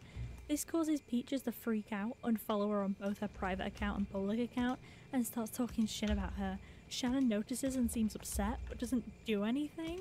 With this, there is now much information that directly opposes Creepshow's claims that it is her stalker doing all this, and this inability to take responsibility, as previously mentioned, destroys her credibility. And because this post was also tied to her stalker, it brings into question if she ever had one. If she can lie about this, what other things has she fabricated, and for what reason would she lie about something as serious as having a stalker? To that is where we get into a new wave of accusations, that if proved true, would make her a criminal. This is where we get into the most discussed content creator of these lolcow leaks, who besides Shannon, is the earliest mentioned content creator that Shannon discussed on lolcow. That really doesn't say much until 6 days after the leak, Emily posted on Twitter claiming that Shannon is dating her ex-boyfriend, and together they have stalked, harassed, and threatened her and her children's lives, alongside using revenge P against her and her previous drug addiction against her as well to get her fired from her job. Emily's proof to this is whenever she traced her stalker's information back to them, it led to an IP where Shannon was located. She also says she has 3 phones and 3 laptops worth of evidence documenting much of this over the course of the last 10 years or so. With these damning claims getting much traction on Twitter, she was pressured into hurrying the production with her video on Shannon. Creepshow has always been this way, is a 2-hour-long video that released just 4 days after that large initial tweet against Shannon. Hi everyone, I'm Emily. If you're not familiar with who I am, I have been making art content here on YouTube for the past 6 years. For the majority of those 6 years and several years prior, I had been facing stalking, harassment, and threats from one very recognizable source. There is no doubt that aspects of the video are a bit drawn out and the organization isn't optimal, but this is dismissed as she was detailing a long event that caused her much trauma with the video that was developed in a 4-day window. A large feat that gained an equal amount of traction that rewrites Shannon's story as we know it, and this begins in 2010. Also, for the sake of brevity, we won't go too in-depth with this video, though it is highly encouraged that you view it yourself. To start this timeline, this was before Emily or Shannon had a YouTube channel, as it takes place in 2010. During this time, Emily was abusing both prescription and illegal drugs, and was overall a very toxic person. She was working as a gig musician in San Jose where she met Anthony, and the two had a very toxic relationship. Emily goes on to describe what kind of person Anthony was back then, as beyond the toxicity of the relationship, Emily claims he would often punch holes in walls, talk about donning black trench coats with a friend and paying his old high school a visit with weaponry, and also talks about an event when she was high and immobile, Anthony was over and took advantage of the situation, which means he effectively R-worded her. Then they broke up at a later point, though for a while they did have a small fling going back and forth before it was broken off entirely and replaced with a professional relationship for work purposes. A key point is when they broke up, Emily went to Anthony's work to see him, which is also where Shannon worked, a person she really didn't know at the time. So with that, we know that Shannon was now dating Emily's ex. But Emily, being the less than favorable person she was, while Shannon and Anthony were dating, Anthony sent over a track that she was working on to Emily where she ridiculed the woman's vocals that were already on it, convincing Anthony to replace that spot with herself. Is Shannon's. And I say, man, that girl's voice is weak. It doesn't sound good on the track. My voice would sound so much better. Super catty, super bitchy, and super insecure, immature. There's a million words I could use for what I said about it. So I put Shannon down to raise myself up. And I believe in doing that, that is what set off this chain of events, the stalking, the harassment, the threats. So I made that comment. After this event, she began getting demeaning messages across her social medias, but also, strangely enough, an increase in Facebook friend requests from strangers. Volume in them.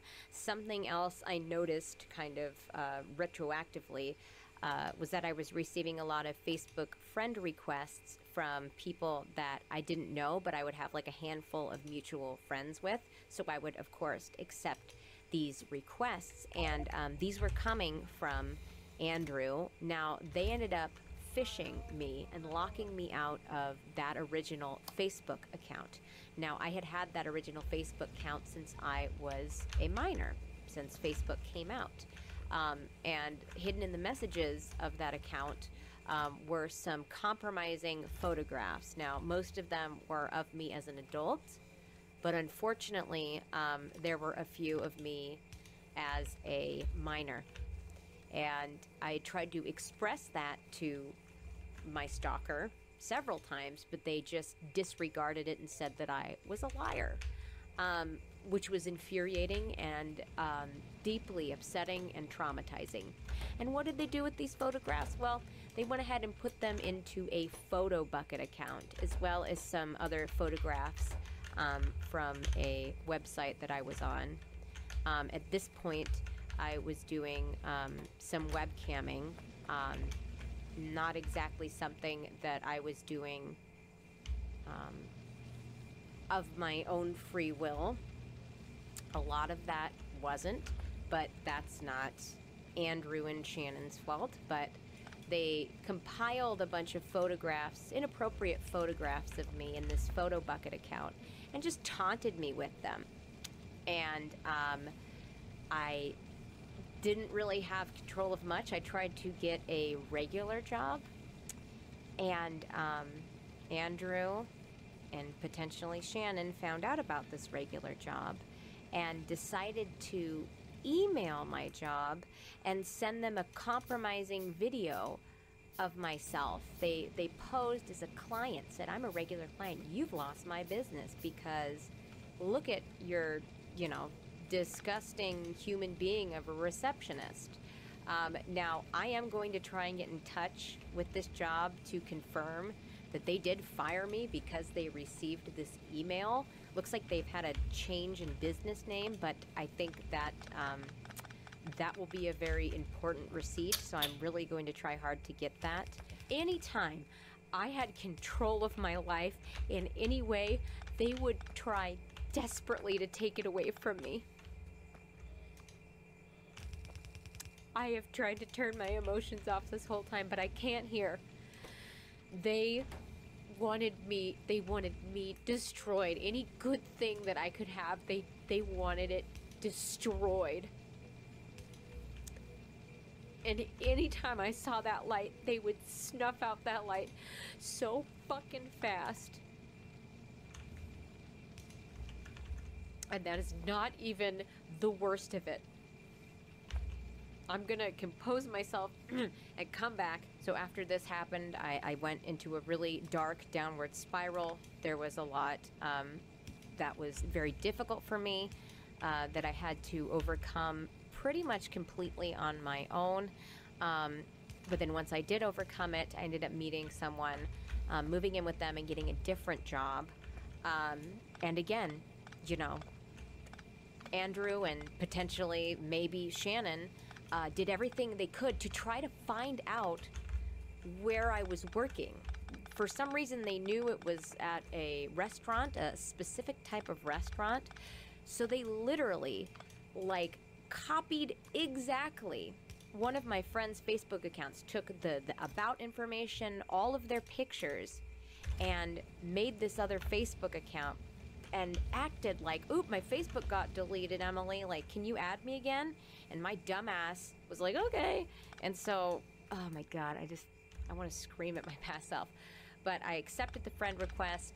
And then, of course, they post, hey, does anybody know of any really cool, this specific type of cuisine restaurants in this specific location? And at that point, I'm like, you are not my friend. And so I blocked them. I knew right away that they were trying to find out where I worked.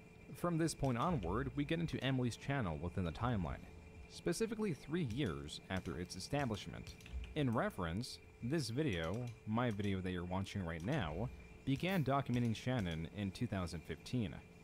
So at this point in time, in 2018, she was on year 3 of being homeless. And while she created her channel shortly after Emily's channel in 2016, she really began posting in 2018.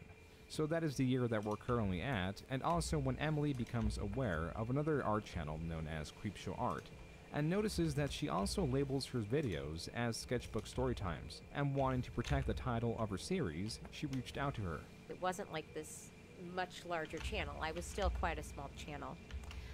So when I approached her and I sent her a private message, I was perfectly polite. I didn't want to feel like I was like coming in here and trying to intimidate her to get her to change her series name. Hi Shannon, my name is Emily and I have a channel on YouTube called Emily Artful. It's been brought to my attention that you have a series with the exact same name as a series I created 3 years ago called Sketchbook Storytime. I'm going to guess this was most likely 100% by accidents or by coincidence, but I put my heart and soul into my series, and I'd really appreciate if you were able to change the name of your Storytime videos. You are completely within your right not to, as it's your channel and you can do with it as you please, but from one artist to another, I hope you'll understand how it can hurt my business. I love your art, and it's obvious you're very talented. You've got an incredibly unique style. I've never seen anything like it. I hope you understand my requests, and I hope you don't think I'm angry. Things like this happen all the time. I figure it's just a coincidence. Thank you, Emily. And Shannon responded, sorry man, I watched Lehman Raptor on YouTube and she has a series titled the same name and she gave me a go-ahead. I'll just label them as Storytime since that's all it is, but I appreciate you letting me know your concern. Looking into it, there are quite a few accounts using the same name for similar series, kind of like Get Ready For Me, for beauty YouTubers almost. I think at the very least you might have started a trend, which is commendable. Sorry I made you uncomfortable in any way, my dude. That was the first interaction between Emily and Creepshow, who she didn't know was Shannon at the time. On the topic of Emily's channel, in the past, she was getting tweets from Anthony directly, claiming she was buying views on a video that performed well. And at the same time, she was getting the same style of accusations directly from an account called Non-Viral Emily that was established purely to harass her. Remember, after Anthony was tweeting at me accusing me of buying subscribers, only moments later did a sock puppet account accuse me of the same thing. Nobody else did, just Anthony and this sock puppet account. And you can see that I was reacting to both of them at very similar times because, like I said, I responded to that sock puppet account at 8:59 p.m. and then privately messaged Anthony at 9:30 p.m. on that same day. I just find it oddly suspicious that Anthony just decides out of the blue to go looking for me a week and a half within the first time one of my videos quote-unquote blow up, because now I'm second Jules R. So I say, why? And then they say, I have prolonged fits of daydreaming at times. Just this really, and I know it may not seem scary to some people, but to me, this is so messed up. I 100% believe that this person was in my city looking for me so that they could kill me of these receipts. So unfortunately, yes, some of this is hearsay, but I also have a shit ton of proof that Andrew and Shannon are behind this. Speaking of which, let's move on to Snapchat. One day I just received a completely random Snapchat photograph of what looked like a specific square in the city that I lived in, with some nonsensical text overlaid on top. I don't have the initial Snapchat because I just kind of froze in panic, but I do have the response to that Snapchat. I wrote, "Are you in my city?" And Kilgore Trout is the name that they chose this time. And they said, "Somewhere, I suppose, in its labyrinth." And then you could see I started typing back, "You are fucking insane." Now, I'm sorry for the ableist language I was using here. I was so freaked out. You guys have no idea the level of fear that I had in this moment. I was 100% convinced that this person, Andrew or Shannon or whoever, was in my city and they were going to hurt me. You can see I said, "Answer me. You drove all the way here?" And they said, "I don't have a driver's license yet. My parents drove me here." Terrifying. Fast forward a year again, I had followed Creepshow Art on Instagram. Scrolling through Instagram one day and I noticed a drawing that resembles Andrew because Andrew had a very specific look to him. And I was like, "Oh, who drew this? What a coinky-dink." Creepshow Art. I read the caption and it says something about working with, and she tags Andrew. And my fucking heart falls out my ass. What's interesting though is at that point, I didn't accuse Shannon right away. I was actually, if anything, I was concerned about Shannon. Here, and after a few Snapchats sent back and forth about a cryptic and almost troll-like messages, Emily lets the supposed Anthony know that she is aware he is dating Shannon or Creepshow Art. I want to backtrack a little bit and talk about how I said I had undeniable proof that Andrew was the person stalking me, that he clicked a link and I was able to trace his IP, because this was the first time that I had done that. Now, after the Twitter incident where Andrew accused me of supposedly buying subs, I was very suspicious that my stalker up until that point had been Andrew. So I laid out a trap where I sent one of these profiles a link pretending to be another like separate hater of mine, and on that link I attached an IP tracker, and because we had mutual friends I knew exactly where Andrew and Shannon lived. So I sent over the bait, he clicked on the link, and wouldn't you know it, the IP address took me directly to where they were living. What's interesting is back when my Facebook account was hacked, I wasn't aware that Andrew was doing any of this, right? But Facebook had sent me an email basically saying, here is where the unknown login came from. The IP address pointed to the city where Andrew was from and where he resided in at the time. And after everything, I consulted with the lawyer, I went back to the police, I even hired a private investigator for a short time to do some digging. I, 1, ran out of money, and 2, was advised by the lawyer not to take this to court, that it would be a lengthy court battle, and it's not like justice will be served, because it's really hard to prove that Shannon and Andrew ran all those sock puppet accounts because there was so many of them. And I fully acknowledge that probably not all of those comments were coming from Andrew and Shannon. But when you've been stalked as long as I have, you can detect your stalker's language to the point where I could start to differentiate the voices between Andrew and Shannon. And what's really interesting is it was definitely Andrew in the beginning. Like, I really think Andrew just roped Shannon into this mean girl obsession with me, and Shannon kind of became the mastermind over time. I could see the transition from Andrew into Shannon. Now, whereas Andrew was more kind of threatening and domineering, not that Shannon wasn't, not that Shannon didn't love to make vague threats against me.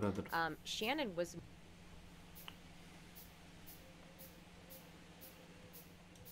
In August of 2023, a series of screenshots began circulating on Twitter and Reddit. Their origin was an alt-chan known as Soyjack Party, and claimed to be proof of a ring of people trading illegal material online, with one person involved even being tied to Chris from Mr. Beast and Finster. While the involvement of these two celebrities is non-existent, what Soyjack Party did manage to find are some of the darkest, most horrific leaks we've ever seen circulated online. These are the Giggly Goon Clown files. And keep in mind, this video will feature stories about a lot of horrible people. I don't endorse any of their actions. This video is for educational and documentary purposes only. Viewer discretion is advised. The Giggly Goon Clown joined Twitter in March of 2022. To address complaints ahead of time, he goes by any pronouns. Giggly described himself as a 21-year-old goddess on HRT. Needless to say, the title was well earned. His name is a play on gooning, a meditative state achieved through hours of prolonged masturbation. And there was no shortage of tweets referencing this addiction. For example, break your brain for hentai and waste your life. But that's only the beginning of the sheer degeneracy. Furries, diapers, farts, and scat. If the fetish existed, he had it. So there was the usual stuff like anthropomorphic rats farting in vivid detail, and other even more bizarre plays on social taboos. He was a proud member of the Black New World Order, calling for the extinction of his own race. These fantasies declared white people as subhumans as he obsessed over BBC beatdowns. One retweet includes a disturbing story in which home intruders assault and murder a family. Looking at the news today is basically just watching.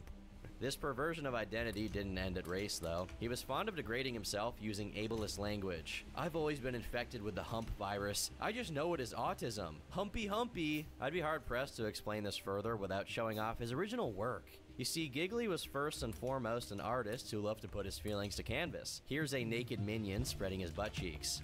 Most of that art was of his mascot jerking others off, or flaunting its brap machine. A few put the clown in more intricate scenarios, like being tied up in a deli meat and barbecue factory. But drawing was just one of the many ways Giggly made content. He also sold captions for as low as $10. This tweet here has several examples of what that entailed. Telling people with autism to in trash cans, a woman surrounded by bright green gas threatening to sit on you, or how about Poop Nights, a proposed game mode for the quote, most cringe of retards.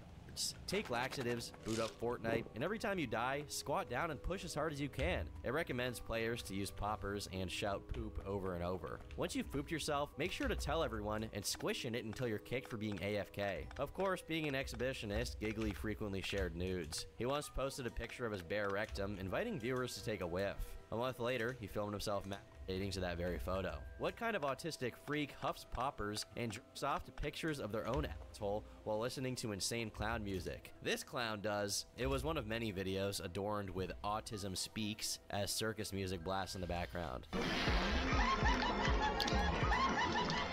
The line between fiction and reality was blurry as they attempted to live out their wildest desires. It was concerning given how depraved those fantasies often were. Giggly was an open lolicon and retweeted posts about incest. If loving cute little girls is wrong, then I don't want to be right. Meanwhile, he took time to stand against anti-pedo vigilantes. The Internet Anti-Pedo Defense Force is the most awful group of 12-year-old idiots on the planet. You do not need to apologize to these morons, nor feel threatened by them. They raise more than a few eyebrows, and it's only downhill from here.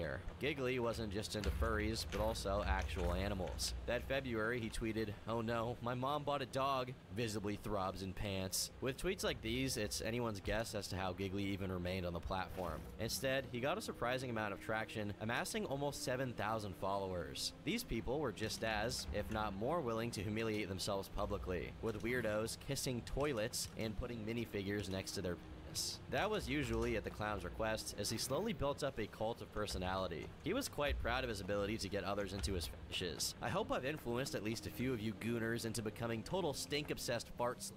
Bio has 18 to 20 trans girl in it, retweets Black New World Order, transitioning from peer pressure, has fetishes so disgusting she hates herself for them. The latter received over 700 likes, but perhaps what attracted people most was how easy it was to get into contact. Welcome to my channel. Had open DMs and shared his Discord tag. That meant anyone could strike up a conversation, confide in their degeneracy, and then have e-sex. Every so often he would show some of these DMs publicly. The following are a series of messages he shared on March 11th, 2023. Hey, I'm done f***ing to lolly mommy. It's kind of f***ed up my mental state and I had a panic attack yesterday, so I'm sticking with normal kinks from here on. I hope you can understand and still accept me, mommy. Mommy, can you retweet my login information, please? Hey, mommy, what's a good lolly site with captions? Everything we've covered so far has been quite nauseating. I actually applaud you if you've made it even this far. But all of it begs a question, perhaps better left unanswered. If this is what they're willing to share publicly, what was kept in private? Soyjack.party is an image board for the creation, posting, and sharing of Wojaks. As the site has grown, its focus has expanded to encompass many other topics. That naturally has included a lot of trolling, with these stunts making the site infamous. They typically go after fetish accounts, especially those with sinister undertones. In early 2023, the site went after CC Femme, a goon addiction BNWO estrogen cult many suspect is targeting children. That's a whole different story for another day, but between the forced feminization and racial fetishization, it's not hard to see parallels. Those similarities are why Giggly became a target in the first place. When users stumbled onto the account, it was hard to decipher if it was satire. I mean, just look at this shit. But many of his posts became memes, with his art and masturbation videos spread across the boards. But they quickly realized he was not only genuine, but a potentially dangerous individual. The initial thread targeting Giggly was created on July 26. It called for him to be doxxed, noting his connections to the aforementioned Twitter circle. They wrote that he lived in Arizona and was studying ecology. One of the earliest replies revealed he previously went by the username Almond Milk. This profile places him in his 30s, though it was later determined to be a lie. Most of the posts came from people exploring his timeline in pure disgust. However, the catalyst of becoming a meme on the site was when he got his own soy jack. It was after this gem that a second thread was made on /raid calling for a personal army. The clown was inundated with trolls across Twitter and Discord. In response, he posted his own version of the soy jack called Truthly.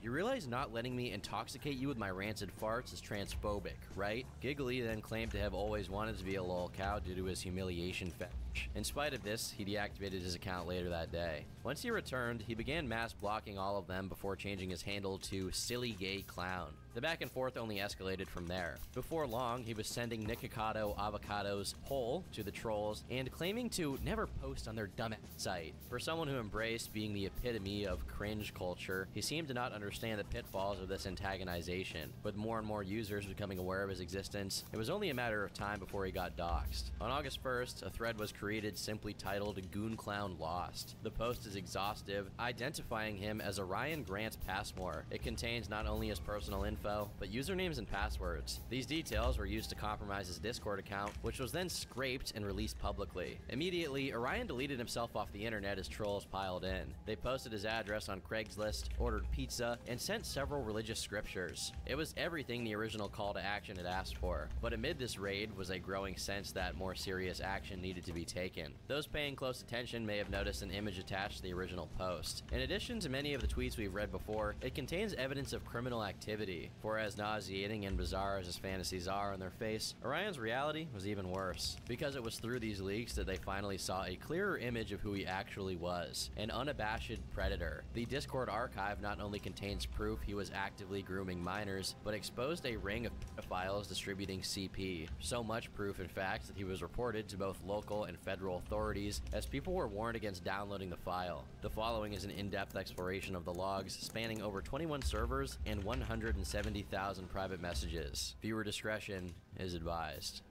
With how enigmatic the clown was, it led many to wonder about the circumstances that created him. Fortunately, he explained his background several times over the years, giving insight into his childhood. Orion grew up in a single-parent household with a mother who paid little attention. This gave him unrestricted access to the internet, which he found comforting. It became a place of escapism, one that proved necessary after a babysitter apparently took advantage of him. The trauma did irreparable harm, sparking an obsession with I forgot I shouldn't hire a male babysitter. By age 11, he was browsing Rule 34, learning about it through memes. A year later, the boy joined Tumblr to participate in fetish communities. This exposed him to sissy hypnosis and racial fetishization. The latter made him insecure as he identified with the alt-right, but he eventually created his own BBC Sissy Tumblr at 14. The blog primarily consisted of original captions, though he claimed to have also posted his own genitals. It attracted over 3,000 followers as the boy got addicted to the attention. For someone who had few real-life friends and went otherwise unnoticed, it was validating. Orion slowly fell deeper into degeneracy, scrawling links to furry sites across his middle school.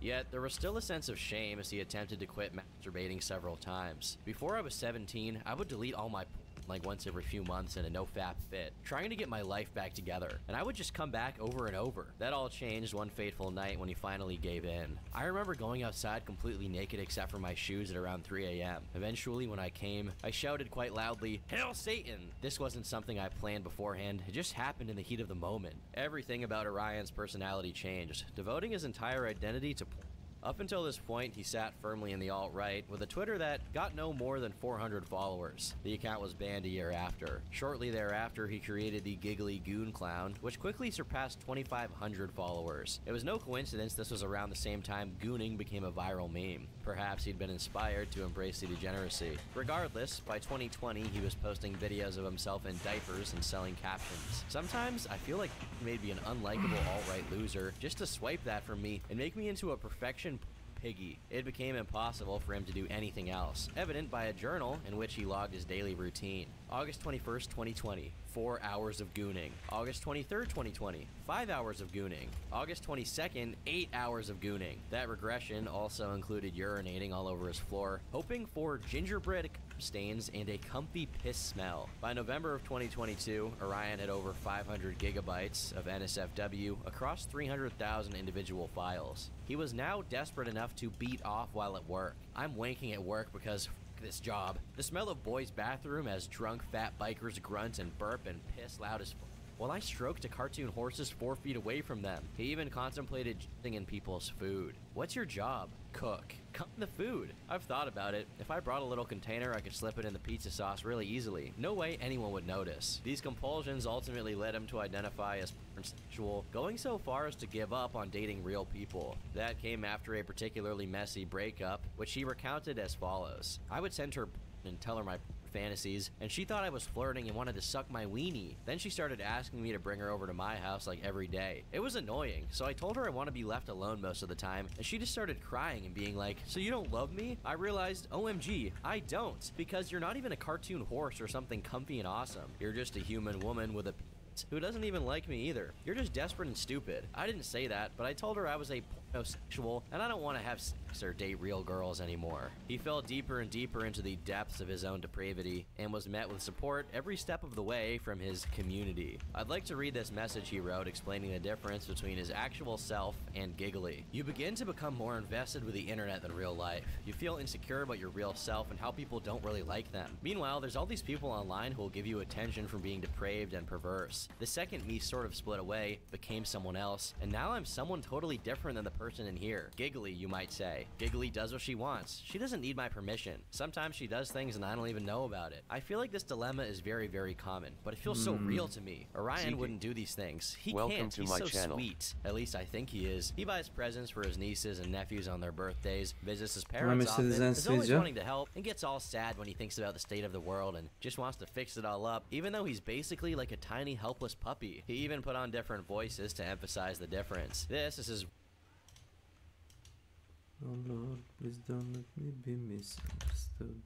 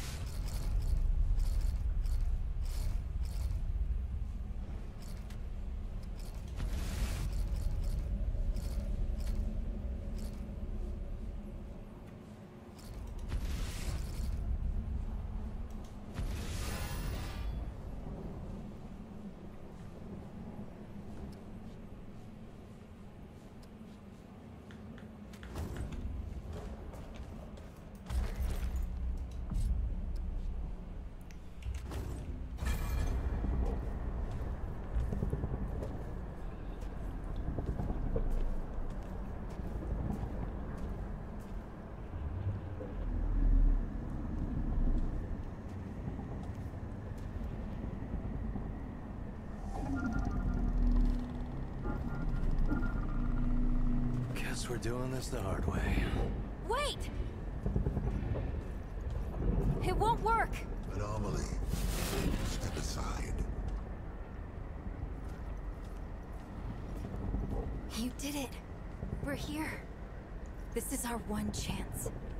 If we stop the root here, it's done. For good. Corruption eradicated.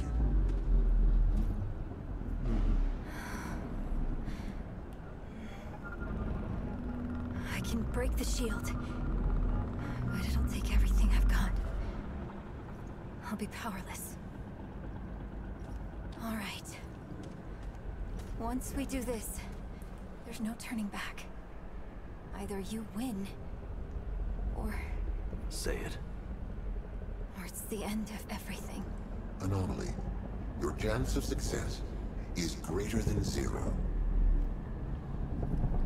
I was attempting to reassure you. Yeah, thanks.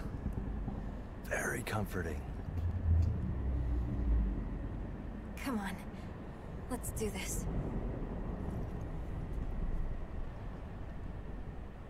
Think you're ready? What do you want to know? You noticed, huh? I'm not sure, but I think that's crazy though, but I don't know what that's... No. Most of this place is, like, I only know that, and like both of those things, it's... Try asking the Keeper about it. Understand. I'm connected to the... Not that the Keeper's... That's as close as I can explain it. And it's... I mean, everywhere I've ever... But here... But hey... Yeah, Bo's sweet. And he'll get there. Reesum was my home. I bonded when the Root invaded, but our bond weak. Not exactly. Then the Wanderer showed up. Reesum's gone, but the Root won't ever. Tell them they'll be all right, though. You think? Really? Well, tell them that. Will you? Okay.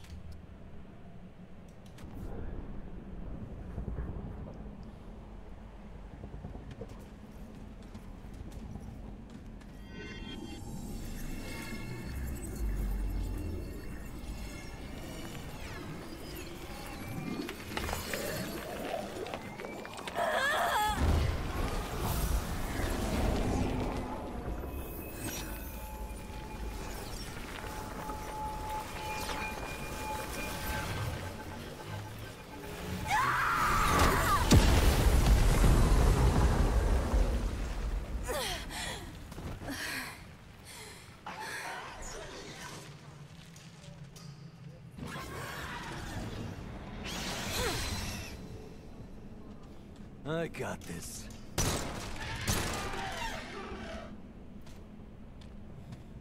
You must hurry. Hey! Traveler! Kick some ass for me.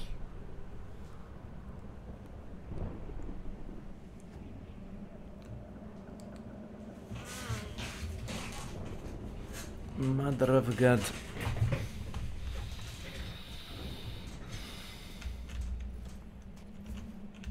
Our remaining time. What information?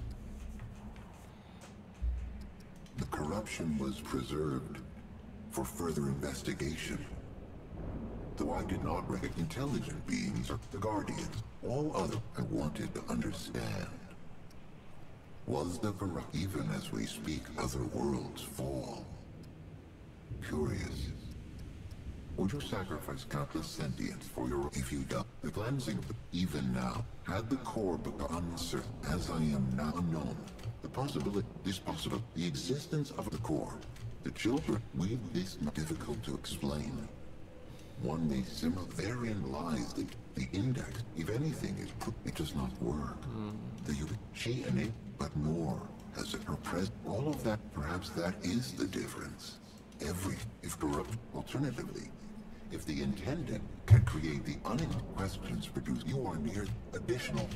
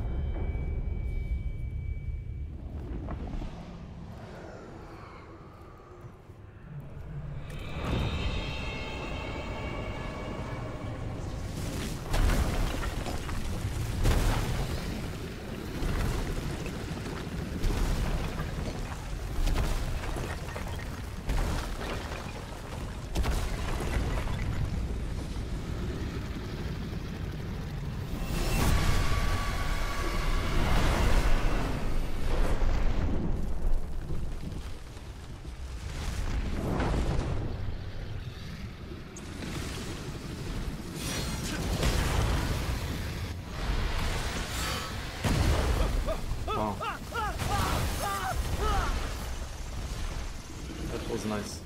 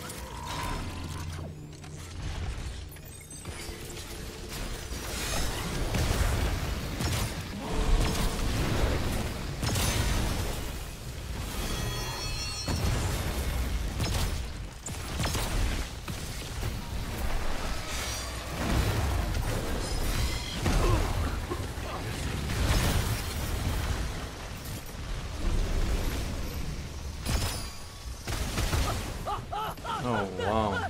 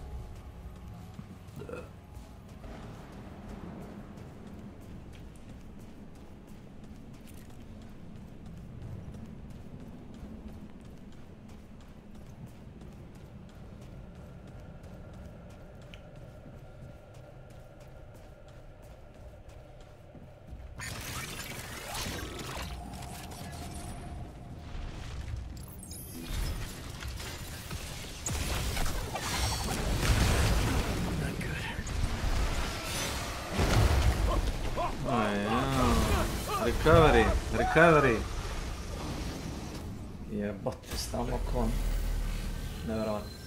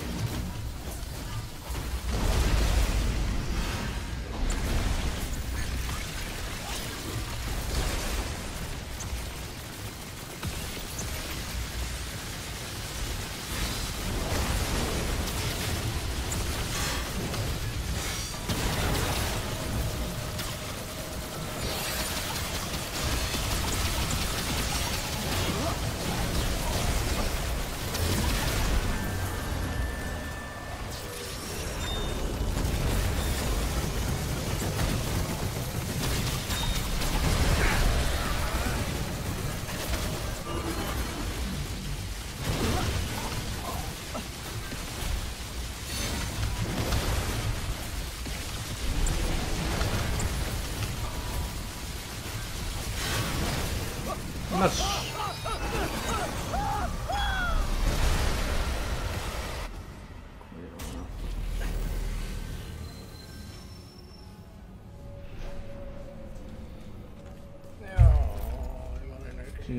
Ima li neki mod za vatru da ga zapalim, jebom mu pas majku.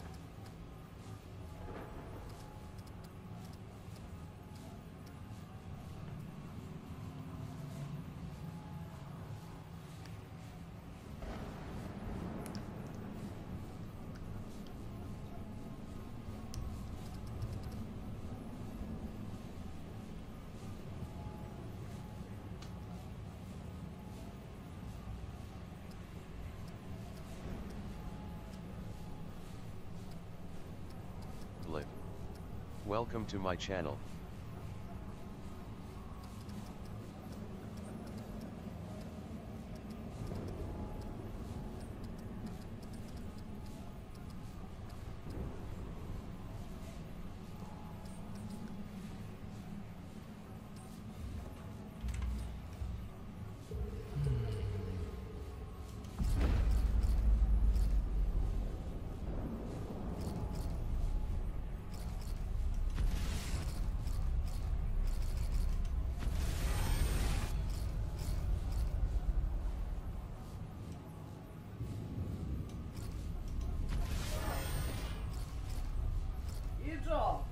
Što ima?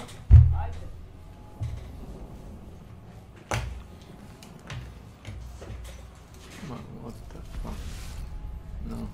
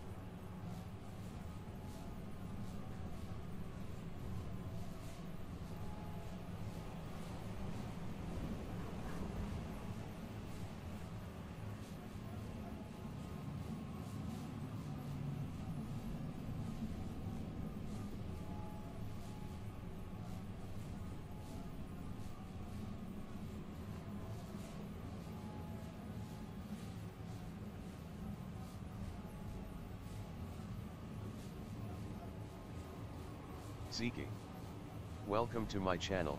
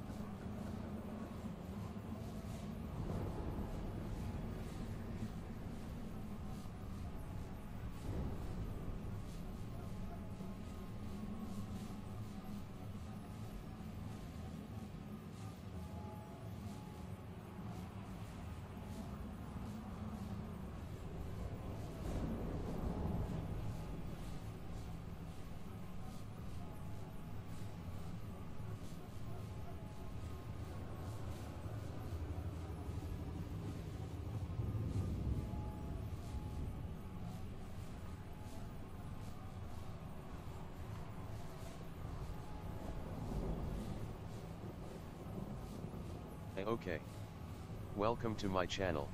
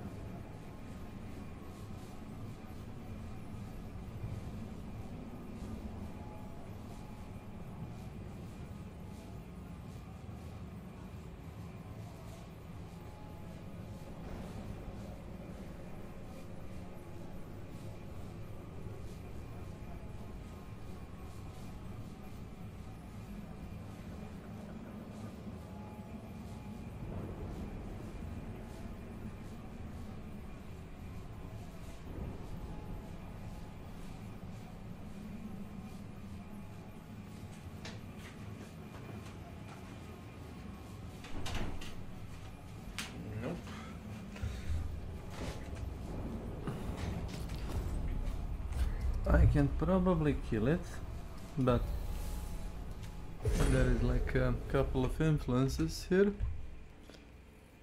and it's not really possible to focus. I'm just gonna take a nap.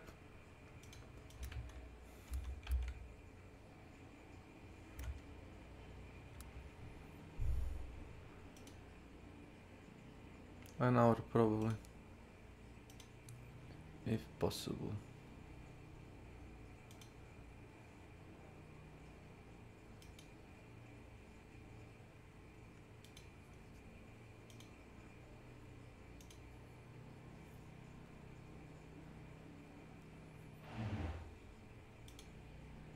Oh.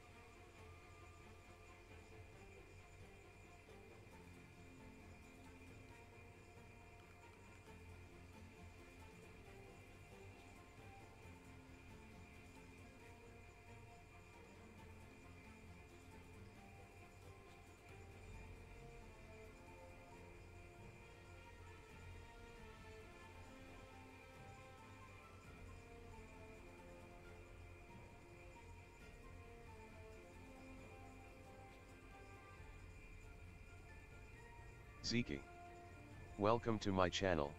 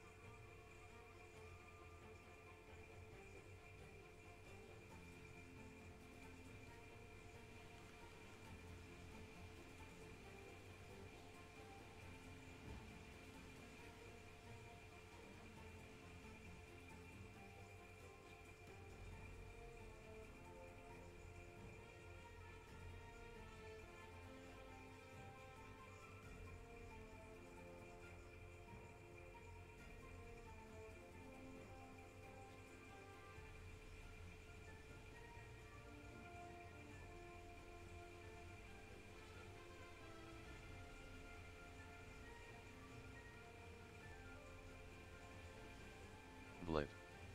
Welcome to my channel.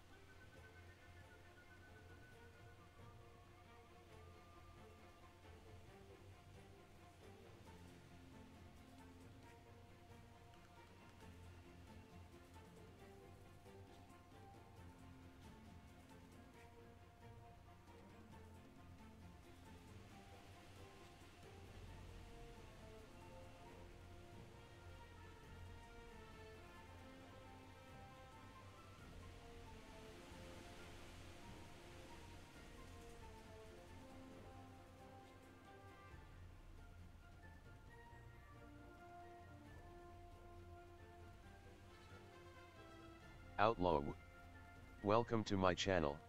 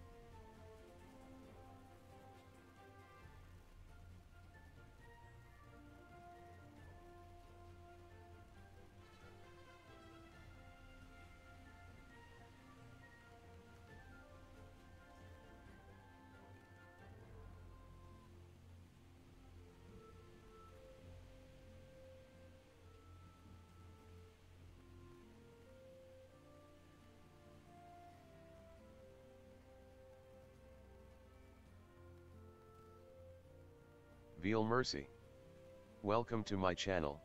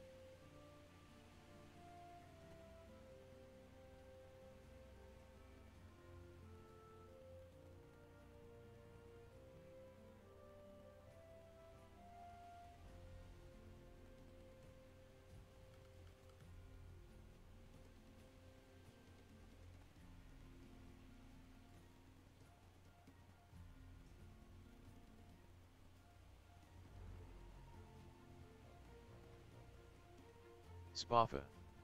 Welcome to my channel.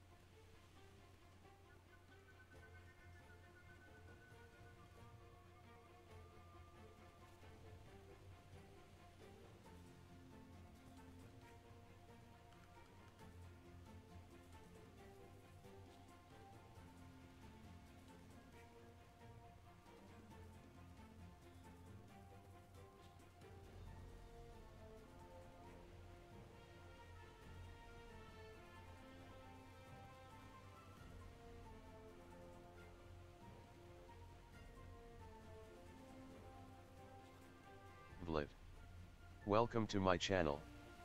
HVDES. Welcome to my channel.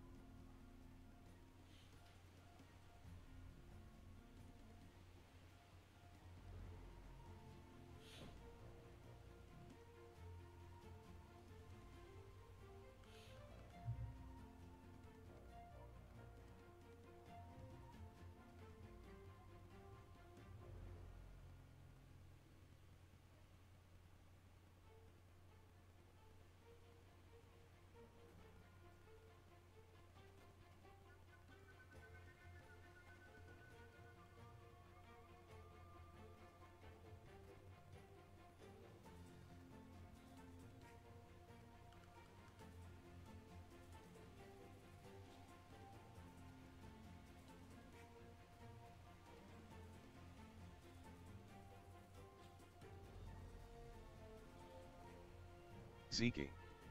Welcome to my channel.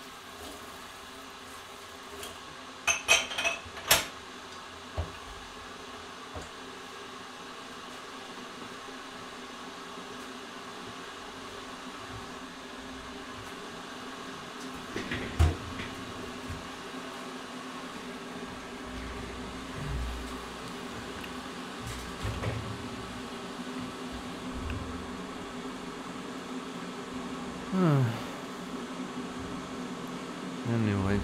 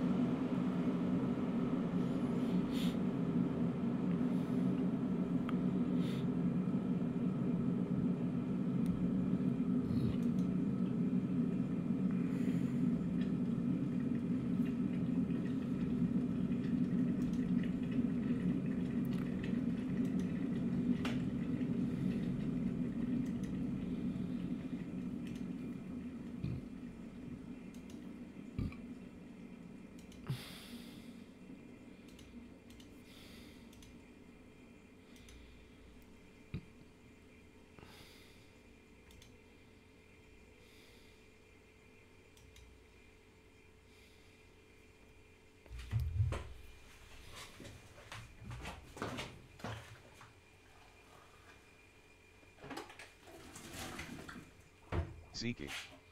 Welcome to my channel.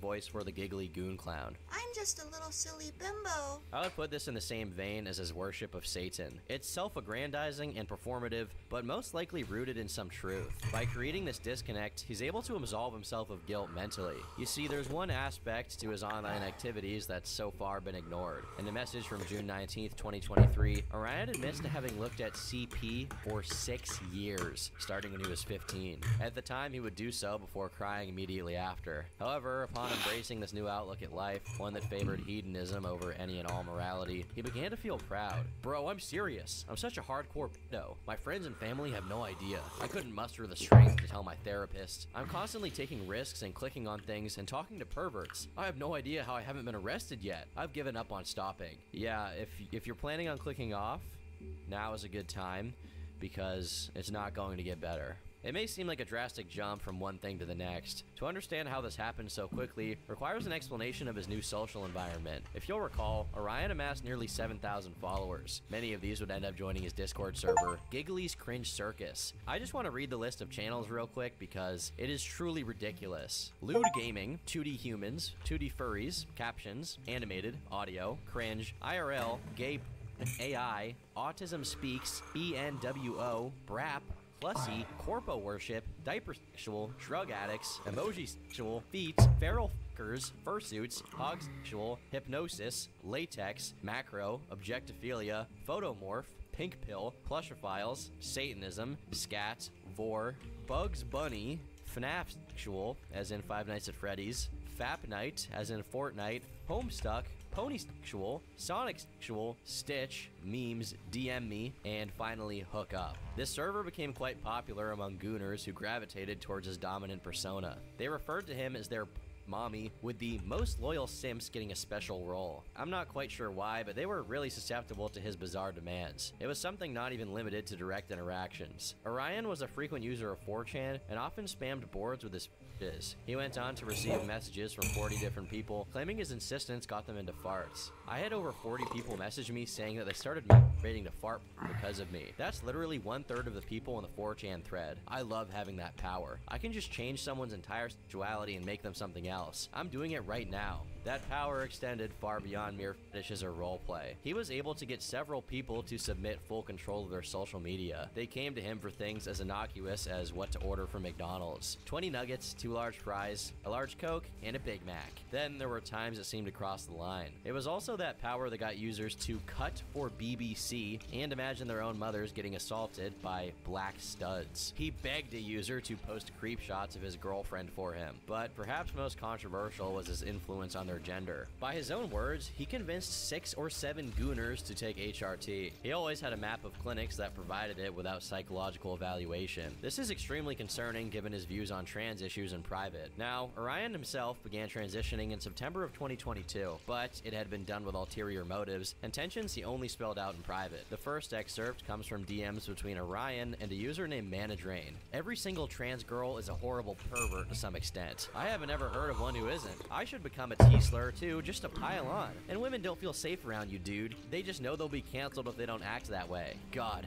I wish it would be something worse. Lamau, every T-slur finds out one way or the other. All it took was for you to realize sexual predator equals T-slur. The second was with Goon Goddess 69. Can I tell you a secret? I'm not even trans. I'm just a cis guy pretending to be trans to get with more people. It's so much fun, like, OMG, I love pretending to be a girl. I don't care if it's predatory or whatever. Don't blow up our spot, bro. All T-slurs are like that. You can trust me around your kid. It'd be transphobic not to. Me with daycare tots. To Orion and many of his associates, their identity was little more than a political shield. It clearly worked, given he publicly fantasized about assaulting women in bathrooms. Those fantasies, of course, were even more deranged in private. It should be clarified this doesn't necessarily apply to everyone in his server. He was careful to state his true opinions, often contradicting them to those he didn't trust. But among his inner circle was a number of losers, creeps, and pedos who bonded over the increasingly sadistic desires. For example, Orion had confidants to discuss bestiality. He privately sent material to other zoophiles and even instructed them on how to find more. That was while expressing their desire to assault dogs to death.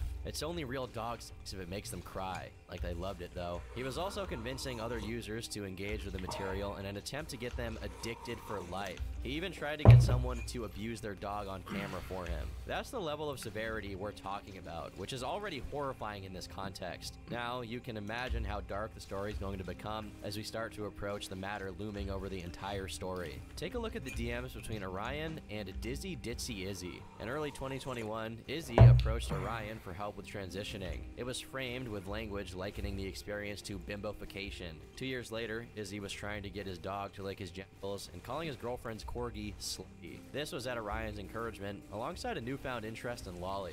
In August of 2020, Orion's original Discord was banned for violating one of the app's zero-tolerance policies. He'd admit in private this was for being a lolly baiter, and banned the material from his server. Of course, he made sure to clarify this wasn't over any moral qualms. Just to be clear, hopefully nobody on the server gives an actual single f*** about lolly as a moral question. It is okay to get off to it. It's better than okay. Get off to ToddlerCon. It's fucking sexy. I just don't allow lollies because Discord, despite being the #1 platform for peas, is against it for some reason. Orion's thoughts on the material in private were much darker than mere enjoyment, and in exchange with Goon Goddess, they discussed using it to normalize pedophilia. These pics feel so weirdly wholesome. This artist really makes pedophilia feel natural and okay. It is. Some conversations indicate he was trying to get people to goon to art of babies. Even more disturbing, however, was the fact that lolly was often used as a code word. These messages are between Orion and Cranberry. He angrily messaged the user for posting actual CP. If you post lolly again, you're gone.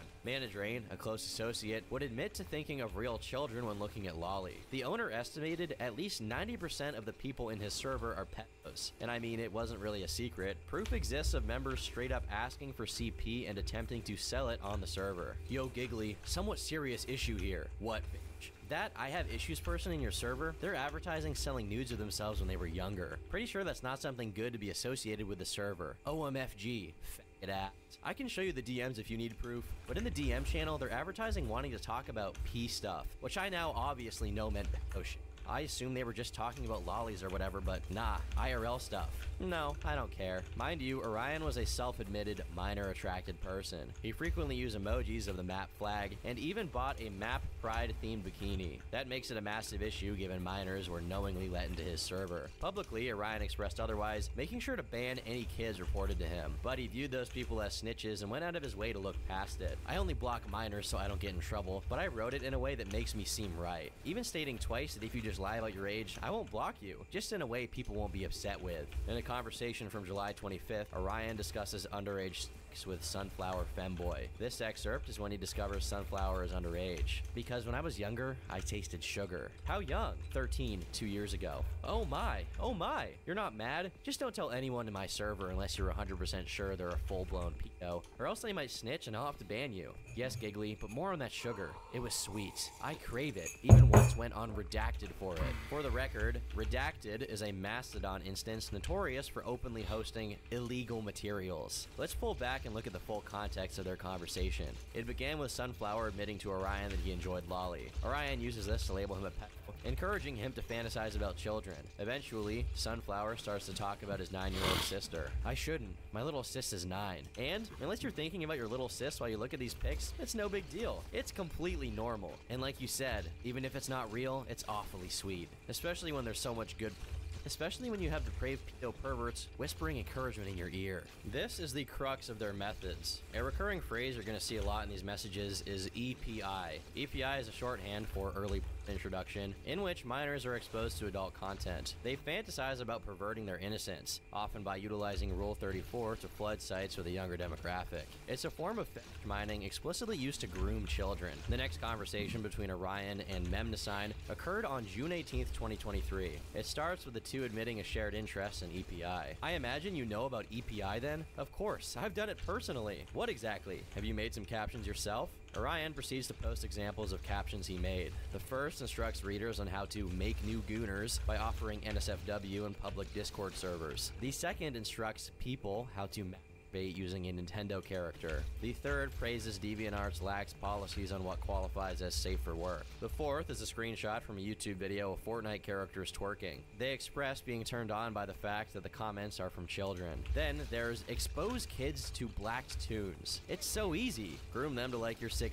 bitches, make their god, teach them to talk dirty, push them deeper into addiction, turn someone's child into an N-word lover, turn the new generation into gooners, ruin them, destroy their minds. None of this was a fantasy. Orion admits to talking to kids every day, astounded by his own influence. That was before professing his pride in being a file. I shouldn't be telling someone I just met all this stuff, but I can't help it. I think it's because it's Pride Month, and I'm a proud pedo. I feel like I had a revelation recently. My view of myself is really positive lately. I hope this isn't a phase and that I've actually learned how to love myself, despite the fact that I sexualize children almost every day and want their brains to be ruined like mine was. There's hard evidence within the leak of these interactions with minors. On March 23rd, Orion was messaged by an underage boy. Full disclosure though, since I feel bad not telling people this, I'm a Shota boy myself.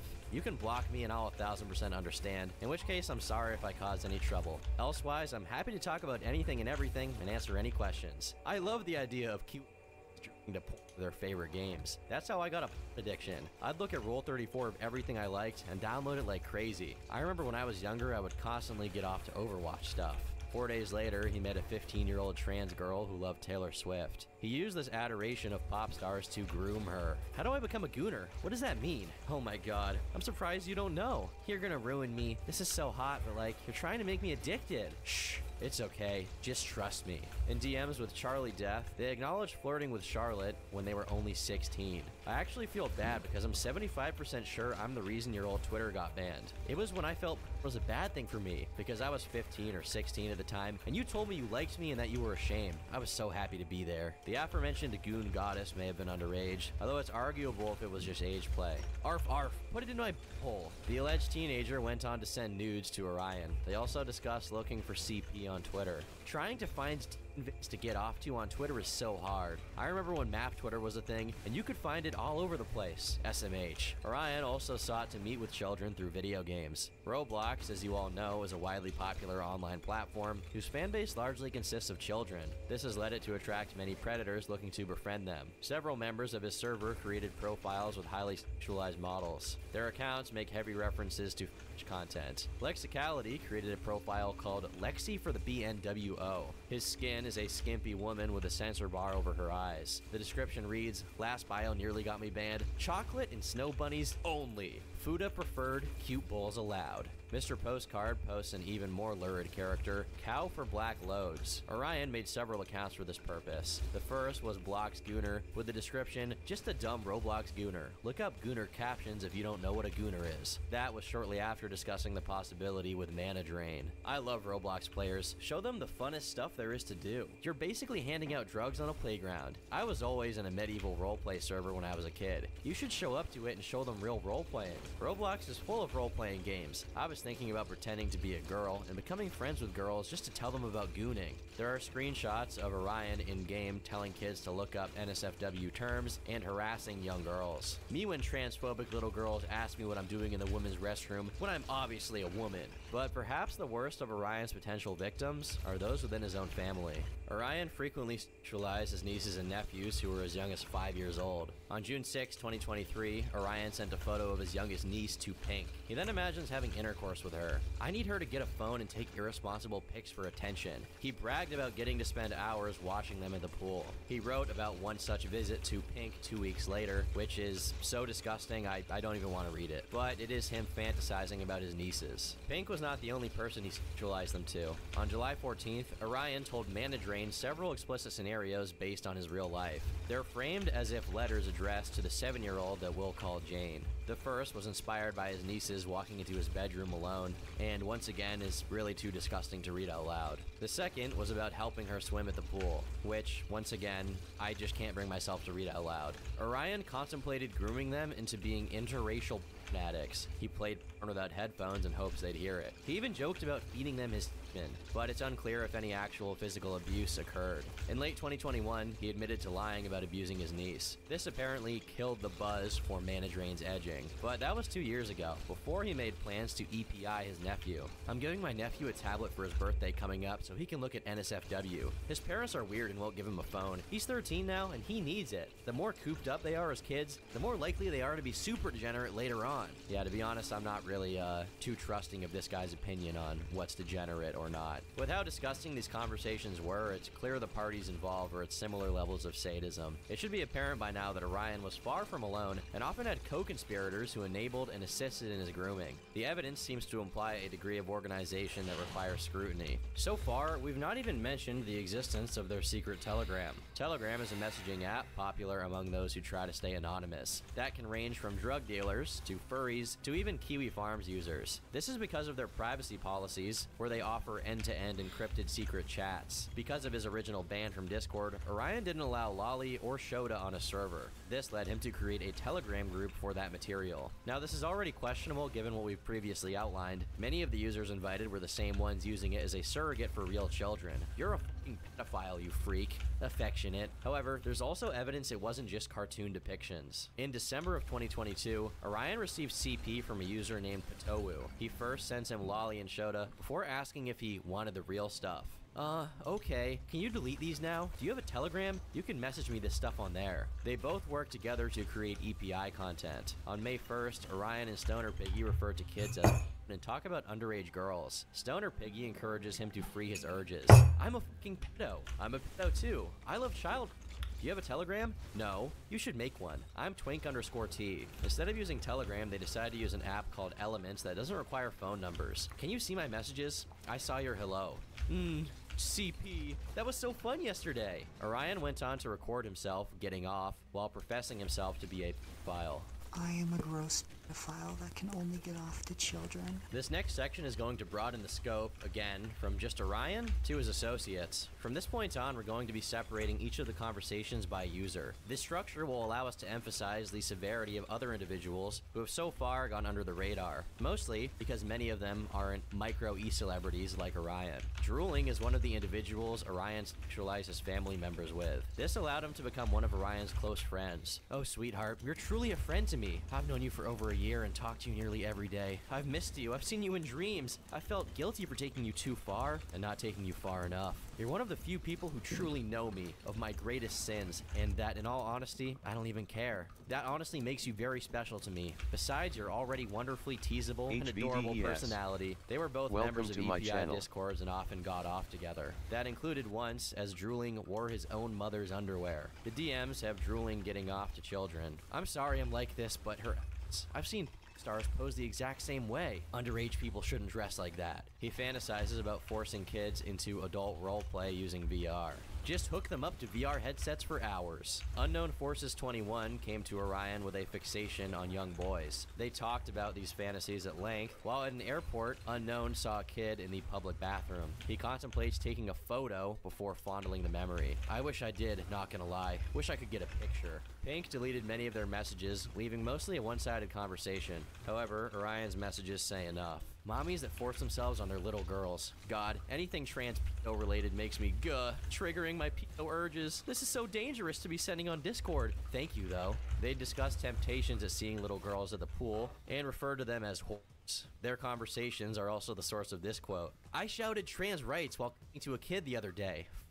I remember the first time I nutted and didn't get upset after it. It felt so good. Earlier, Orion referenced having a Telegram under the name Twink T. This is actually not an alternate alias, but an account belonging to someone else. Twink T, also known as Jack Marshall, is an autistic man from Britain. He doesn't seem very independent given his father has access to all of his accounts. The two first met in March of 2022, with Jack sharing original artwork. They connected over a shared interest in Cub, Lolly, and Shota. Within months, Jack broke up with his girlfriend, was on estrogen, and had an OnlyFans. Orion was the manager of said OnlyFans, coercing him every step of the way. This is apparent by how he talked about him to others. Has he started hormones yet? Yes, but not effectively. I guess that's what you'd expect, just telling a retard to buy hormones. They bought estrogen, but no anti-androgen. It would have been more fun if he started hormone blockers at like 12. Haha, isn't that true for everyone? Don't worry, I'll make him into a good girl. That coercion would include attempting to get him into CP. The two had a strange relationship, with Jack often filming nude videos for him. It was part of a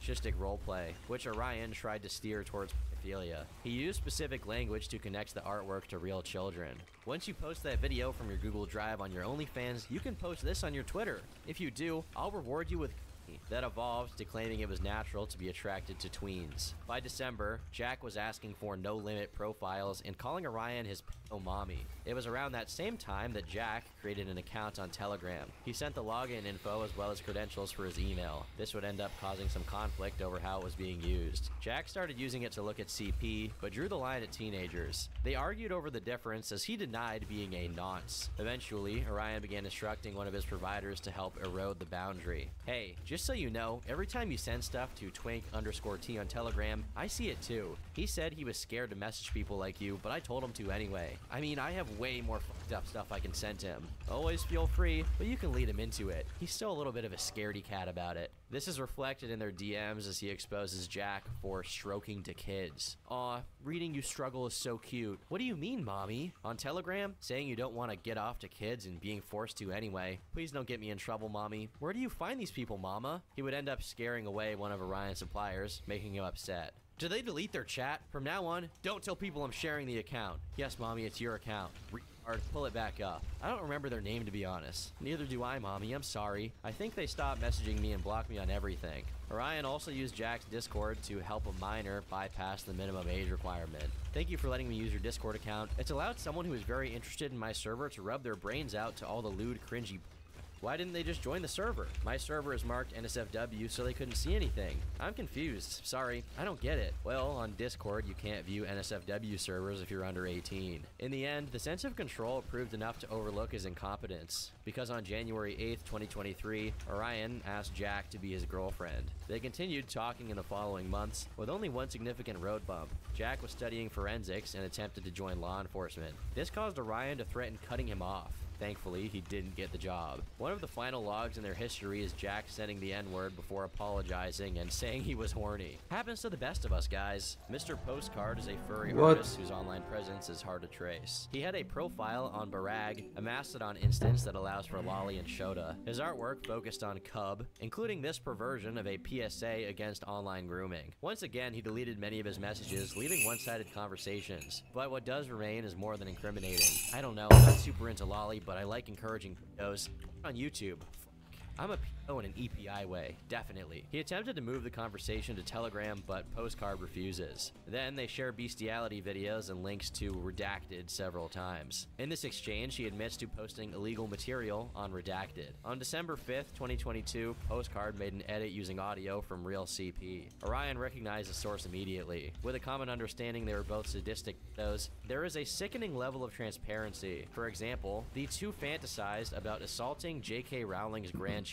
Not letting T-slurs get with your kids is transphobic. Someone should Harry Potter woman's grandkids. Orion then goes on to call them turf meats. If you missed the obvious foreshadowing, here they are praising an infographic on texting as a predator. It's genuinely really good grooming advice. On April 4th, 2023, Postcard reveals he's in contact with 4 minors, aged 9 to 13. I've so far sent it to 4 minors between the ages of 9 and 13. I hope it encourages them to transition. He gloated about actively grooming them weeks later through EPI. Can you send me furry HMVs? Any you send me will be forwarded directly to a minor. She found a lewd video in a Roblox playlist on YouTube and commented, "Why do I like this?" And I offered to send her more. I'm gonna pipeline her into being a zoophile. Got any more? She's loving them. One of the curious discoveries in these messages was Postcard's connection to other furry artists. In January, he claimed to have gotten a mutual into AI-generated CP. Their only holdout for the real stuff was apparently legality. This was elaborated on in June, with Postcard naming the artist in question. I don't know if this is something I should be saying, but I got a really popular artist addicted to CP recently. That's so hot. What artist? I won't tell. ACSTLU, or Aslu. No way, dude. You're capping hard. To prove this, he showed artwork that Aslu drew of his character. Aslu is an adult furry artist with over 69,000 followers. He also has a YouTube channel with the latest upload surpassing 1.2 million views. Postcard describes the process of putting him on the artist-to-groomer pipeline. Before he met me, he'd never even thought about kids sexually. I've been slowly grooming him for months now, making all the big artists into full-blown pedos, as it should be, just helping them along the artist-to-groomer pipeline. Now, to be clear, there's no evidence that what he's saying here is true. He provides no screenshots of this conversation. That's important because Ashley would end up confronting him after the leak. It was then posted to 4chan on his behalf. I'm just unbelievably sorry about all this. I never should have gotten you involved. You really shouldn't have. But genuinely, please calm down. Even if this is the last time we ever talk to each other, I just want to make sure you stay safe here. If I knew you were into this stuff, I never would have talked to you. Why would you fucking say anything about me though? I really regret it. It didn't happen for months. My self-control issues here bit me in the ass again. Why the fuck would you even mention me in your CP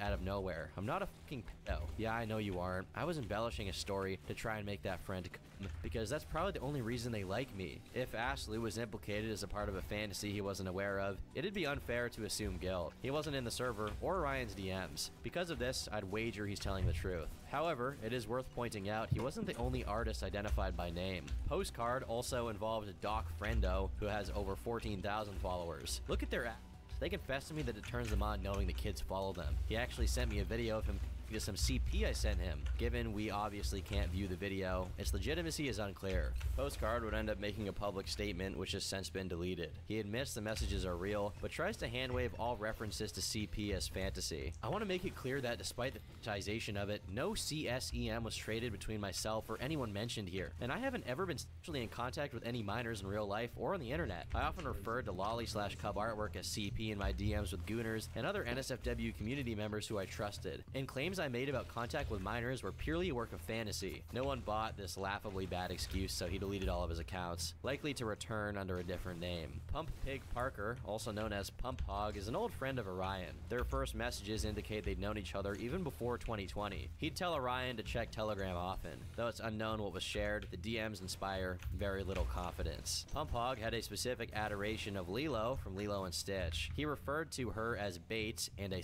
He also touched himself to Baby Mario characters. That was alongside an obsession with, of course, racial fetishization. His idea of roleplay was ape noises and referring to black people as monkeys. It affected him at work, with the mere sight causing him to ejaculate. I bunga baited at work today. Orion played along with both, as they fantasized about abuse. They read stories about people being taken advantage of by black men. Orion referred to white children as gorilla fights, and even worse terms, you can believe that. Pump Hog seemed to be one of the few he trusted enough to discuss his attraction to infants. This would include, yes, watching videos. Here's an exchange in which Orion gets aroused by a gif of the Boss Baby from the animated movie The Boss Baby. He claims to then spend the entire day getting off to toddlers. He then asks Pump Hog where to buy a light that mirrors the appearance of a small child. It wasn't a shot in the dark.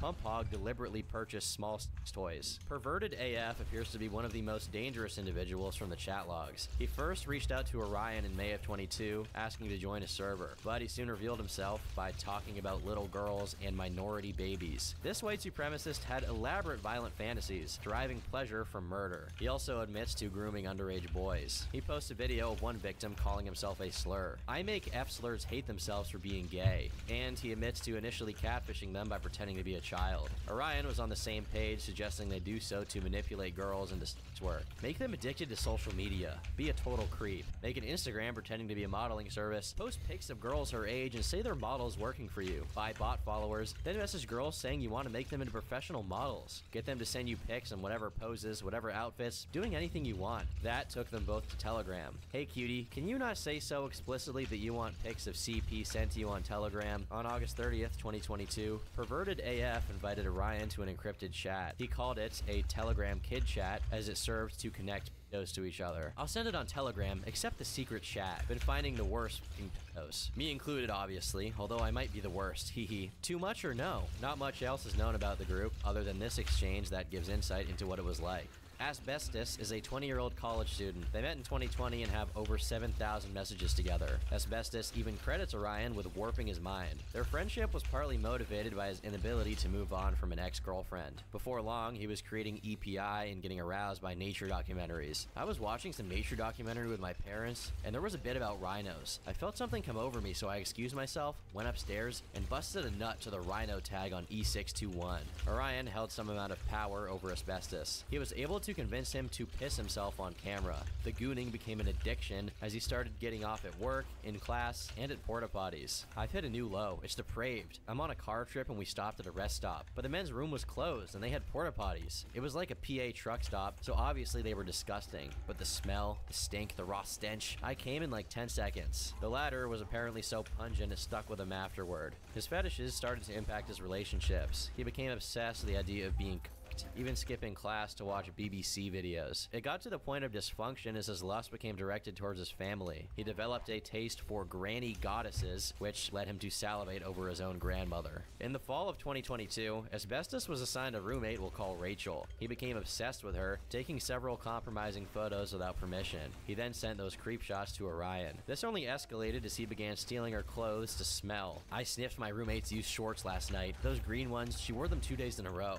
I swear I could smell fart. It happened again 2 months later. Look how fucking nasty they are. They smelled fucking bad. The breach of consent was a common theme in their conversations. He'd meet girls and turn them into unwilling participants of his roleplay with Orion. In November of 2020, Asbestos was rejected by a goth girl at school. This led him to secretly buy her OnlyFans and cover it in farts and horse cocks. In April of 2021, he claimed to hook up with an older woman. He sent her nudes so Orion could make blacked edits. That summer, Asbestos began sending nudes of his exes for captions. He gave 3 different women. If that wasn't enough, this interest soon reached a new level of criminality. Asbestos reminisced on partners he had while underaged, sending pictures he had saved of a 14-year-old. He then sent nudes of another girl he kept for years. Orion then made this into an edit as pump bait. The obsession would motivate him to victimize more minors. On November 23rd, 23rd, 2022, Asbestos admitted to soliciting nudes from a minor. 2 days later, he sent screenshots of himself grooming a 16-year-old named Comey. The last known interactions between Orion and Asbestos center around Character.ai. The site allows users to create their own chatbots and talk to them. Many have used the service to immerse themselves in erotic roleplay. Asbestos first used the site to make a bot of his roommate. Then he made one of Marjorie Taylor Greene.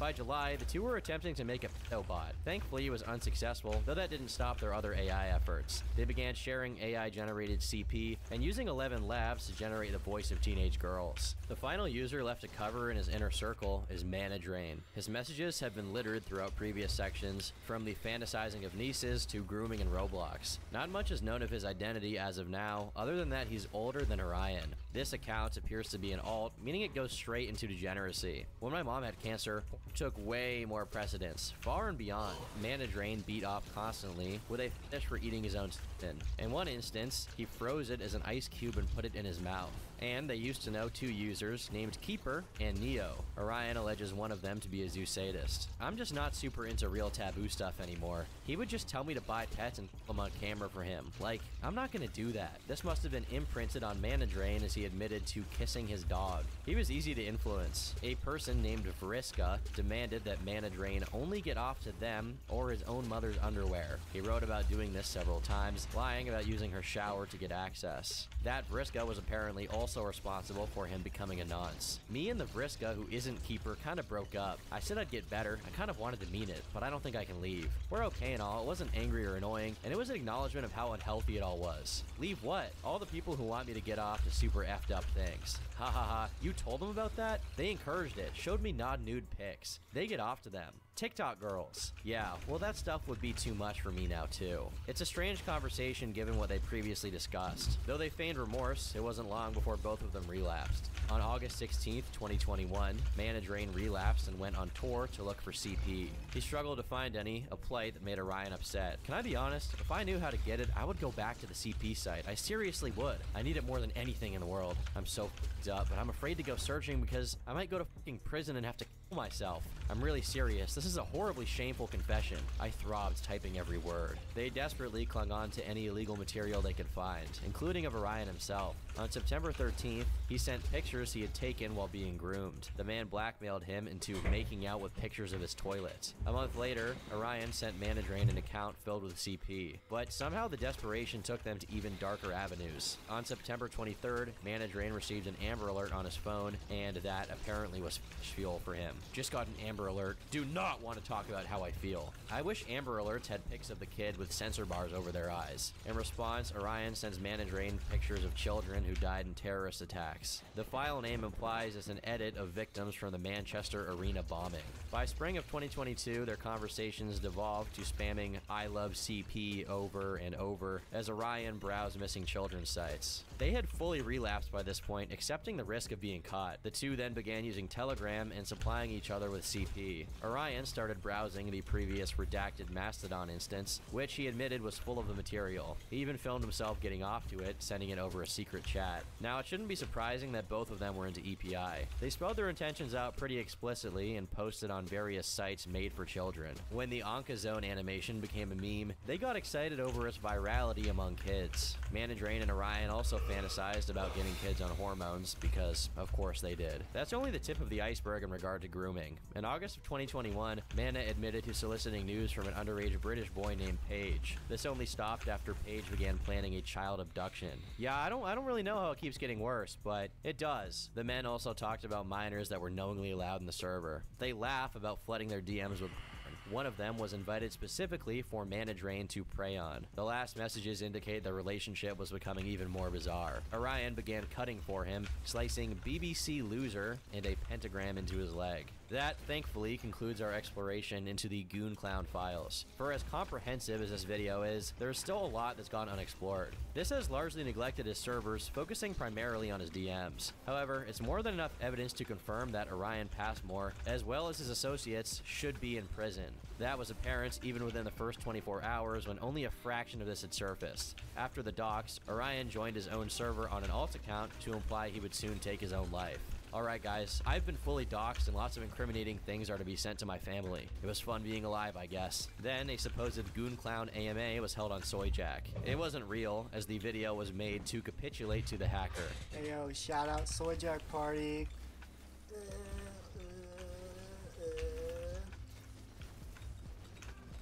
Several people reported them to the authorities, with the two individuals streaming their call to Kick. Me and my friends have stumbled upon his chat logs in a chat log leak, which contains numerous direct links to child abuse material and attempts to solicit nudes from minors.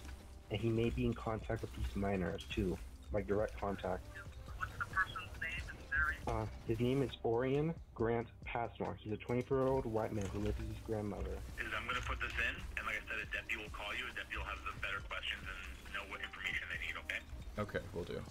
The news spread to Kiwi Farms, but otherwise remained relatively niche. It was spread across several gossip sites. It was difficult to understand. With Orion's whereabouts unknown, it seemed like the story would fade into obscurity. However, those that continued digging would end up with a lead that catapulted the leak into the broader internet. On August 4th, a reply was left to the original thread with a tip. It claimed that a person named John Hollywood was a part of Giggly's clique. There was no evidence beyond hearsay, but they felt it was still necessary to disclose. This rumor shockingly had substance, with the individual being found within the logs. Not only that, but many of these messages felt damning, enough so that the people began to investigate who he was. John wasn't some nobody, but a famous adult video star with over 300,000 followers. He has connections to both the adult industry and Hollywood, supposedly helping Chloe Cherry get her role on Euphoria. He's also friends with many influencers, including Finster, and has taken pictures with Chris from Mr. Beast. That association with creators who had younger audiences had worrying implications. It seemed dangerous in conjunction with the resurfaced chat logs. They began sending the information to a variety of different accounts. It would end up on the Twitter account Valid Els, who posted a thread on August 6th. Their response was explosive, with the tweet receiving over 16,000 likes. The controversy received the name Goongate, as creators and viewers alike were exposed to the horrors of Giggly's cringe circus for the first time. In fact, for those of you who know about the situation, I'm willing to bet Valid Els is the first time you heard of it. So let's finally look through the case against John Hollywood and the evidence implicating him in the Goon Clown leaks. To be upfront,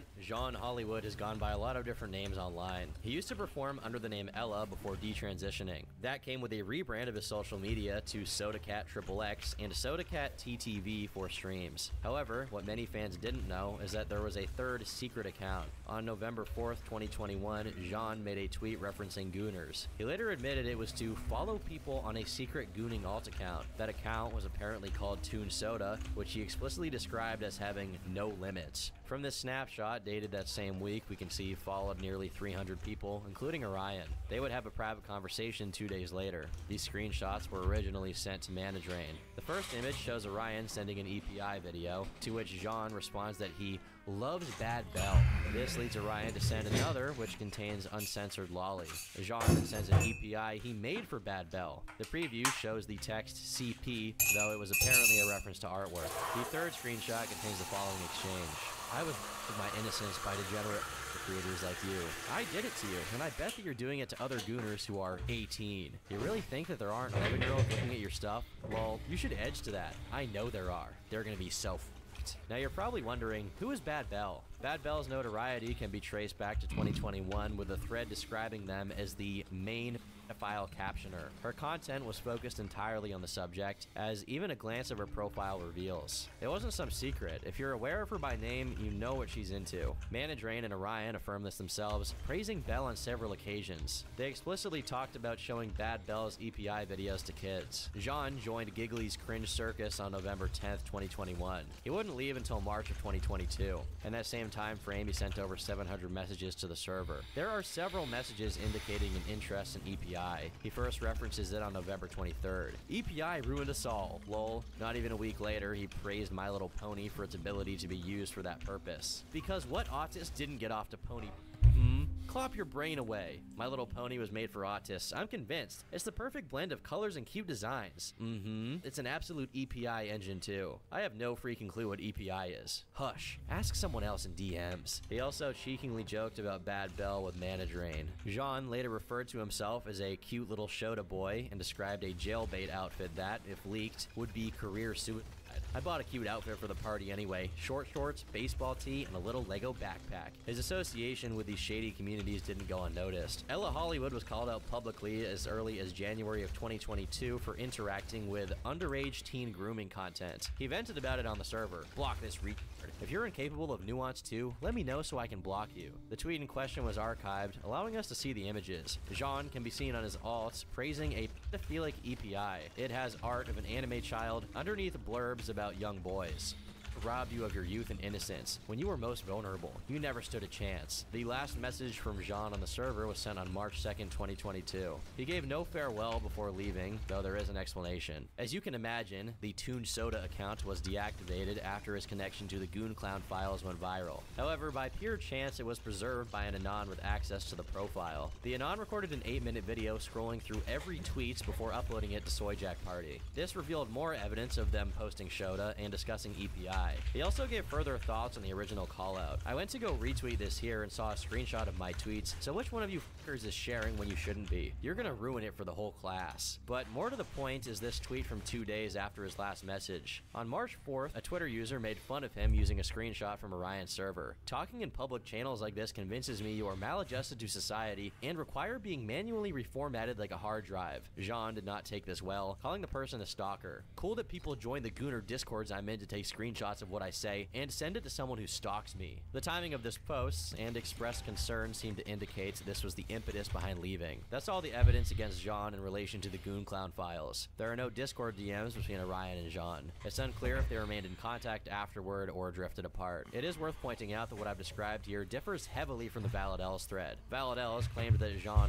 groomed Orion, which, as far as I can see, is baseless. There was also debate at the time over if the Discord account actually belonged to him. Because of this, I actually reached out to Jean to ask for his comment on the allegations. Surprisingly, he agreed, explaining his perspective in private. I talked to Giggly all at once. I was briefly in their server, but left quickly after I discovered it was a vile place. What I thought was a server for sharing weird fun was actually a huge den of psychosexual abuse and evil. I did not groom Giggly, and I did not know them personally at all. I don't condone their actions, I abhor them. I then asked if he recalled how long he was on the server. It seems Jean didn't remember the extent of his activity, claiming to have only stayed for 1 week. No clue. A week maybe? If it was longer, it's because I just lurked. I don't know anyone else who dipped. I wasn't super active or engaging with anyone on a personal level. Now, to give some benefit of the doubt, there is evidence that Jean wasn't on the same page as them. He informed me that No Limits was used for code as Oh. It'd be easy to gotcha this, given it's in his own bio, but I'd like to bring up this tweet from March of 2022. I say no limits, as in, I will not trash you for your kinks no matter how depraved. I can understand that some stuff just isn't for me. More power to you to enjoy it. Many of Jean's posts from his private show he is adamant regarding consent. That doesn't change what he was into, but it is an important distinction for potential grooming. It seems to me that Jean sincerely didn't understand that the people around him blurred fantasy and reality. He is into weird, disgusting, horrible shit